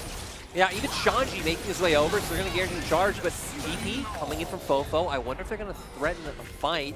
Cass, you can separate Abel and maybe bring him into the rest of your team. Shanji could be in trouble here, but he's happy to be the front line as Abel has to Gale Force out to keep himself safe. 5 strong for EDG defending in this mid lane. Perhaps they want a fight here. Drake will come up in a minute as well, so this fight could be huge in terms of the overall game. Leave getting some damage out, managing to dodge a lot of it back. Calibrim lands onto the minions.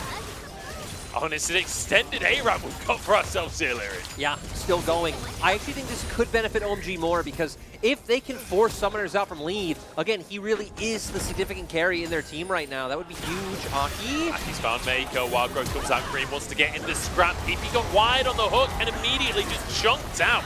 As JJ forced back as well. Big damage out from Abel onto Mako there. And Cream threatening on the backside onto Ala. Feels like OMG are slowly but surely winning this scrap. They chunk out numerous members to low health bars. The resets come out, so they're going to be in a better position for Dragon coming up. But with so many abilities used, I wonder if they're going to opt into it with resets already coming out. Cream has TP if they did want to look for it, but it looks like no, at the end of the day, they will just back off. Yeah, PP God having his reset delayed as well. Feels like it'll be basically impossible to contest this Dragon at this point. So EDG, despite their health bars being lower, they actually reset faster, and they're back on tempo. And a lot of key ults used by OMG. Every ult that would start up a fight or fight first, or like Abel's Moonlight Vigil being off the table to where at least for EDG still having things like leaves like Crash Down, and then both those explosive casts would be very close to coming up. To me, it seemed like OMG were hoping they could, again, either find a pick or force out more Summoners in that fight and get Leave in a position where he's feeling pressured. But with Leave able to maintain his barrier and his flash, nothing going to come from it. No, but threat in the mid lane here. Ala pushing in the bottom side and means Abel gets a couple of hits on that tower, but not enough to finish the job there. That tier 1, it feels like a thorn in the side of OMG. Scream might get caught, but EDG just not willing to commit to that play. Spotted out now as Cream gets the Scry's Blue. Honestly, relatively close game. Both teams doing a nice, EDG doing a great job of making sure that the picks that Cream has found so far don't really amount to anything too much. Doing a nice job of like covering where OMG are trying to group up to find their advantages, but OMG still being the ones to especially keep control of these side lanes, pushing waves and put a lot of threat onto Edward Gaming. And I have to say, when we go back to the conversation of playoffs, right, that's what's at stake here for OMG. Like locking themselves in, a 9th win really would pretty much guarantee that they're making it to playoffs. The difference between this roster and previous playoffs OMG rosters, I think, is how, I guess, reserved they're being. They're not taking a fight that they don't think they'll win. They're not going for just craziness. I feel like in previous iterations, like the last year or so, they've been willing to just dive no matter what and win through mechanics, whereas this feels like a calculated game for OMG. This feels like they know their game plan, they know what they're trying to do, and they're playing towards that. Yeah, not getting ahead of themselves. It does also kind of feel bad if you say like previous OMG rosters when it's just like, I mean, it is kind of this roster. Well, it's also like, so what you're saying is, when Cold was on the team, they would just sprint it. Let's be real, that's what you just said. It does go back to the conversation of PP God being a shot caller.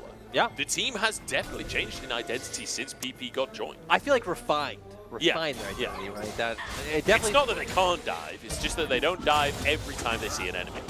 No, they just dive most of them. But yeah. Exactly. And again, a big difference to my mind has also been Abel really cleaning up his play alongside PP God as compared to the past against pretty infamous clips there, but has looked superb this split, honestly.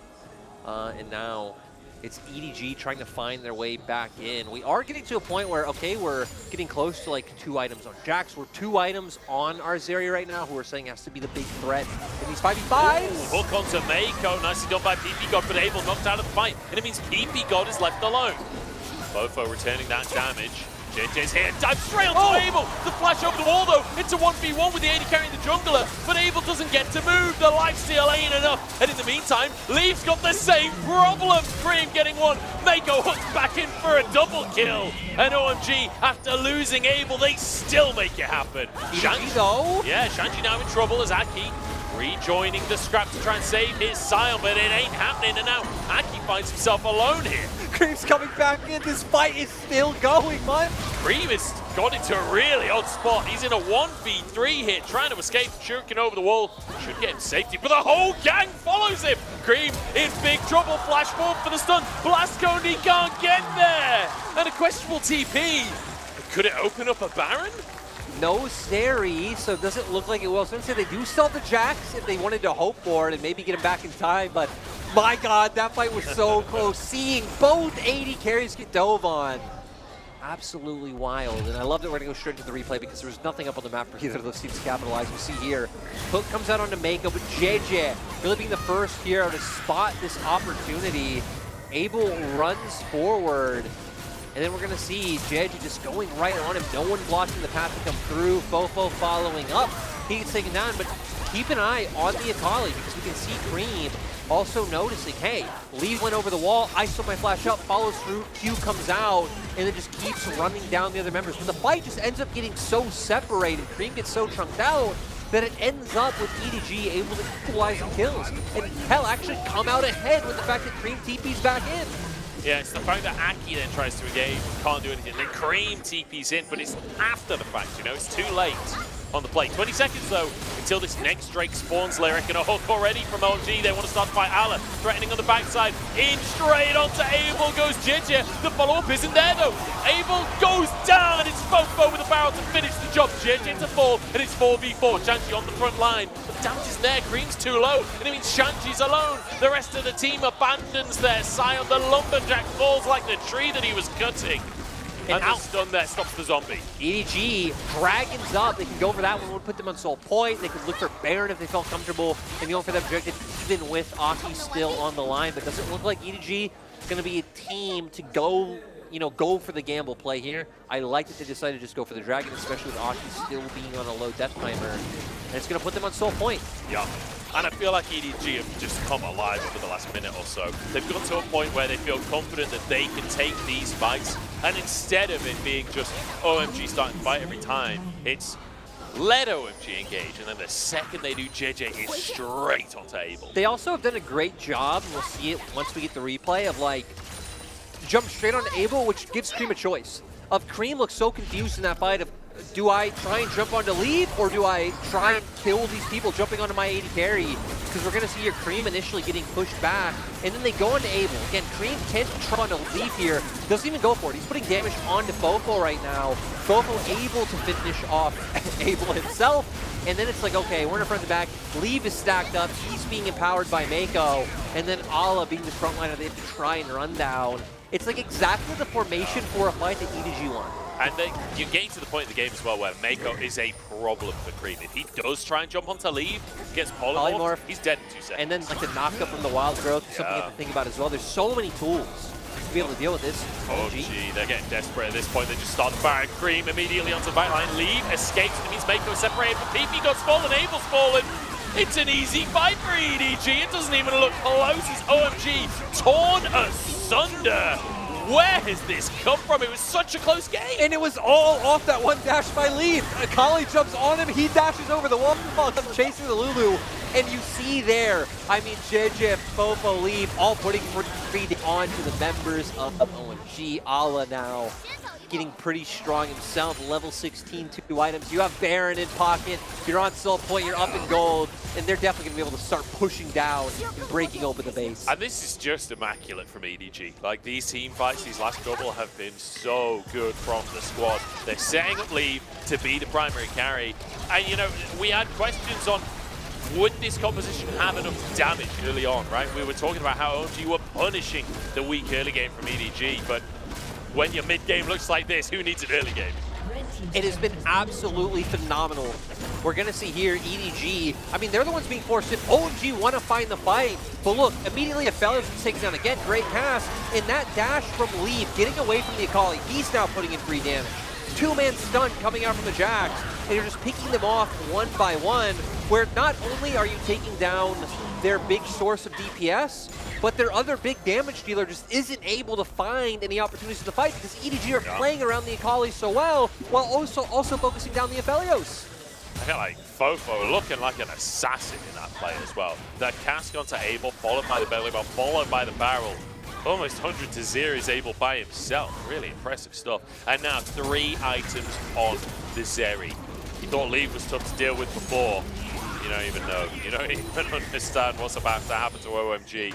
They need something special to happen here if they're going to have a chance in this game.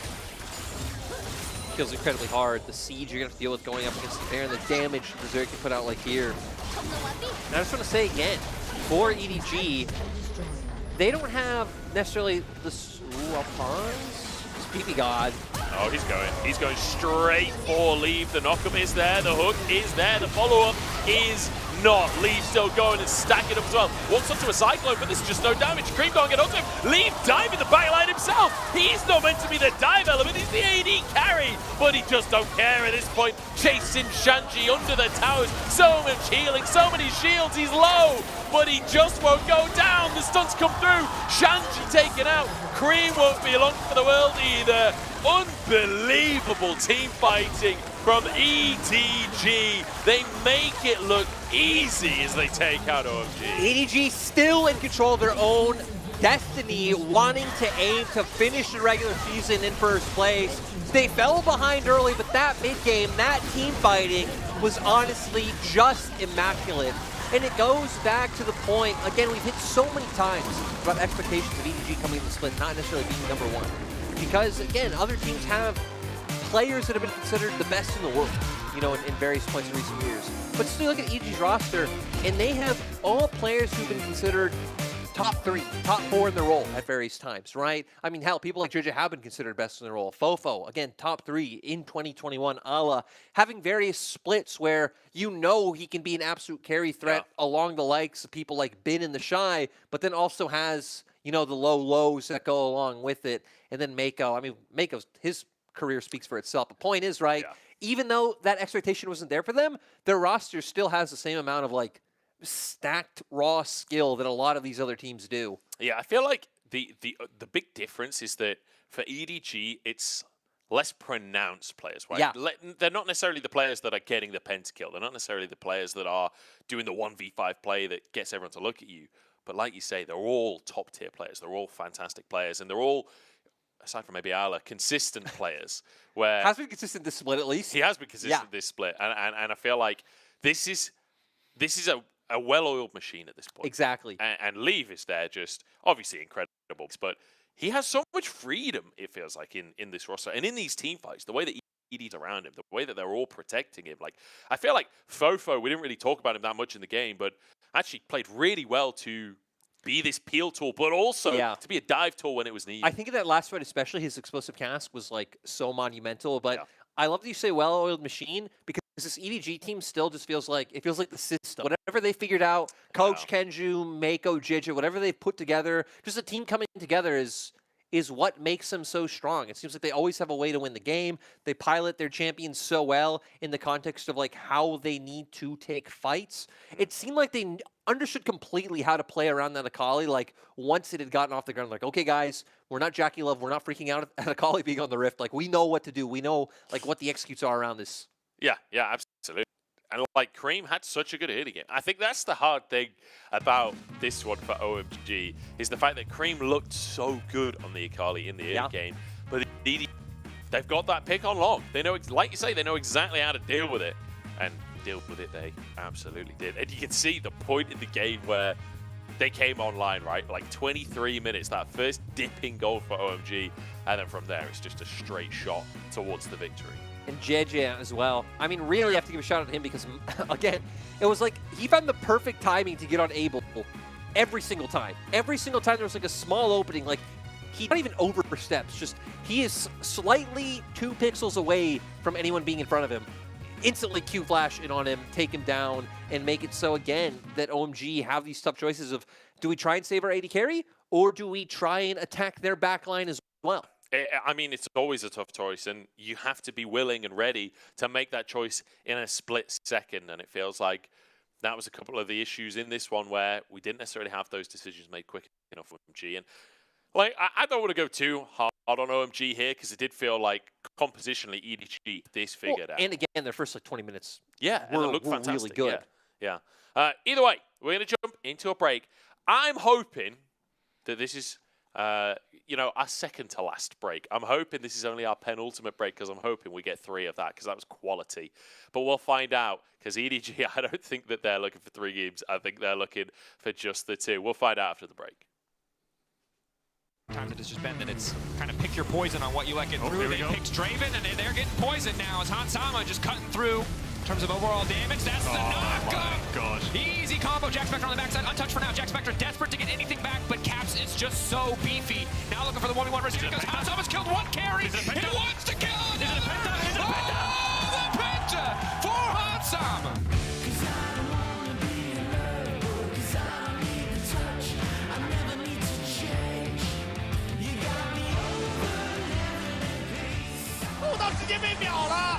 这样1换1闪现 Q3 击飞秒先决，秒完之后阿迪飞秀大的，阿迪会是没虚弱的，天雷进场。我们要恭喜。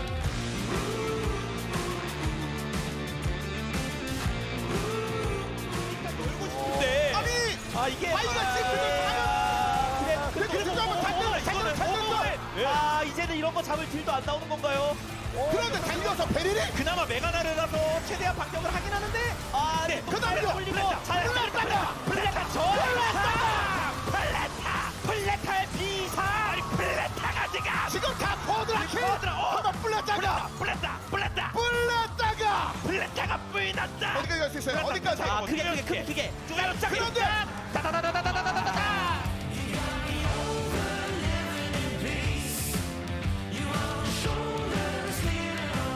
打野位上的话，全部来这里只有一个圣殿，第二件有点久，哇，是第一件圣殿，不是第一件黑线，但是现在在边线要尝试抓手勒克，手勒克又是有一个 GA 的，回头刷了一个护剑化形，一波的伤害灌上，但是他还没有打，反而是反杀了算，哇，这他还要再继续 A， 这边被晕到被锤死，但是他还有 GA 的在站，看能不能救一下，而一收购了出手，他这边躲掉了，敌人冲击再冲2下，无暇重刃，这边晕到2个人，这边绑住，还在冲上去，他带掉了3处，回头再一次的追回来，他还在操作，哇塞，用他手上的刀应该 rest 这死前来了一波硬式的1波1换1。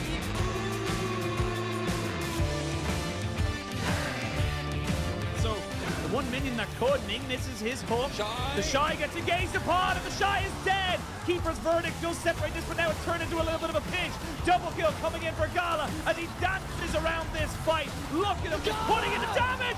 Gala gets another kill. Quadra kill for Gala, and you know what he wants. You know what he needs. He's gonna push forward, and look for the second kill.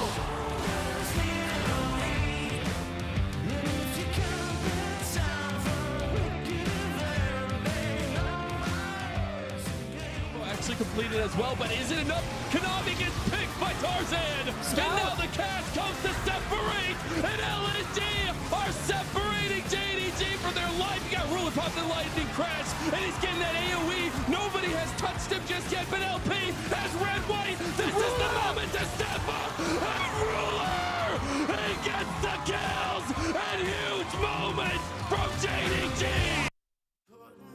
Fires my head, calls me a liar, sick of breathing in your smoke. Leave a little longer, embrace a little harder. Yeah, every time we're not wrong, it's like we're walking on water. Oh, too good to last long. Putting out the fires and looking for a miracle. It's like we're walking on water.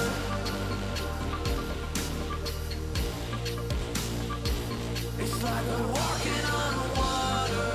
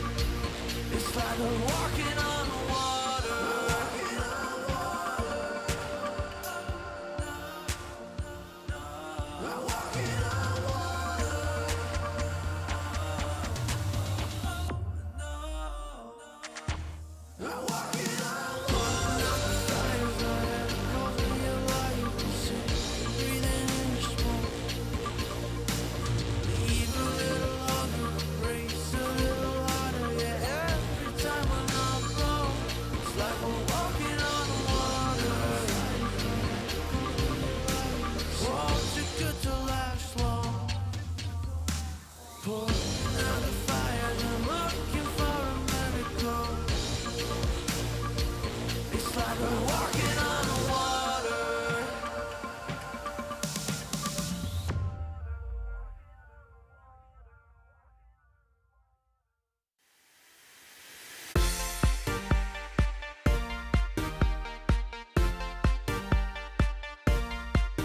DJ, turn the music up, put the lights down low. All the worries we had, we just let them go. Wasn't looking for love, I was happy alone. When you put your arms around me, how was I to know?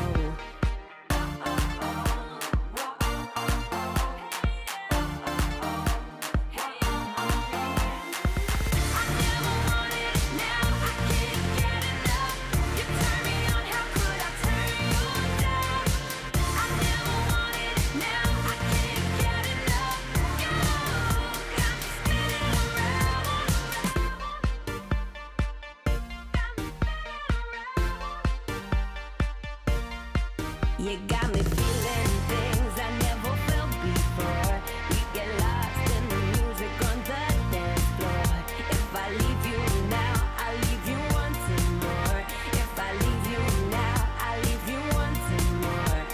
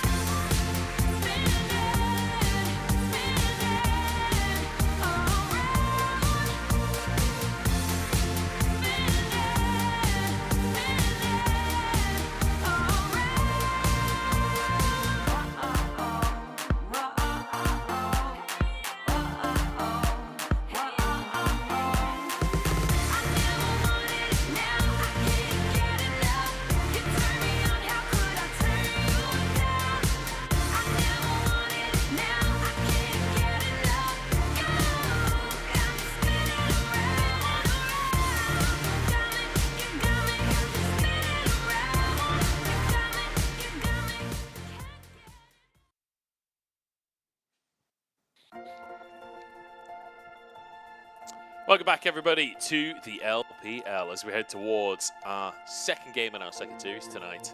And OMG looking really good in the early game, but EDG looking unstoppable once it gets later on into things. Yeah. Once it gets to actual team fighting, they are just on another level. And I criticized the Gragas in the draft. How foolish of me, because it is going to be Fofo getting the MVP off the back of game number 1. And I think rightly so for some of those team fights, playing his role superbly. Yeah, doing a great job with those casks, appealing for his AD carry, also enabling the dive coming through from JJ on the back line.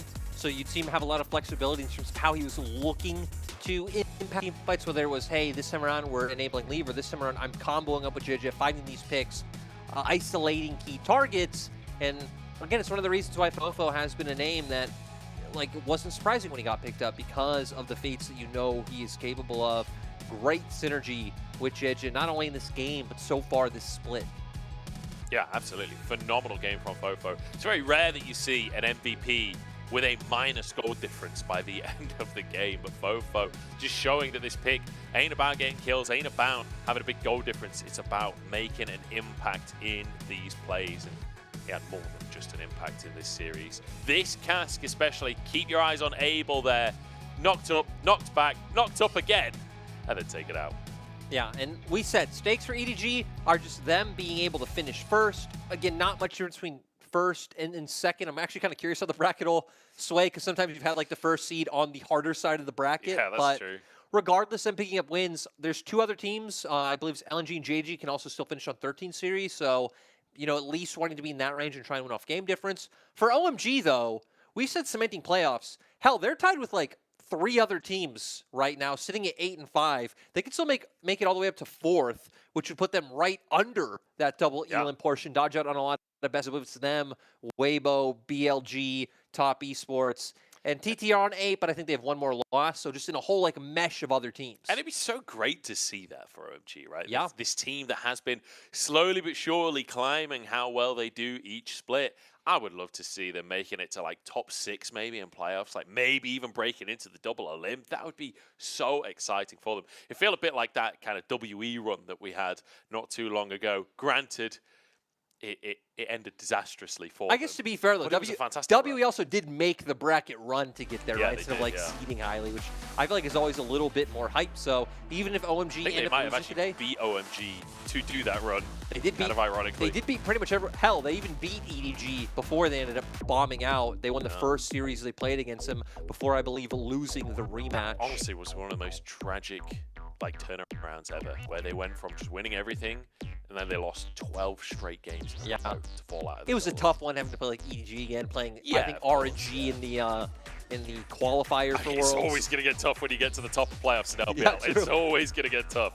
That was never not on the table. Let's talk picks and bans. We got a Jace, we got a Jax, we got a Yone. It's all AD solo laners taken off the ball. So this time around, not wanting to give that Jax over. Once again, maybe Shanji just feeling comfortable and angling for ending up in side Cassante. You highlighted it. Those have been his most played this split. OMG really angling to play around their bot side. We saw in game 1 why their bot lane wanting to play very aggressive, but you're going up against the best of them. And EDG not really having much to change in terms of their ban. Still wanting to take away a lot of these pocket picks that are more annoying to deal with. Yone has been Cream's most played. Also works incredibly well with which has been something Aki really leaned on the Rumble. It's just such an annoyance. Got buffed this package as well, those harpoons. I believe it's the overheat. If you hit 2 is 60%. Yeah, once they're match maxed, yeah. Yeah, so it's basically just true damage. It is terrifying. I've not played against it yet, but to be honest, I'm just hoping that stays that way. I don't want to find out how terrifying that is.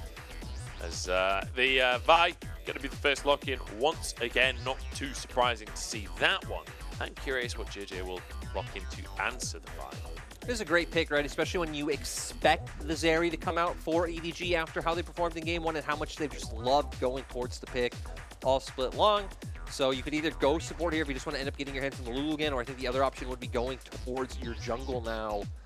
You still have a lot of options when it comes to jungle, so looks like they're not going to do that. They're going to wait and see what OMG went around their comp out with before they index heavily into, again, wanting like Sejuani melee or wanting Wukong and opening up for more engage, or however it is they want to end up playing out their composition. Still, EDG can really still go in any direction.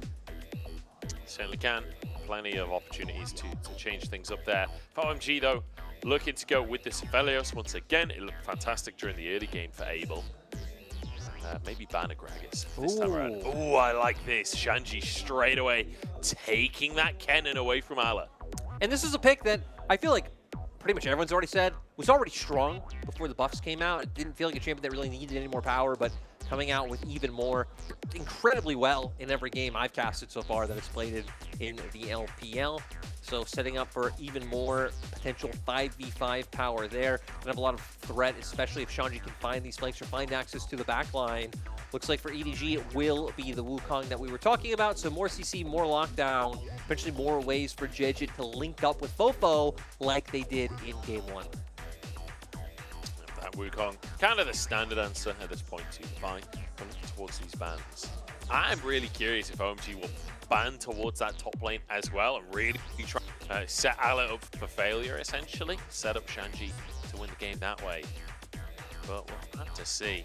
With a Kennen in the top side, it does feel a little bit like maybe they play towards that top lane instead of playing towards Abel.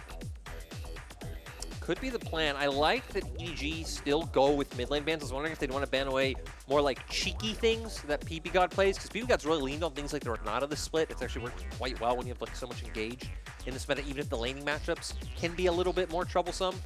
But instead, just whittle down the mid lane champion pool even more.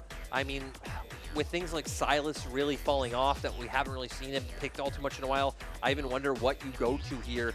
Scream the Ahri being the other thing that really comes to mind. We've seen him have a few games of Tristana, but I don't know how likely that is with how the rest of your composition has rounded out so far. Yeah, well, let's see. One taken off the board already, as you say.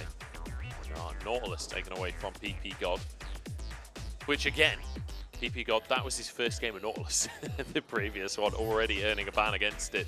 But like you say, it's not really been what he's been leaning towards. I'm surprised at the lack of Annie we've been seeing today. Not even been banned across the course of today, but especially in that support role can be really valuable. That's why, like we said, I feel like teams have such different priorities when it comes to drafts in terms of like what we've been seeing. Today has definitely been one of the more stock and standard of what you can expect. And now for OMG, I like the Camille takeaway because you would expect them to want to go towards top here. If they, I was going to say, the style doesn't make sense to me. If they want to go for a takeaway mid, OMG in my mind would definitely be angling for the RE. We've seen the combo up with a Vi so many times before. They banned it out in game 1, so I do like that they end up taking it away here. Yeah, so Ari in the hands of Fofo. Lots of skirmishing ability between Chiche and Fofo this time around. PP God looking to go with the Thresh to keep the Aphelios alive. It's a classic and it certainly works. Bit of setup for the rest of the team there as well. A lot of follow-up for Aki. If you do connect the Vi combo, looks like it will be Cream taking his Silas. So they're just going to want to go again with Comfort, with stock and standard, even if it's something that we haven't really been seeing come out as much with the hard time that it can really have into a lot of lanes. And now for EDG, where they want to go with top, I mean, Camille was going to be my guess before OMG did take it away. If they wanted to, ooh, oh please. I don't even want to talk about other options. I would just love for this to come out. Allah's been someone who has been willing to pull out some less than standard things before. Hell, he's played the Mordekaiser this split. Like, this man, very comfortable on the AP champions. And we get it, Munch. We get the Vlad coming out for Allah. So matching kind of teamfight power with teamfight power in that pick. Now having the Zeri and Vlad that you have to worry about. On the opposite side, though, OMG, like we said, they have the cannon. They have the Silas who's going to be able to steal away things like the Wukong ulti. So it really feels like this time around we should be having way more explosive team fights than in game 1. Yeah, Ala taking that Vladimir up towards the top lane. AP carries on either side. Scaling AD carries, like you say, could be a lot of scrapping in that top side. A lot of scaling on both sides of the board though, right? We have very powerful late game carries on either side. But what that means when you have scaling on both sides like this, it does mean you can still go toe-to-toe in the early game because nobody's got that ridiculous early game strength. No, but I don't know how much we'll see, especially in top side. Vlad, typically a champion who, right, you're kind of just farming, waiting for those levels to come online, wanting to get your 5 points in queue. You really have a ton of strength there. The point is, for EDG, having some strength and some pressure around mid-jungle, especially when Spirit Rush comes online. For OMG, I feel like maybe stronger, like, ult and one-item power spikes with the cannon available, especially playing towards that top side. If PP God can unlock himself and get involved in some of these picks, then OMG might be able to bring it back, bring us to a game 3, and again, try and angle for their guarantee into playoffs and even further buys. So they're tied with so many teams right now at 8-5. Certainly are. OMG desperate for this one, because not only to get themselves guaranteed playoffs, but also, like, imagine if you could be the team that upsets EDG right before playoffs. Imagine having that under your belt. The confidence OMG would be going into playoffs with if they were able to find a win here today. Exciting compositions on either side here. And OMG is the underdog coming up against EDG, now 1-0. EDG is the favorite with teamfight composition. Kind of surprised to see the Ignite coming out from Allah. Ghost has become something that is very standard, right? Being able to play out through those team fights, trying to run down the back line, stay on top of the enemy AD carry. But Ignite showing he needs to find lane presence, or if he gets shut down, if he gets killed, if OMG allocates some resources towards top, I mean, you're not going to have those TPs to be able to get back to lane. So you could just end up losing out a tremendous amount in the CS department. Yeah, I have to wonder if this is something Allah has been cooking up for this game, right? Because, you know, the Ignite Ghost bringing out Vladimir in the first place. It's not exactly a champion we're seeing all over the world or anything. It's a rare pick.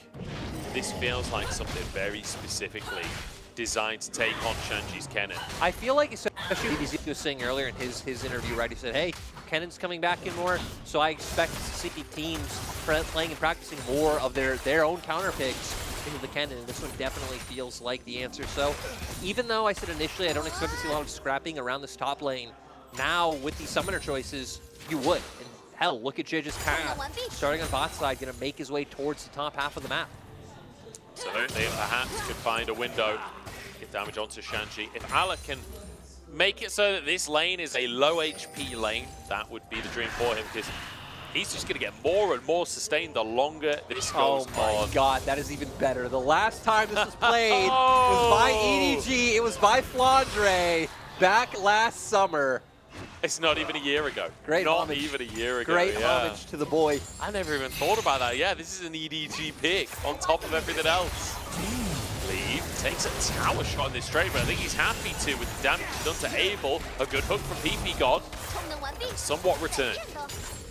Yeah, trade relatively even across the board. No potions left on either AD carry. Abel also opted into the call. So, again, trying to get that stacked up, trying to get more gold going and hit those item spikes faster. Good things like that hit on can really just be such a, I'd say like momentum boost. Because even outside of team fights and like the ways you hit on it last game, it just gives you also more all-in potential in lane. Like you connect hook, maybe you're a little bit behind. Gale Force, Timberland Vigil helps you dodge out on ganks. So I like what Abel's going for here. Scream. On. Ooh, mid lane. Yeah, struggling just to clear those waves. We talked about JJ pathing up towards this top side. Shanji the targets. Just hit level 4. And now using that lightning rush for harass. Surely that's the green light from JJ, but Shanji backs away. Spots him on the ward. And all of that time wasted for JJ. He will be able to get a Scuttlecraft that Crooks and his chickens still up. Nearly called them chapters. Halfway between chickens and raptors. But like pages in a book, he's just going to flick through them. We'll move on. And, you know, I love that we're at like the Paige and Ala story where I think back to like end of 2019, beginning of 2020, where I was super hyped. He was called Natural back at the time. And I remember me and Asheen rating him super highly going into 2020 spring. And then it just didn't work. And me and you actually got to cast the game of the Natural Aatrox, where you can see he just mentally gave up on the game, got subbed out after that. We hadn't seen him for a while. And then since then, it has been up and down. And now seeing on EDG him be able to maintain the highs, be able to pull out things like the Vlad. Yeah. It's been quite a tremendous journey for him with his tenure as an LPL player so far.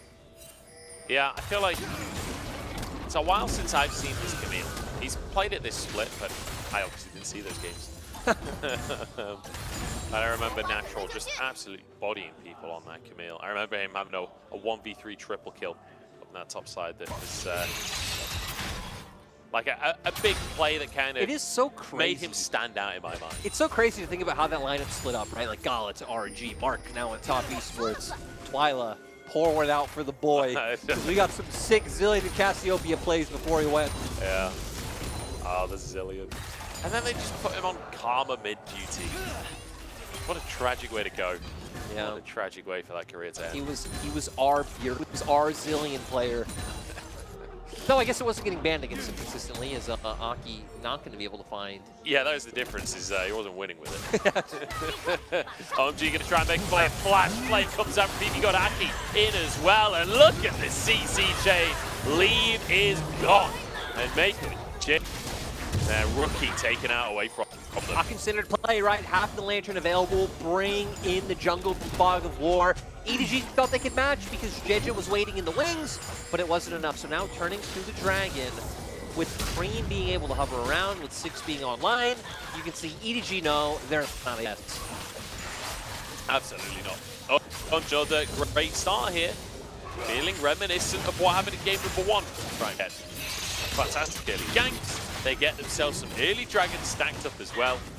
And we'll see if they can the game look a little bit better. Ala going for this one. The Hema plate comes on in. Ghost is enough for him to catch up here. One more Q!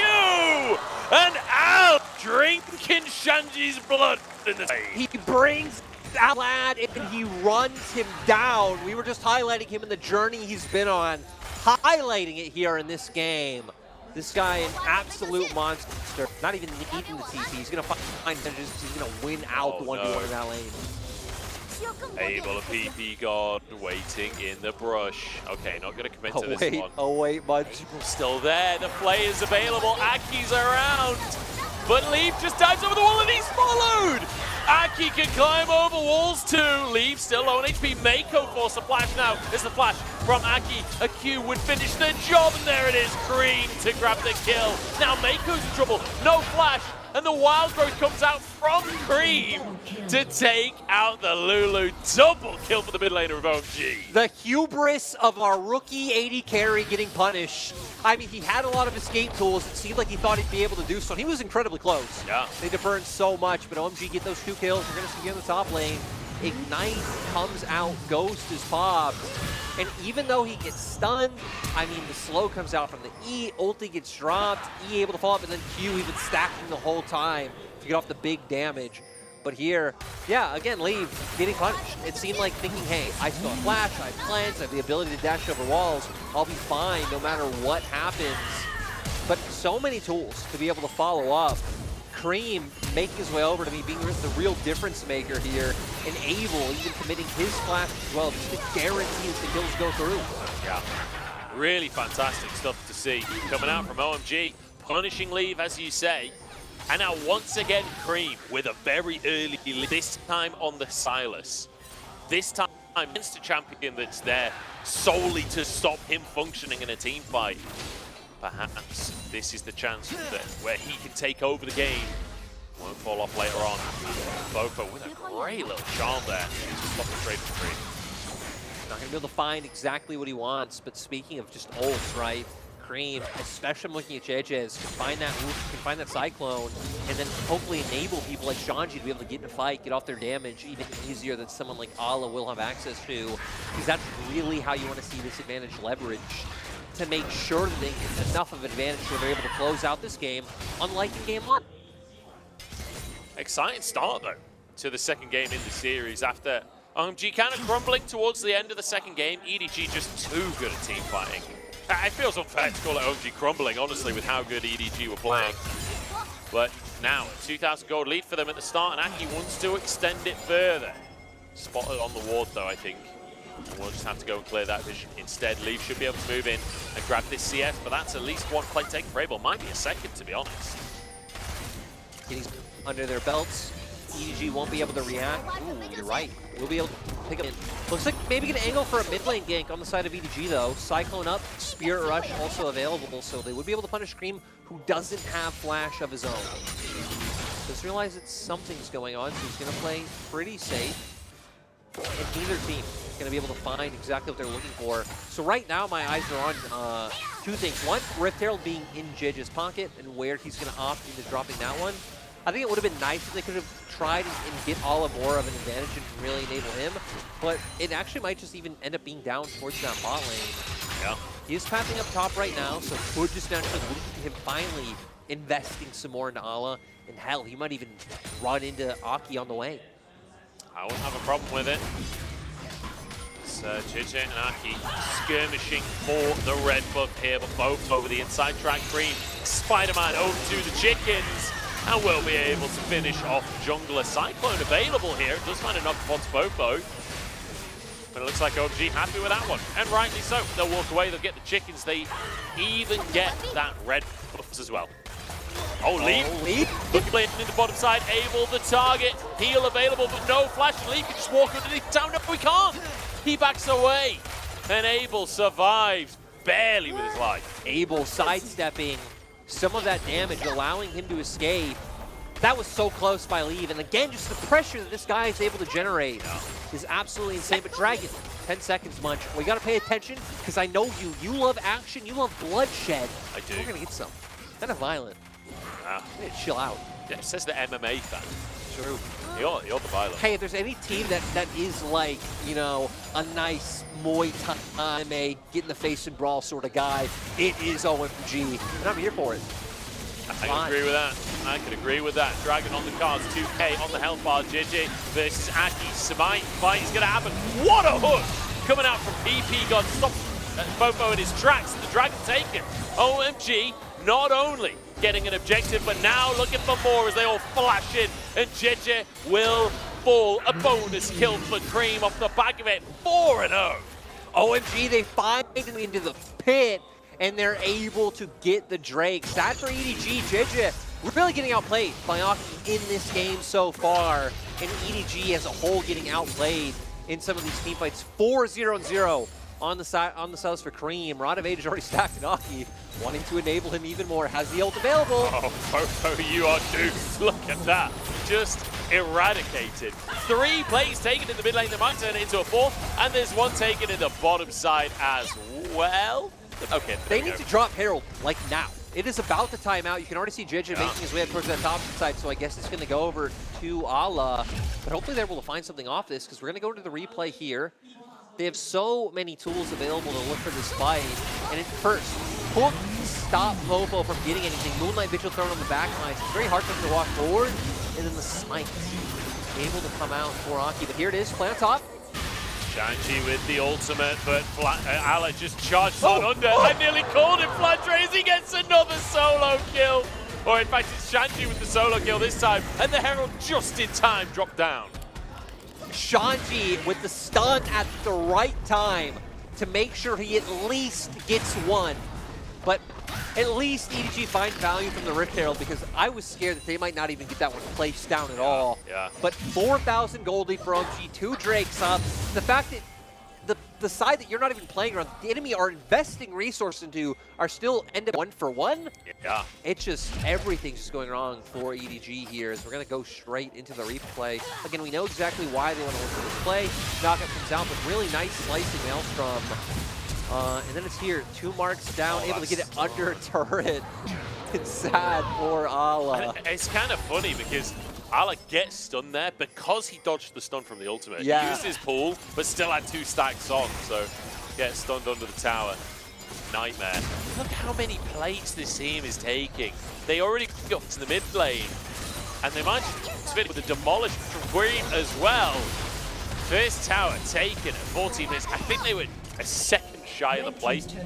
Robbed 200 gold there. Ala pulling very early. That costs a lot of HP, and immediately will just get chain CC'd. The rocket belt there to finish the job from Shanji. I think a lot of happy people out there, Munch, because I know OMG, they're like the LPL connoisseurs team. Yeah, if you're someone who watches definitely. LPL and you have a favorite team, I know OMG is on that list. They, again, a great early game in Game 1. We're able to take it to EDG. This game, they not only have a great early game, but they are branding it so well. We're on the map. Like, I was just about to ask for player gold. We get it. Literally all ahead. Leave. Actually pretty close to Able, only 200 behind. But Cream, so far ahead. Cream's almost 3K gold up on Fofo. It just, you'll get top side as well. Turrets down. 25, you see there. 40 CS lead in jungle. Yeah. Am I going to curse it? Do I say, how do you lose this one? Does that ruin it? Say it. Say it, How do you lose this one? I don't know. I don't know. Larry. I don't think you can lose this one. I don't think anyone could lose this game. It's doomed. It's doomed. 6,000, almost 7,000 gold lead. My goodness, in 15 minutes. Yeah. What an early game from OMG. Regardless of who wins this series, you got to say OMG's early game is fantastic. It feels like no matter what's going on. That damage out from Shanji. Again, remember the that magic pen from the He's only got 1 eye. I didn't expect that. I guess it's 3 levels up. It's only an enemy carry, but only the source boosts online. But still, I mean, he's had things like the Oblivion Orb quite early as well, since he's winning against Glad and now the Rocket Belt. I'm curious how much gold he's sitting on and like what he'll be able to get in his next pack. But EDG now trying to play around this top side. It was something we speculated early on in the game, considering that Ala did tonight. And now maybe going to finally start giving to him. No flash there, but EV got here. yeah, Shanji has the ultimate available. It's scary, and the Vladimir gone. Ala just removed from the equation. In the meantime, is taken out as Abel flies over the wall alongside Aki. It's all going from bad to worse for EDG. 3 people dead across the map. Feels like everywhere you look, they're falling apart. And you know when the Observer's having to pan to different fights on the map, it will be OMG favored. Herald dropping, that's just tier 2 down. Dragons up, it would put OMG on soul point. It's an Infernal Drake, so they're going to be enjoying those stats. And Munch, it's 17 minutes into the game. It's about a it's a 9K gold lead. This can't even be cursed. It is literally just a matter of when for EDG. This is to the point where if OMG were able to find themselves a solid 5v5 in the next minute or so, they could fight the fastest game in the split. I think we're on like 19 minutes, 6 seconds or something along those lines for the replit. I don't think EDG will fight them for them to get that, but I'll let you talk and we can just find out. But I think that they've got the lead, and I think they've got the position to make it possible, where if they could get a solid fight where no one was left to defend, they could just barrel through that mid lane. So they would need to win in about a minute. Shortest game of the split is 18 minutes, 40 seconds, JDG versus FPX. JDG, yeah, that's what JDG do, right? No chill. We're gonna see here, though. I mean, the damage is just absurd coming out from this Slicing Maelstrom. I don't even believe his Q ended up hitting. I think killed him, like, as projectile was going out before it came through. I think it was Rocket Belt that killed him. In the meantime, Cream caught on the top side, turns golden. Will get the Kingslayer to survive a little bit longer, survive a lot longer. Lead does take down in the end. Look at the bot lane, though. 5-man play for that. Yeah, Kennen able to push his bot lane turret. OMG getting control of mid in the meantime. Sure, EDG find a kill. Like, when you're this far behind, it is always a we take those situation. Much no matter what happens. We take those for EDG, even steal away some jungle camps at least, but we'll lose out on the turret on the opposite side as well. And I mean, as EDG, right, it's about getting some defensive vision line set up. It's making plays like you just saw. You really need to overload the map on one side and accept that you're going to lose more. Because anywhere you match, you just lose as EDG at this point in time, unless OMG make a mistake. So at least if you overload, play somewhere else, you're finding some gold, you're finding some kills, you're not just bleeding out everywhere. Well, they'll certainly be bleeding out in the top lane regardless. It's the nature of playing Vladimir. EDG. Scream the target once again. Aki getting a bit of CC down. The Wild Growth is there. JJ's the one to fall. And that's a gold difference if ever you've seen it annihilated. And now they're trying to chase up Mako and Mofo as well. Shanji has his ultimate available. And he's denied the exit for Mofo. He doesn't even need his ultimate. Just 2 shots to him anyway. There's another kill for Cream on the top side. This is just monstrous from OMG. Aki having a great game. PP got something we talked about extensively in Game 1, the new member come for OMG. Really being a standout, making all the difference in the experience that he's been able to work. Hell, he was even hyped up back in the LPL when he was under plus organization for what he's able to do. So it's great to see PP God able to keep that up. He's a part of the greatest League of Legends roster of all time, which is 2020 Summer V5. They got absolutely swindled out of Worlds, which is tragic. But you know what? We're gonna see here. Engage comes through. Aki. What? How the hell? Yeah, I don't even know what keeps him alive there. We see the damage able to fall up on JJ once the other members are able to follow through, and then locking down Lean, who is trying to follow forward and be able to make sure that the fight goes in their favor, just not able to do so. Is that like a Mikhail's blessing from Egon? I'm trying to figure out where that heal came from, because it wasn't Abel. Abel wasn't in range. Does also have the stacked eye heal in him strong item.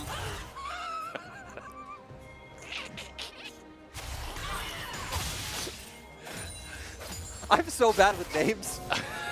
When I do play-by-play and I don't remember like ability names, I just gave up. I tragically gave up.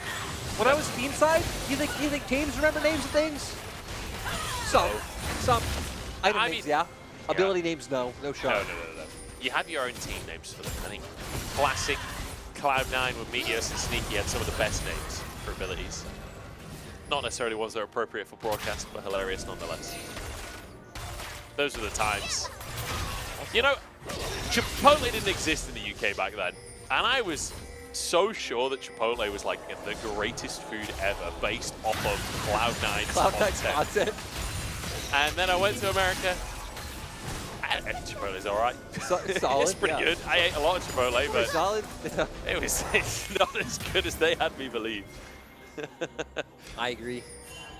Solid food, not anything special, unlike OMG in this game, who have been immaculate. Safe. OMG is nothing special.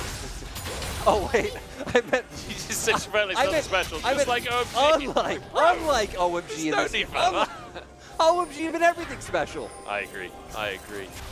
We're gonna Superbly see special. Aki already going so far forward. Charm. Yeah, they're just going for this one. Fofo, the target is Cream, jumps on board as well. Fofo surviving, trying to turn it around onto Cream himself. The Lightning Clash comes out. Shanji here, though. The Slicing Maelstrom available. They're going to just jump on straight in, and the health bar's torn asunder. Leave the next to go down, but he still survived for the time being. A bit of lifesteal might turn this all around. Abel's still going, though. We've not even looked at the Aphelios yet. Double kill for him. And a Dragon take for OMG. Assault for OMG. Infernal Soul gonna be online. These guys are Barons there if they want to take that. Transition it into some pushing power. Start breaking open the base. And then you'll have a very easy time being able to finish this one off. Fantastic stuff from OMG and EDG. I mean, you can't criticize them for taking the fight. It's got to the point in the game where you really do just need to find some kind of miracle. Gonna see here. I mean, they go in, they try to actually lock Aki down. They're not able to do so. Just pretty much set up for the engage to be able to come out. Cream getting forced out early on, and EDG are trying to run them down. They do a pretty nice job, but once cooldowns come back up for Aki, they're able to find the re-engage. EDG kind of getting baited into this fight being their last hope, so I understand why they committed so heavily to being able to find it. But then you're funneled in, the Slicing Maelstrom comes out, and we can see Abel continues to run them down. Yeah, great little cue there with the caliber at the end of it. And that puts us in a 14,000 if I can count properly for OMG.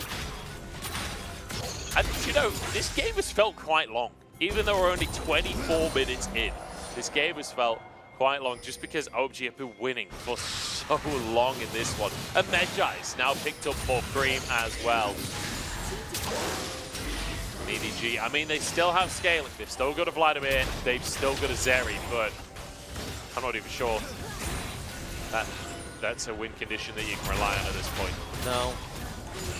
Now, though, it's going to be about, again, when and how OMG decide to end this one. Funneling in. I mean, maybe you'll find forcing a fight anytime they want. They can really just engage on anybody. You can see Cream with the Spirit Rush. Playing up front, playing close to personal, waiting for his opportunity to be able to jump on either Fofo, Leave, or Mako if they even slightly overstep. Yeah. And it feels so good for OMG to watch them taking this. They're actually going to go for all three inhibs here. They're going to go the distance. They're going to enjoy every second they can of dismantling EDG. This is not a team that anyone was expecting them to beat, and yet they've looked absolutely fantastic today. And it'll push us to 3 games. Yeah, again, going to stay in contention for being able to lock playoffs today with a win. JJ, feeling pressured? Cyclone comes in, he's already half HP here. Cream just survives everything. Abel was down though, but is it enough? Oh, the hook onto Leave. It's more of the same as in goes Shanji and slices them apart.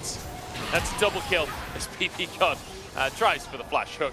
It's slightly wide of the mark, but it won't matter. The Super's starting to stream in towards the base now as the third inhib will fall. And OMG, in 26 minutes, will take down your first place team EDG. They'll push us to 3 games, and they will show everyone that this is a team that are looking terrifying when it comes to playoffs. Looking great. Both early games on point. This time around, able to transition the lead 22-5. They just 22-5. EDG. Yeah. First place team in the league. Made it look like child's play. Great. I mean, it's even harder to just highlight one member. It really was like a team effort. So many good ones from DB God. Cream played well. Aki's engages, like across the board. Also, Ashin did confirm it was OP Healy item that did keep Vi alive. Which Radiant Virtue. Yeah, there we go. You know, that was the sauce. But every team, even team fights like that, which were on a knife's edge, still able to make it out, still able to find the kills. And you asked for 3 games. 3 games have been delivered. We got our 3 games, and excitingly so as well, because I feel like OMG deserve 3 games. Yeah. Whether I feel like they deserve 3 games or not, they have made sure that they're having 3 games for that second one. And I feel like now, 2 games in a row, OMG take themselves a lead. The first game, EDG wrestle it back. The second game, OMG don't even give them a look in this one. I am excited for game number 3. I'm at a point where I can believe OMG take the series. I can believe that this early game is good enough that maybe EDG falls. Imagine if this is the way that OMG secure themselves playoffs, is taking down EDG.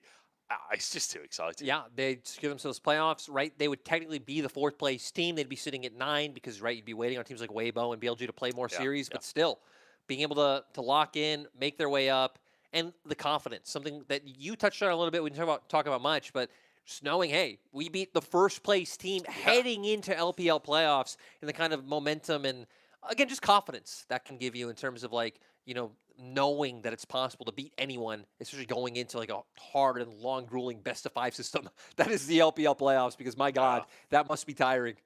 Yeah, it must be exhausting. The fact that the best-of-5 start real early, and they keep on going. Like, if you're in the first couple of rounds of playoffs, winning LPL is a long I mean, I remember when WE and LNG made those like runs that they played more games in the playoff bracket than LEC or LCS teams, I think, played in the whole split. Yeah, in the whole split. It was split. absolutely ridiculous.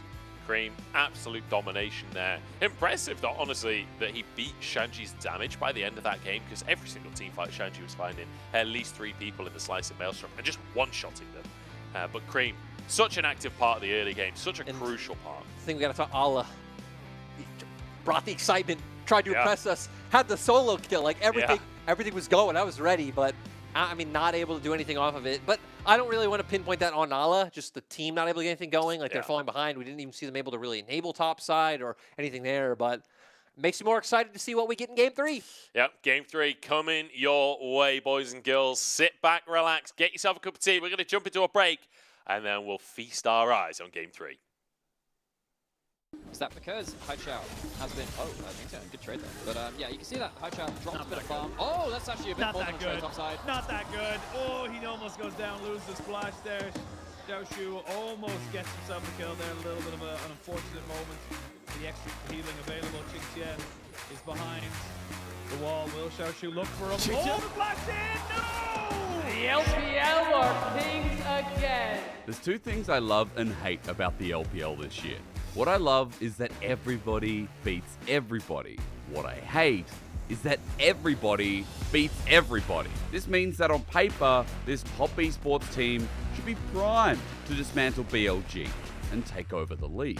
It's Rookie, it's Jackie Love, and it's an easy prediction. But in reality, well, we'll just have to find out. Good boy, levels down. Oh, Xiaoshu, you don't know. You don't know!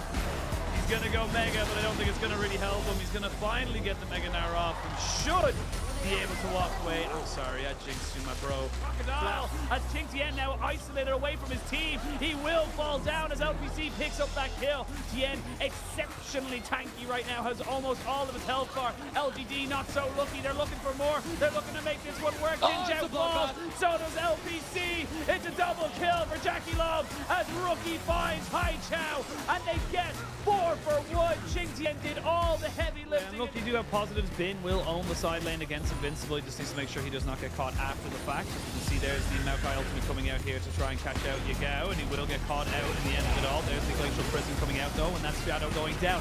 Joe was tanking turret for some reason, and now you can see the 280 carries we talked about having so much. Dream, one more auto attack, and all of a sudden the money's turning green. The numbers are going up for BLG. They knew they hadn't got any kind of real engage, so Photic's in a lot of trouble. He's going to have to be forced to flash away, and there's going to be one more auto attack. He finally gets him over with the dredge line, gets from the depths as well, and they're taking them down. Attack speed.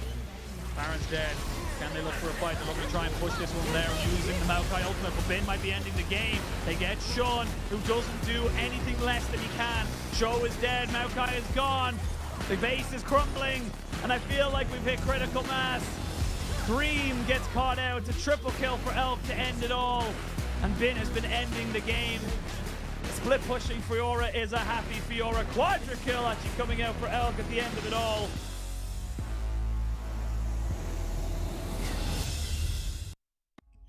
I think I sleep till it's over. I think I sleep till it's over. I think I sleep till it's over. Broken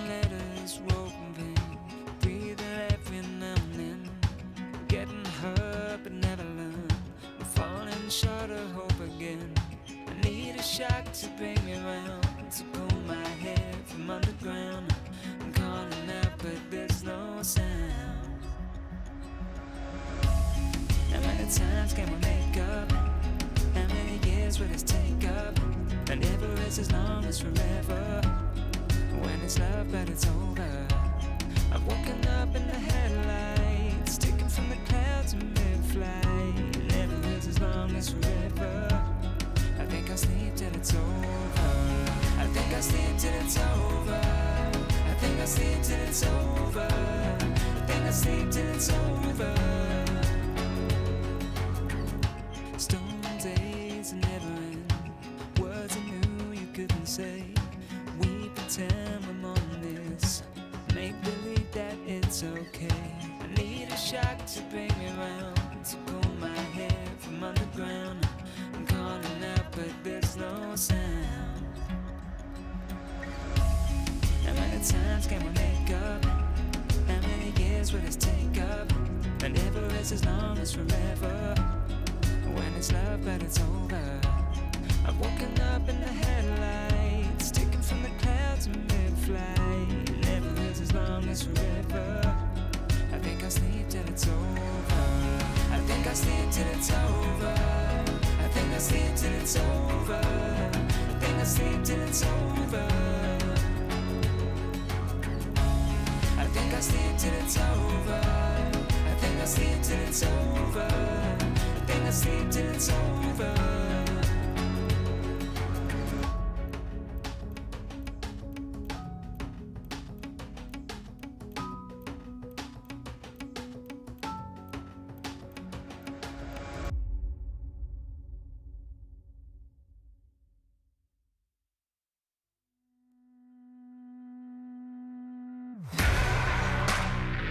Oh, won't you break me out?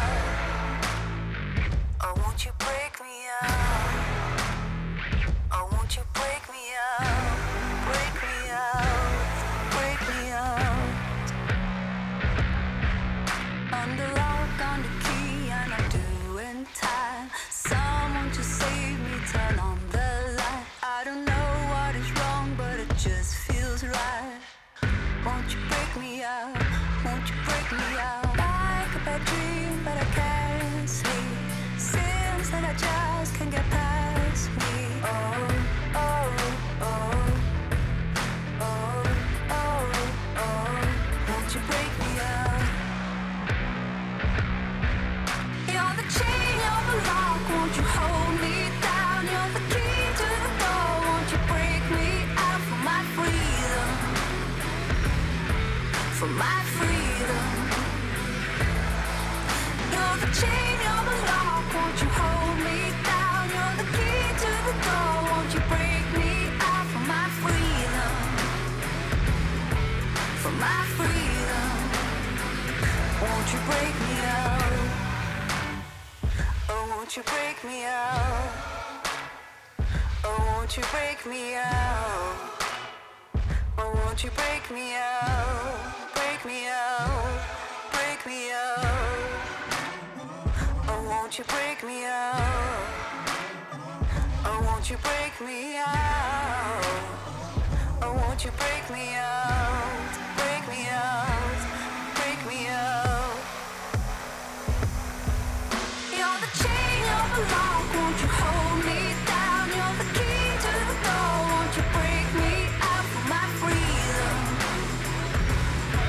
For my freedom.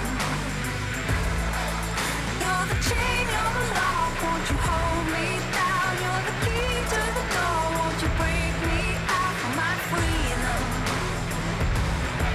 For my freedom. Oh, won't you break me out?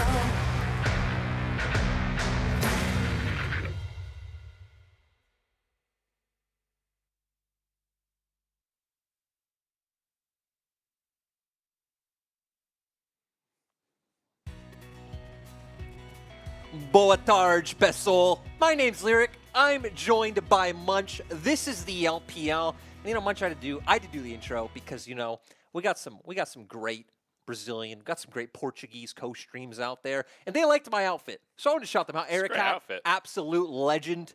They're big fans of hashtag Big Jumper Day. And one thing I know about them, all Brazilian fans, big fans of OMG, because OMG absolutely stomped that game. Aki picking up the MVP, which I think is not that surprising. He looked great on the Vi pick coming in. And yeah, one of the people to really just highlight and define how OMG have played the game since they've had this core together.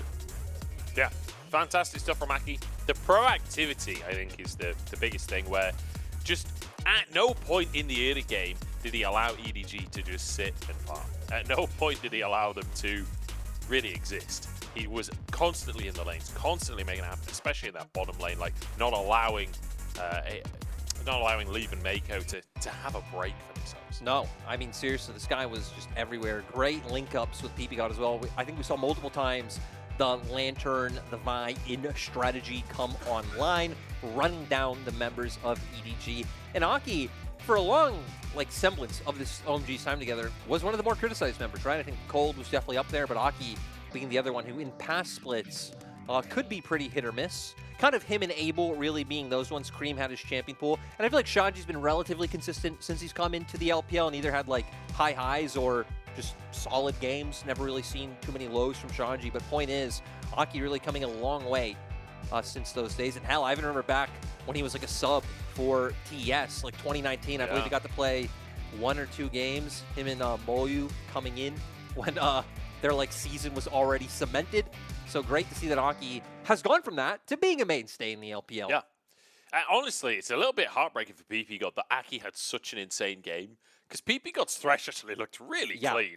The hooks that were landed, the flash plays to set up all the ganks in the bottom side, every team fight, it felt like he'd be finding a specific angle on a hook to catch someone off guard.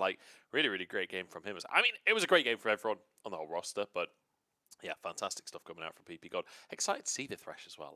I really hope that we enter a meta now where Thresh is picked regularly. I think he's such a fun champion to play, and I think the skill expression there is just so incredible. Yeah, I'd love to see more Thresh. I'd love to see, again, EDG are locked in. I'm going to be real. I feel like EDG are locking in top 2 no matter what. So I'd love to see OMG cement themselves here. This might be our last cast in the Casa de Caster. At least will be for spring because I go home soon. But, if we can get a special game off that, some special picks, an OMG celebration. Are we supposed to be biased? No, but can we be biased? Let's go. Who's going to stop us? Yeah. I've been waiting for the threads to be like, this lyric guy's so biased.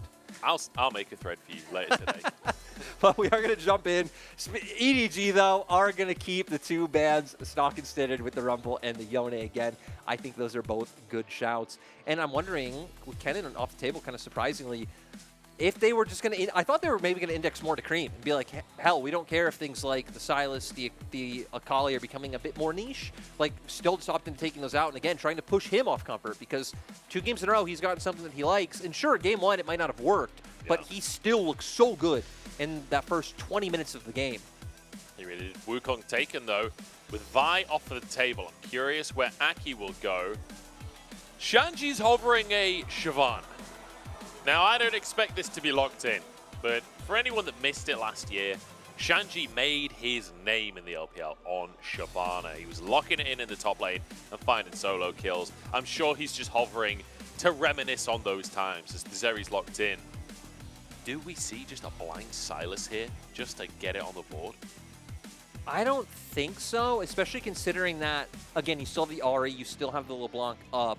So 3 potential options for Cream there in the mid lane, so they will just go with the outright takeaway of this bot lane, which, again, Abel's played. I mean, Abel's been pretty much everything this split that can be played down there in the bot lane, but they haven't been one of the bot lanes that lean too heavily on this, like some other bot lanes we've seen, EDG especially, right, Leave, it's the most played by far. So maybe going to go with the opposite end and get the Aphelios. We've seen some hook champions come out. Some other things that you hit on is we've noticeably not seen a lot of anti-priority in this series. That's something that you can always have on your mind. Though I think it's stronger for teams that do flex it, and EDG have not been a team that have really been willing to flex that one in, but we still might get it. It's a powerful pick, and like you say, just because they haven't flexed it doesn't mean they can't flex it, right? I can certainly imagine Fofo happy to play this. He played the Gragas previously, both enabling mid laners that can bring damage to the table as well. And there it is, Annie, locked in and instantly answered by Cream Zakali. going to come through. I want to see if Fofo's willing to pilot this, having things like the shield, having very easy ways to get CC off and potentially keep that Akali down can always be an answer. But again, it is something that's also very commonly paired with the Aphelios in that 2v2. I feel like it just brings so much burst. The range that Annie has, I feel like kind of makes up for some of the range that can't be there from Aphelios once the Calibrum is off the table. And now for OMG, going to start targeting towards the top lane for these round twos. We've usually seen EDG put bans into mid lane here, but with those out, you'd expect it to just to be jungle. Vi and Wukong already taken off, so not even too many strong meta options available. Yeah. Aki has been one of the people who has kind of brought in things like the Jarvan, brought in things like the Xin Zhao, which Jarvan we've seen a bit of. Xin Zhao really has not been even niche whatsoever. But you always got to be on your toes for those things to come out with Aki on the Rift. I mean, Jarvan would certainly tick a lot of boxes, wouldn't it? Being able to be proactive in the way that Aki wants to be. But also, I've seen rumblings on Twitter that Jarvan might be kind of underrated right now. Quite a strong pick, apparently, statistically speaking, at least. The Grag is taken off the board here. And yeah, Jarvan we're talking about, taken off of the board. I guess even having the immobility of the Aphelios, and if you expect the Annie to go down towards that bot lane, that something like a Thresh theoretically wouldn't come out to help him in that avenue. So now for OMG, going to be looking towards top, funnily enough. I guess with the amount of bans that have been invested, maybe just wanting to get the safest blind pick, I think it come through, which surprises me because you still have Kasante, you still have Sion, you still have so many different options on the table, but wanting to make sure that they have a semblance of pressure in top lane. We'll see what they're going to go for up towards the top side here. Shanji has been the Kasante aficionado of the league, whereas Ala has only played it twice so far this year. The Sion much more within his wheelhouse. It looks like EDG are just going to go for a safe top side here, play towards that Aphelios, but in fact actually look at the Victor first. We were highlighting Cream, usually defaulting to the Victor, not something Fofo's done too much, but Fofo also just way more competent on control mages and fits his style more. We hit on earlier, especially if you remember his tenure on RA, it was really built on like pick scaling mage, play for late game team fight, and really be the one who had to carry the games. He hit something ridiculous, like 36% of his team's damage that split, like as his average. It was absolutely nuts. So just gonna go pretty straightforward, front to back, 5v5 team fights, tons of DPS able to come out. And now for OMG, where do they want to go with jungle? I mean, the Jarvan was something we were speculating being taken off the table. Maokai, I guess, being the other big thing left up. But again, we've really seen this kind of fall to the wayside in recent weeks in the LPL. Yeah, I'm a huge fan of the Poppy jungle at the minute, but against this composition, would not work. So the Annie does end up going into that support role with Fofo taking the Victor mid. And we have our two compositions lined up very different to a lot of the stuff we've seen today with this Victor coming in the mid lane. The Annie, this is the first time we see it this series from either team. And then that Maokai as well, like you say, not really been a highlight over the last few days in the LPL, but Aki bringing it back to the table. EDG really wants stability this game, right? I mean, you're going to love front to backs. You have a huge front line that they really can't break past. Like, sure, you have Zeri, but you just have so many like ways of dissuading them to engage, and you have such long-range damage coming through with the Victor. I feel it's going to do a great job of burning down things like the Maokai and Renekton on the opposite side. So for OMG, we want to see proactivity, especially happen around this mid lane, because later on, you're heavily going to rely on flanks to have to be what saves you at the end of the day. So Cream, and then, you know, the Maokai and the Renekton and top side, hopefully finding pressure and allowing you start either fighting invades on the JJ, getting vision set down, and allowing this Akali to pop off. Yeah, a lot of damage available in this top side from OMG. A lot of presence, but they need to use it because I don't think there's even a conversation in this game. They will be outscaled. Like this Victor, Aphelios, Sion, you've got a lot of scaling in every single lane for EDG. They want as quiet of an early game as possible. That said, maybe some shenanigans could occur down in the bottom side. We do have an Annie for Mako. There's always room for playmaking there. Yeah, I think especially at that level 6 mark, right? I mean, Tibbers, Moonlight Vigil, Wukong following up. That will be the lane that I'm looking at to receive some pressure from EDG, which is great if it's thematically with how EDG have worked around their identity over these past, I don't even say past few years, literally since their inception in the LPL. Yeah. The only split I feel like we saw them play heavily around topside was, I can't remember if it was spring or summer, but 2020 when Xiaosheng came in, and they're putting a lot towards topside, which, to be fair, 2020 is also the only split I think it was 2020 summer, EDG didn't even make playoffs. Yeah. So kind of makes sense. So they're never doing that again. Kind of makes sense why that hasn't been their recipe for success ever since. Yeah. And even before. We don't talk about that split. We don't talk about I think that RNG split. didn't make it. That's Yeah, no, yeah, I remember it was 2020 spring because me and Rob talked about it in our flat how we'd joined the LPL and we'd seen RNG and EDG all of these years, and we got to LPL and they sucked. Like it was not the legendary teams that we had been promised. I mean, the fact that EDG have been able to rebuild and bring it back is crazy. Like, yeah, didn't matter if there was 2 dry years because 2019 also wasn't a great year for EDG even if they were making it to playoffs, but then coming back strong 2021, 2022, and now 2023 sitting at the top of the table. For RNG as well, who feel like they're on the up and up with this roster. Absolutely clowning on Ultra Prime the other day. As Shanji is loving this trade right now. Just hitting away. But answered back by Ala. She's done a very good job to keep that even. Yeah, doing a nice job finding the trade back. Shanji going with the extended trade, having that Conqueror stacking up the whole time, to where Ala going with the Grass, which typically is more about those short trades, able to come on through, but having that Q, being able to equalize is what's allowing Ala to do fine in this matchup. And let's remember that Ala, earlier in the series, was playing the Jax with the Silent. The Silent was absolutely doing work. So the same potential is definitely here, but we don't know how OMG want to get things going early in topside, and they're already looking for it. Again, cheeky with it. Shanji has the stun available, you'd assume. Aki in the wings as Ala getting aggressive. And here we go, Twisted advance with the flash, the Bramble Smash back into the play and executed. Shanji taking the first kill of the game, and OMG just a perfectly played set piece there. Yeah, 3 camps into top gank, something that, not reinventing the wheel, but you don't need to reinvent the wheel when it works. I'm surprised Ala didn't snuff more out that was potential when Shanji was so low, sitting in front of him. Yeah, I just feel like you could have maybe read into that. That could have been a bait, but not going to happen. TP and Flash having to come out from him so early on. JJ will respond by counter-jungling on the opposite side, so at least EDG finds something, even if not that big in the end. Yeah.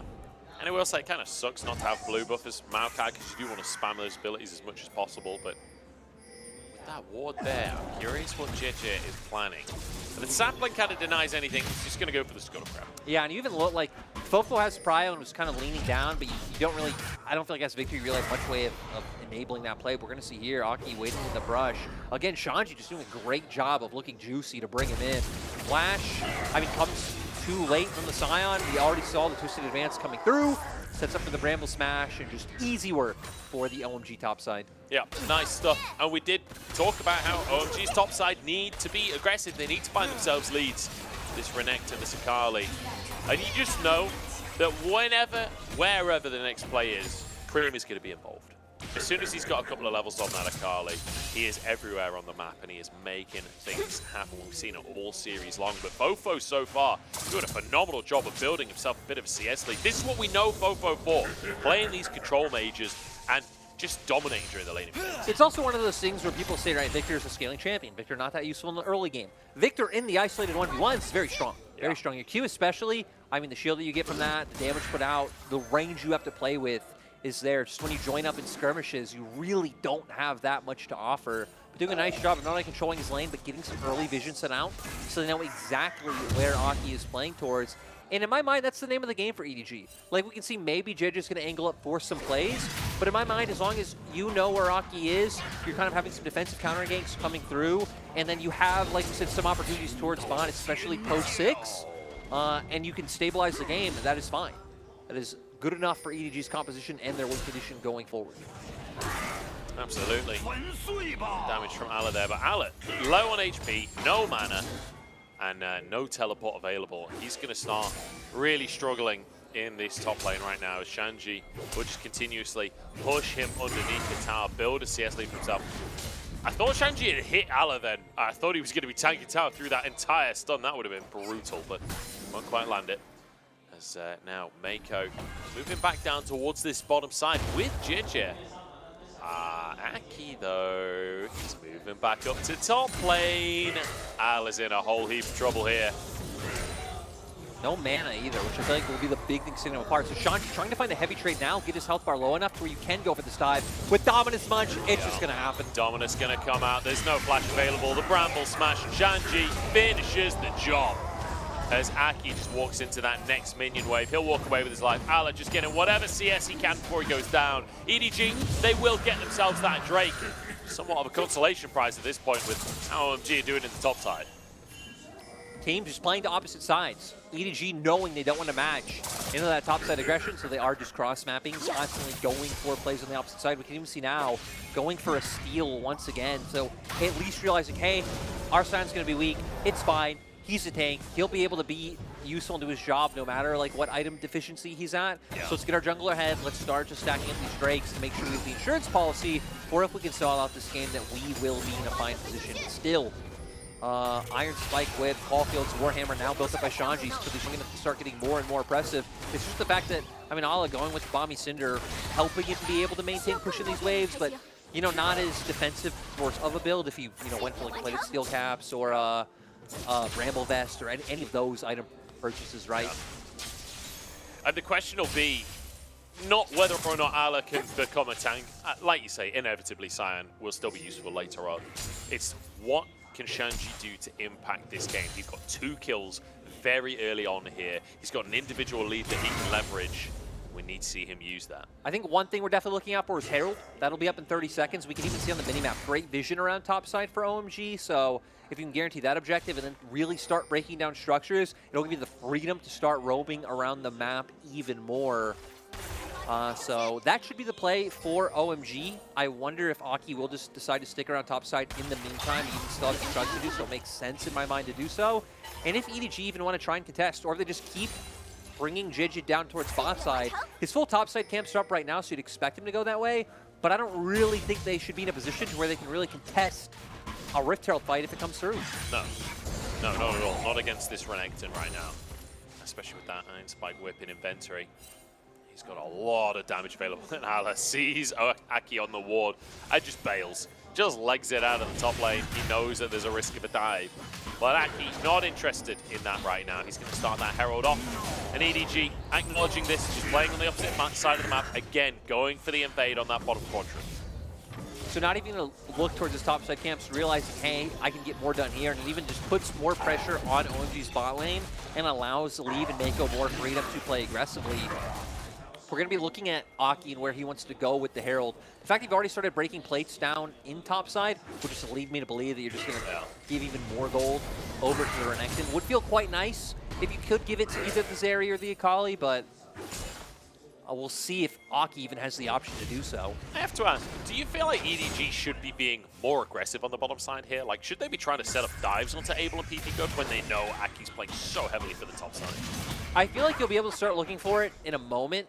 Mako should be just a few experience off of hitting level 6, and then again, I really feel like you're hitting with the full force of your burst, and these plays become even more guaranteed, especially when you have things like the wild growth and the shields that you have to contend with in that bot side.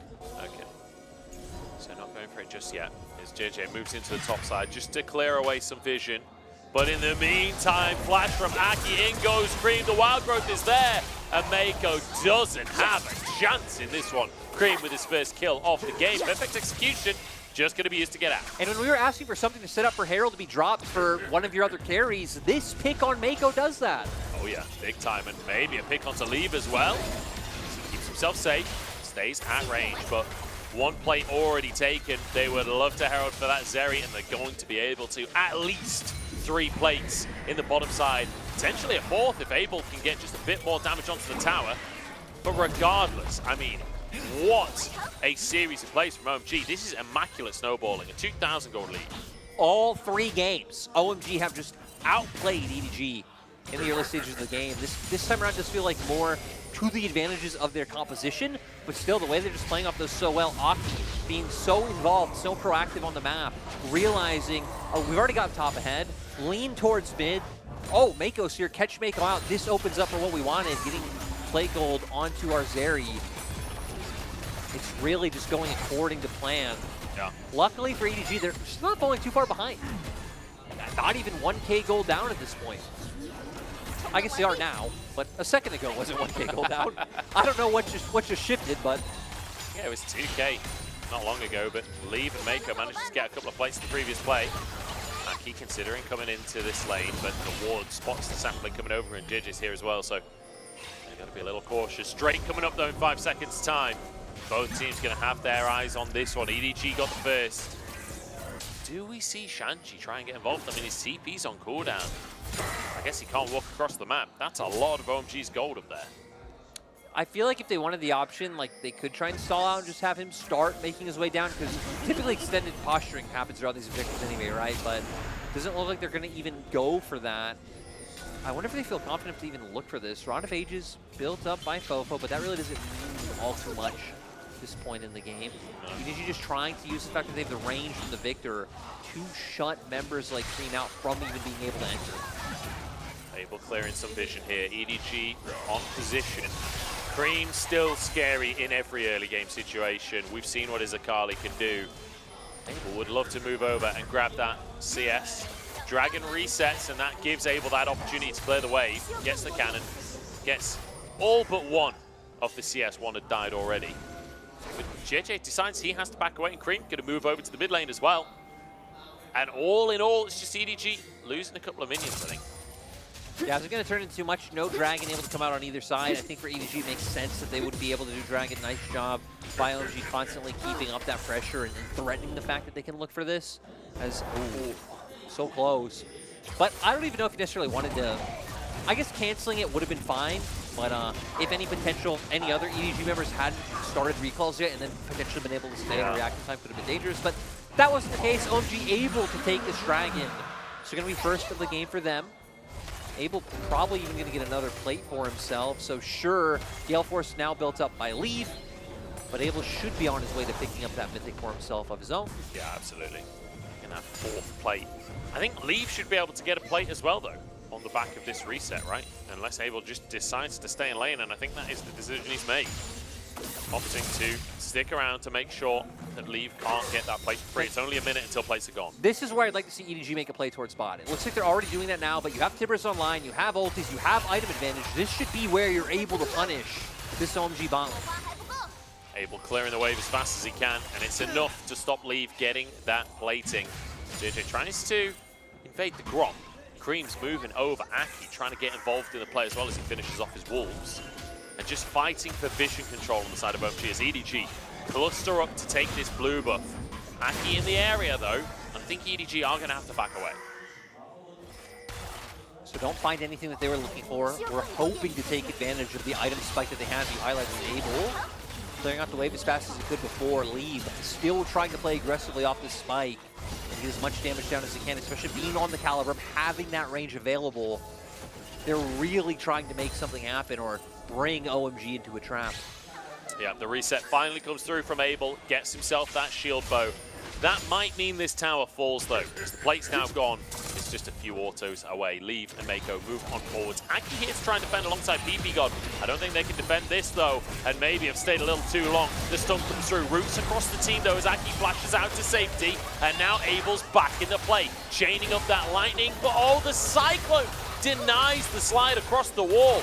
Abel can't get into the play, but Leave has to use his Gale Force just to survive as Tibbers comes out defensively. Cream threatening from the side, but I don't think OMG have found their window. No, not able to get in. We saw there some of what we can expect later on. It's just the lasers being shut out, denying entry from people like Cream. But the fact that Aki didn't go down is huge for the side of OMG, and a lot of it being the fact he's going to tank Maokai, right? Not some of the AP shenanigans that we still do see. The Aftershock being there to help give him some of that tankiness. And now, second Rift Herald on the map. So we know both teams are going to start gravitating towards this top side. This is still where OMG's strength is. We haven't seen it in a while because they haven't been playing around the Renekton, but 40CS up still has the Gore Drinker. Yeah. They would love to be able to get Shanji involved in some action right now. Honestly, I feel like OMG would love for the laning phase to end ASAP so that they can just run around the map and scrap. I feel like that's the way that they're going to win this game, if they win this game. And like I say, Herald, definitely a fight that will favor them if Shanji can get a good position, if he can get into the fray. EDG, though, standard front to back for them, with Leave having the Gale Force, but it's on cooldown for the time being. I don't know if EDG can really fight this. No, but look, we see Ala kind of preventing Shanji from being able to just walk in the top side, which is allowing the potential engage to come out from EDG in mid. Dream trying to threaten from the side there. Back to fighting for mid prior, as with all of these neutral objectives, and this feels tense, this feels tough for both teams. And this feels like OMG are really challenging EDG. They're saying you have to play at your best if you want to take this series, if you want to fight us. 1,500 gold in favor of OMG at the start of this one. EDG, though, happy in their position. They can throw things into gravity field and OMG just start funneling into them. Roots come across and look at Shanji behind enemy lines. He can charge into the fray. Cream threatening from the blue buff area, but they've spread out. Aki dodging the stun from Ala, but he's gone! He's eradicated, and the same for PP God as well. He survives for the time being. Shanji in the middle of everyone needs to be a huge old croc to win this fight. Cream needs to get in there. JJ's clone blocks the shuriken, and they somehow just can't finish off a kill. And for EDG, sadly not going to be able to pick up that Herald that you're able to confirm for yourself either. Still do manage to get one, and look at the mid lane, pushing down this turret right now. So will get something on off the back of this fight, but great by EDG. Yeah. I mean, we've seen OMG the ones setting up ganks, finding early advantages, but now coming together 5 members strong, that's really where they shine.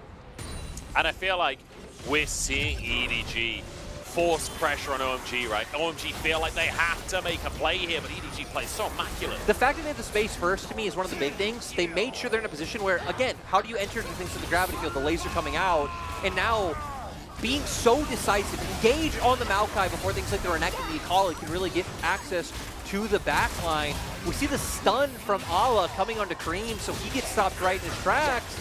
And sure, Shanji gets in, gets some big damage out with that Q, but not able to follow up. So if EDG can get their comp controlling space first, again, lasers in your face. Threat from the Annie stun there. Yeah. The gravity field from Fofo just preventing you from getting in. Drake being burst here by EDG as the roots come across the team. Abel trying to get into the pit as well, but the Dragon resets here. EDG could be in trouble because Cream behind enemy lines could be devastating if he could make things happen. It's going to be a 50-50, but JJ takes it, and now the fight ensues. Cream in the pit trying to get onto the AD carry, but he just can't. It's Fofo with a kill, and Shanji just doesn't have the impact he needs. Abel pushed away. Cream has to try and retreat, but knocked up. Leave can't quite finish the job as PP God chased down and finished off. JJ with a bonk on the head will look for more, spinning around for the triple, and Cream to fall. EDG flipped the game on his head. EDG just doing so well in these 5v5s. They know what they need to do. They showed us in game 1. Great job marking the Akali. Great job, like, prioritizing the right targets where they're using these abilities, and now Waves pushed in mid, taking away enemy jungle camps on bot, really trying to choke out OMG. And look here, Cream trying to force a flank, gets spotted out, but the key thing to me is like Aki needing to go in because he gets engaged on. Abel separated from the team with the Scion, and the Renekton Sanji just so slow to join in. Aki is already dead, and Cream, the gravity field just placed down, so he can't get in the fight. Things like the Chaos Storm are ticking as well, so Cream's damage here was ridiculous. When the damage from the fight like pop up right away, it was, I think, even less than the Maokai. Yeah, he just can't find a way in. No. And as soon as if he does go in, he's just CC'd up and will be taken down. It's a tough one for Cream.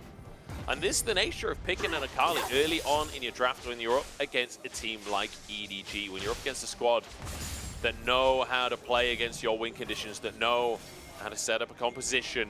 It's going to make your life hard. And, I mean, I love that you pointed out because both Victor and Aphelios love playing against these types of champions that are, like, running into them. Like, sure, Akali's a threat because of the mobility, the flank potential, but things like the Maokai, the Renekton, like, you have to get in range, putting off the free damage. You have the zone control tools there to deal with them. You hit the nail on the head. I feel like EDG really did react so well in terms of how they built out their game plan in this one. It's fantastic stuff. Cream underneath his tower. The gravity field making it so difficult. Perfect execution has to come out. A Gale Force for Leave. This feels good as an AD carry to see the assassination go the other way. OMG going to try and respond in the mid lane.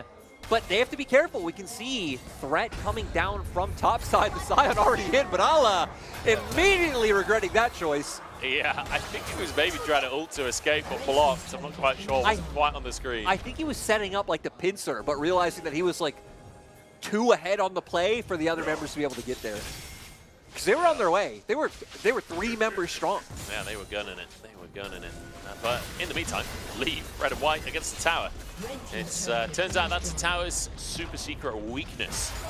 This is 5,000 gold lead now. Where did this gold come from? Like 2 big team a fights. minute ago, we were 2K in the lead for OMG, and now EDG in dominant control of this game. I mean, Herald fight into Dragon fight back-to-back. OMG Yeah. opting into both, and EDG just taking names in both fights. EDG, I mean, looking like heavy favorites to take this one now. 4K gold in the lead. You hit on the scaling. It really just is there for their side. They really should. Like, I don't even know what outplays are there for OMG. It feels more like, again, relying on mistakes. Maybe trying to set up some type of picks, like, especially once Cream's TV's back up. I think if you can get, like, Cream and Shanji really on the same page, you have a lot of mobility there. You can maybe try and catch someone out in the side lane. But Ala's at the point where he feels it possible to take down. Just trying to fight for vision, but Aki, you're not allowed any vision anymore. Taken down, a couple of ultimates burnt, or in fact, it was actually just the Chaos Storm. And they managed to get that. Oh no, Tibbers as well. Still currently out. But that's a Baron opportunity. That's so the fast. jungler. They just shred it. Look at Leave's damage coming out onto this one. Cream wants to make something happen, wants to save the day, but I don't think the day can be saved at this point. Cream flips across. The perfect execution there. JJ charging forwards. TP comes through, and Ala chasing them down. Another knock-up, and Shanji falls. And OMG taking a part in this one. EDG just so clean with it. The ability to bounce back after losing, again, 5 kills to OMG having 22 in game 2. Great stuff by EDG. Great tenacity being shown from them. I will say for OMG, this series doesn't make me think any less of them. They came in as heavy underdogs today. Like, they definitely had a chance, and we saw that in the series. But honestly, they showed that they had way more of a chance than I thought they would coming in. And it just makes me excited for the potential best-of-5s we'll get to see from OMG. They still aren't locked in the playoffs, especially if they lose here. I mean, they just aren't locked in. But they are a team sitting in 8-5 you expect to see in playoffs. And again, after how close this has been, I'm just ready for it. I'm just ready for 5 games of this. Yeah, absolutely. I'd love to see this as a matchup in playoffs if OMG could make it that far. But it does feel like EDG have found the upper hand, right? It does feel like they figured out how to tackle what OMG bring to the table. And it's just slowing the game down. It's playing a more controlled game and not letting the chaos of OMG's early game take over. And also them being able to do it while giving Cream his picks, giving him his champions. A lot of times, the way to beat OMG has been completely ban out the mid lane. EDG are showing that they don't even need to do that, and they could still be able to come out with the W against OMG. You They can can focus those bans on Shanchi instead. Yeah, take away things like the Rumble. Is now taking down inhibitors. Cream's trying to get them some gold back on the opposite side, but leave. Able, stun, cleanse, and flash immediately comes out here. The Moonlight Vigil not quite enough because the Shield Bow Shield. Shield Bow Shield. As EDG now looking towards the second inhib and potentially towards the game. But Lyric, I reckon we'll have one last ditch fight here from OMG, and perhaps some kind of miracle can happen. We've seen it before. We saw a comeback earlier on today from Anyone's Legend. It's a phenomenal moment. Do we get it from OMG as well? Shanji with the Dominus wants to go in. Cream though, look at him, just gets one shot. Barely alive as Shanji gets in and take it down. Cream can't escape this time. A double kill for JJ. As Abel desperately trying to stack up, doing what he can, but I don't think he's going to be able to 1v5 this one. If there's any champion that can, it's Zeri, but he's stuck on the fountain. And EDG will finish this series in style, looking dominant and showing that when it comes to team fights, they are the best.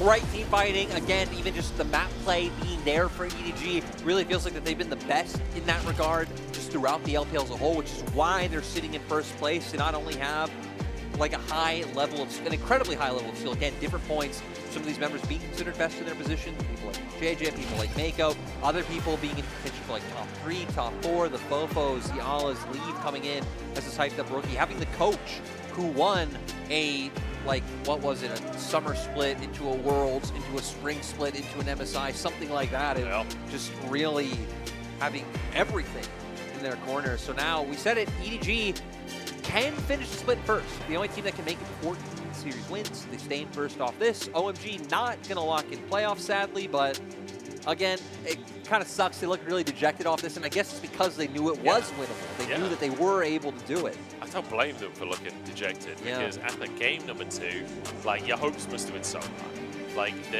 you must have come in thinking, we're big underdogs here. We'll do what we can. Then game 2, you absolutely smash it. Destroy EDG, the team that's number 1 in the league. And then game 3 looks like this, where they've just sussed. And I mean, you said it, right? They were up in the lead. Like, they had a 1 to 2K gold lead to kind of like go back and forth. And then out of nowhere, Herald fight happens. Now we're even. Dragon fight happens. And now EDG are up like 3 to 4K gold. All, everything just really spinning out of control very quickly. It just feels like EDG did that like top team thing that always happens in the LPL, where it's like, oh, things are looking even.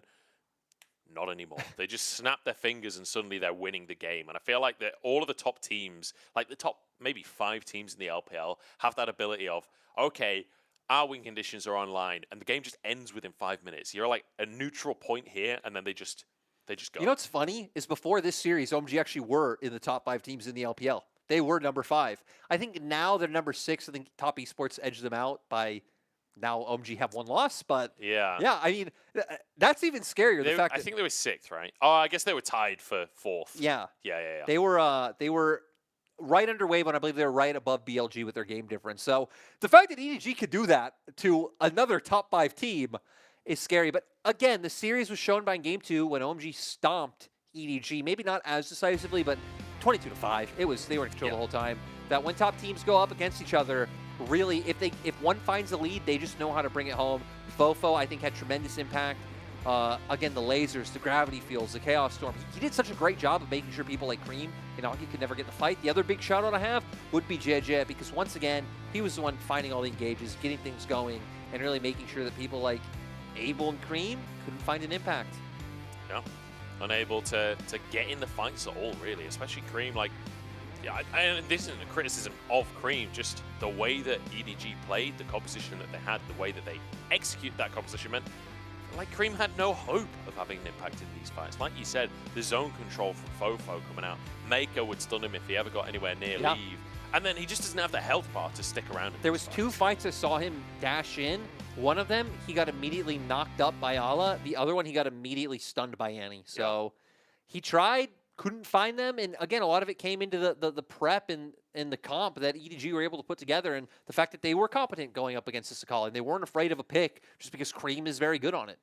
Yeah, fantastic stuff coming out from EDG, and I kind of like this approach as opposed to what we've seen in the past against OMG. A lot of teams were, like you said, just banning out Cream historically. That was the way that you take down OMG, especially when it came to playoffs. That seemed like the bread and butter strategy. But it works really well. OMG. It did work really well.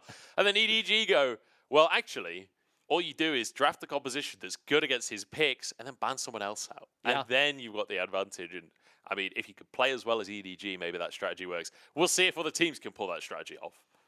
Yeah, it's not, but we get an interview, and we get an interview with a pretty interesting guy. Yeah. We get an interview with the guy who brought up the Vlad beer. Yeah. Not only that, but also Ala is the biggest Giga Chad interviewee. His answers are so very literal every single time. I cannot wait to see what he has to say. Let's hear it from Christina. Hello there, welcome to Post-Game Interview. I'm Christina. We're joined by Ala, the top laner for EDG. Congratulations on taking down your opponent. You have got 7 consecutive wins so far, and you ranked the 1st place on the standing. So from your perspective, what is the key for you guys to maintain such a dominant performance? 欢迎阿乐来到我们的赛后采访。恭喜 EDG 今天2-1拿下了对手。其实，在拿下这一场胜利之后 ，EDG 已经来到了7连胜，一路高歌猛进，并且稳居榜首。所以从你的角度来看，你觉得队伍在这么长一段时间内保持这么好的状态的主要原因是什么呢？就是我们平时训练的比较多，然后就是别人一天打6场训练赛，我们一天要打8场，然后我们自己选手都 rank 到很晚，都很努力吧，大家。Actually, we really played more scrims every day. For instance, like if our opponent plays 6 scrims every day, we just will play 8 games in one day. The reason why we can maintain such a dominant performance is that we really practice more scrims. That's the reason. And I also want to touch on something about game number 1 because OMG, obviously they get some leads in early game and in late game, in mid game. But how do you guys manage to come back around those late game team fights? And I also want to say that why really engaged affiliates with such a great positions and angles for you guys to turn the tide. So what's your take on this part, especially in late game? 其实今天第一局开始的时候 ，OMG 在前中期打的还是比较不错的嘛，至少是从经济曲线上来看是一路领先。但是在第一局的后期，连着大概3波团战，你们都是非常精准的开到了厄斐琉斯。所以想问一下，第一局能够翻盘的主要原因是在这个部分做的比较好吗？还是在后期针对他们的 AD 有做什么样特殊的调整吗？因为我们阵容选出来就是开对面 AD 就能赢的阵容嘛，然后对面 AD 团战的位置有点就是靠前，有点不小心了，感觉他就我们开到就能赢。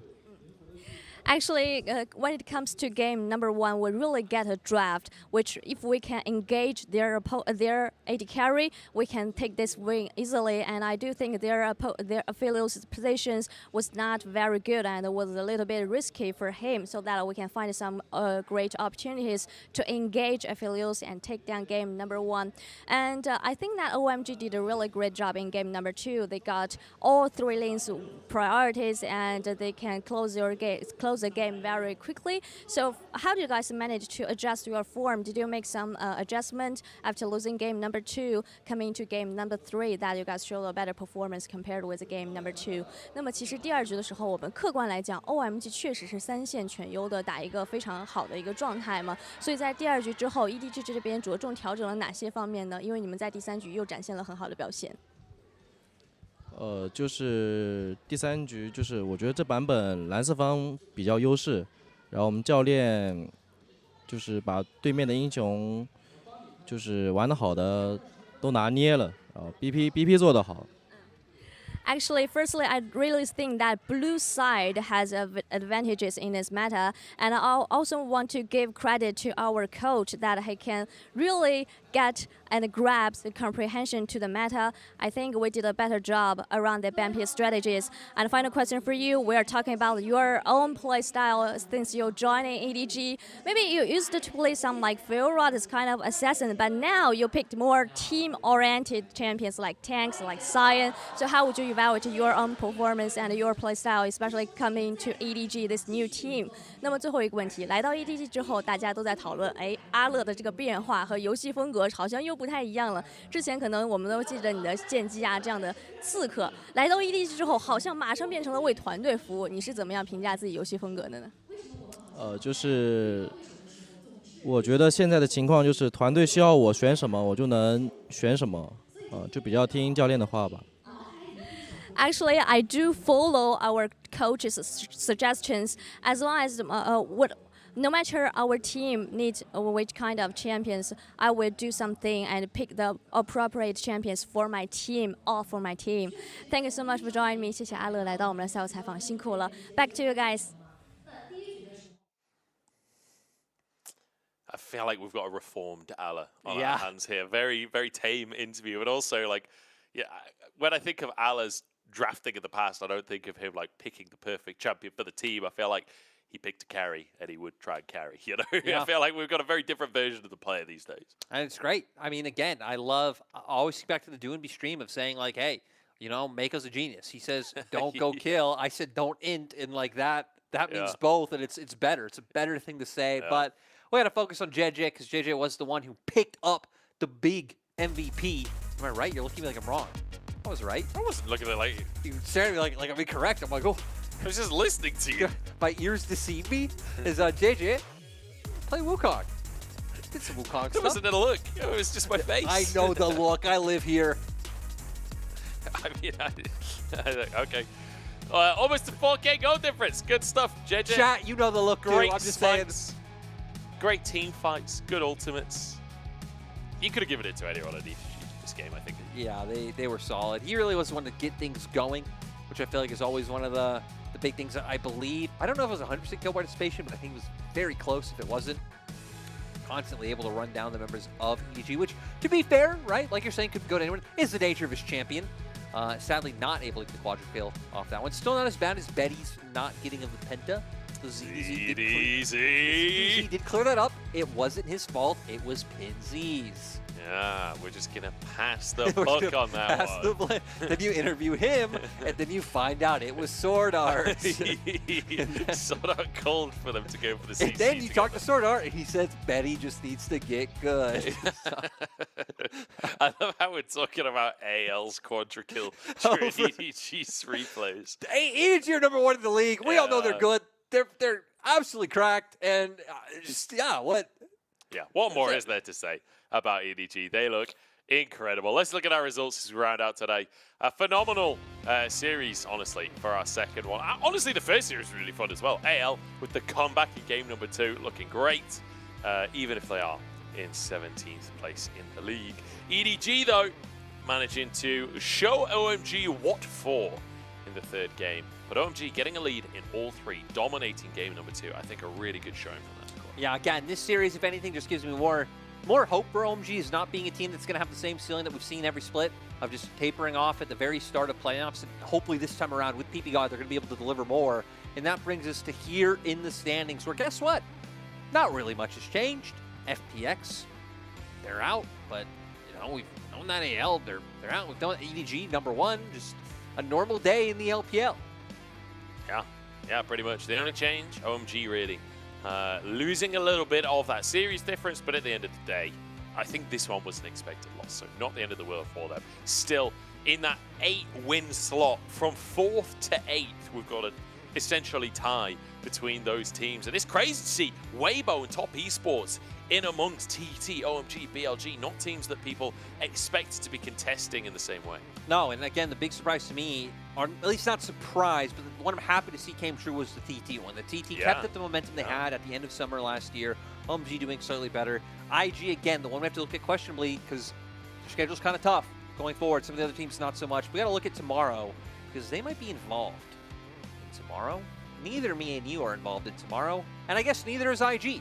But top teams playing across the board. That last series especially, it's going to be important. Big one. That's a big one. You can see both tied for 5th place. Top Esports, BLG, be there or be somewhere else. Weibo versus NIP will kick us off. Another important one when it comes to playoffs. And then JDG, they're going to need to try and take out RA in order to continue to try and contest EDG at the top. And especially them really contesting LNG in my mind is them being the teams now. You have 3 teams fighting for 2 spots in terms of those first, in terms of the double elim portion of the bracket. So yeah, JDG and LNG really having a tight race for that one because EDG, I mean, every series it just looks like more and more guaranteed that they're going to get there.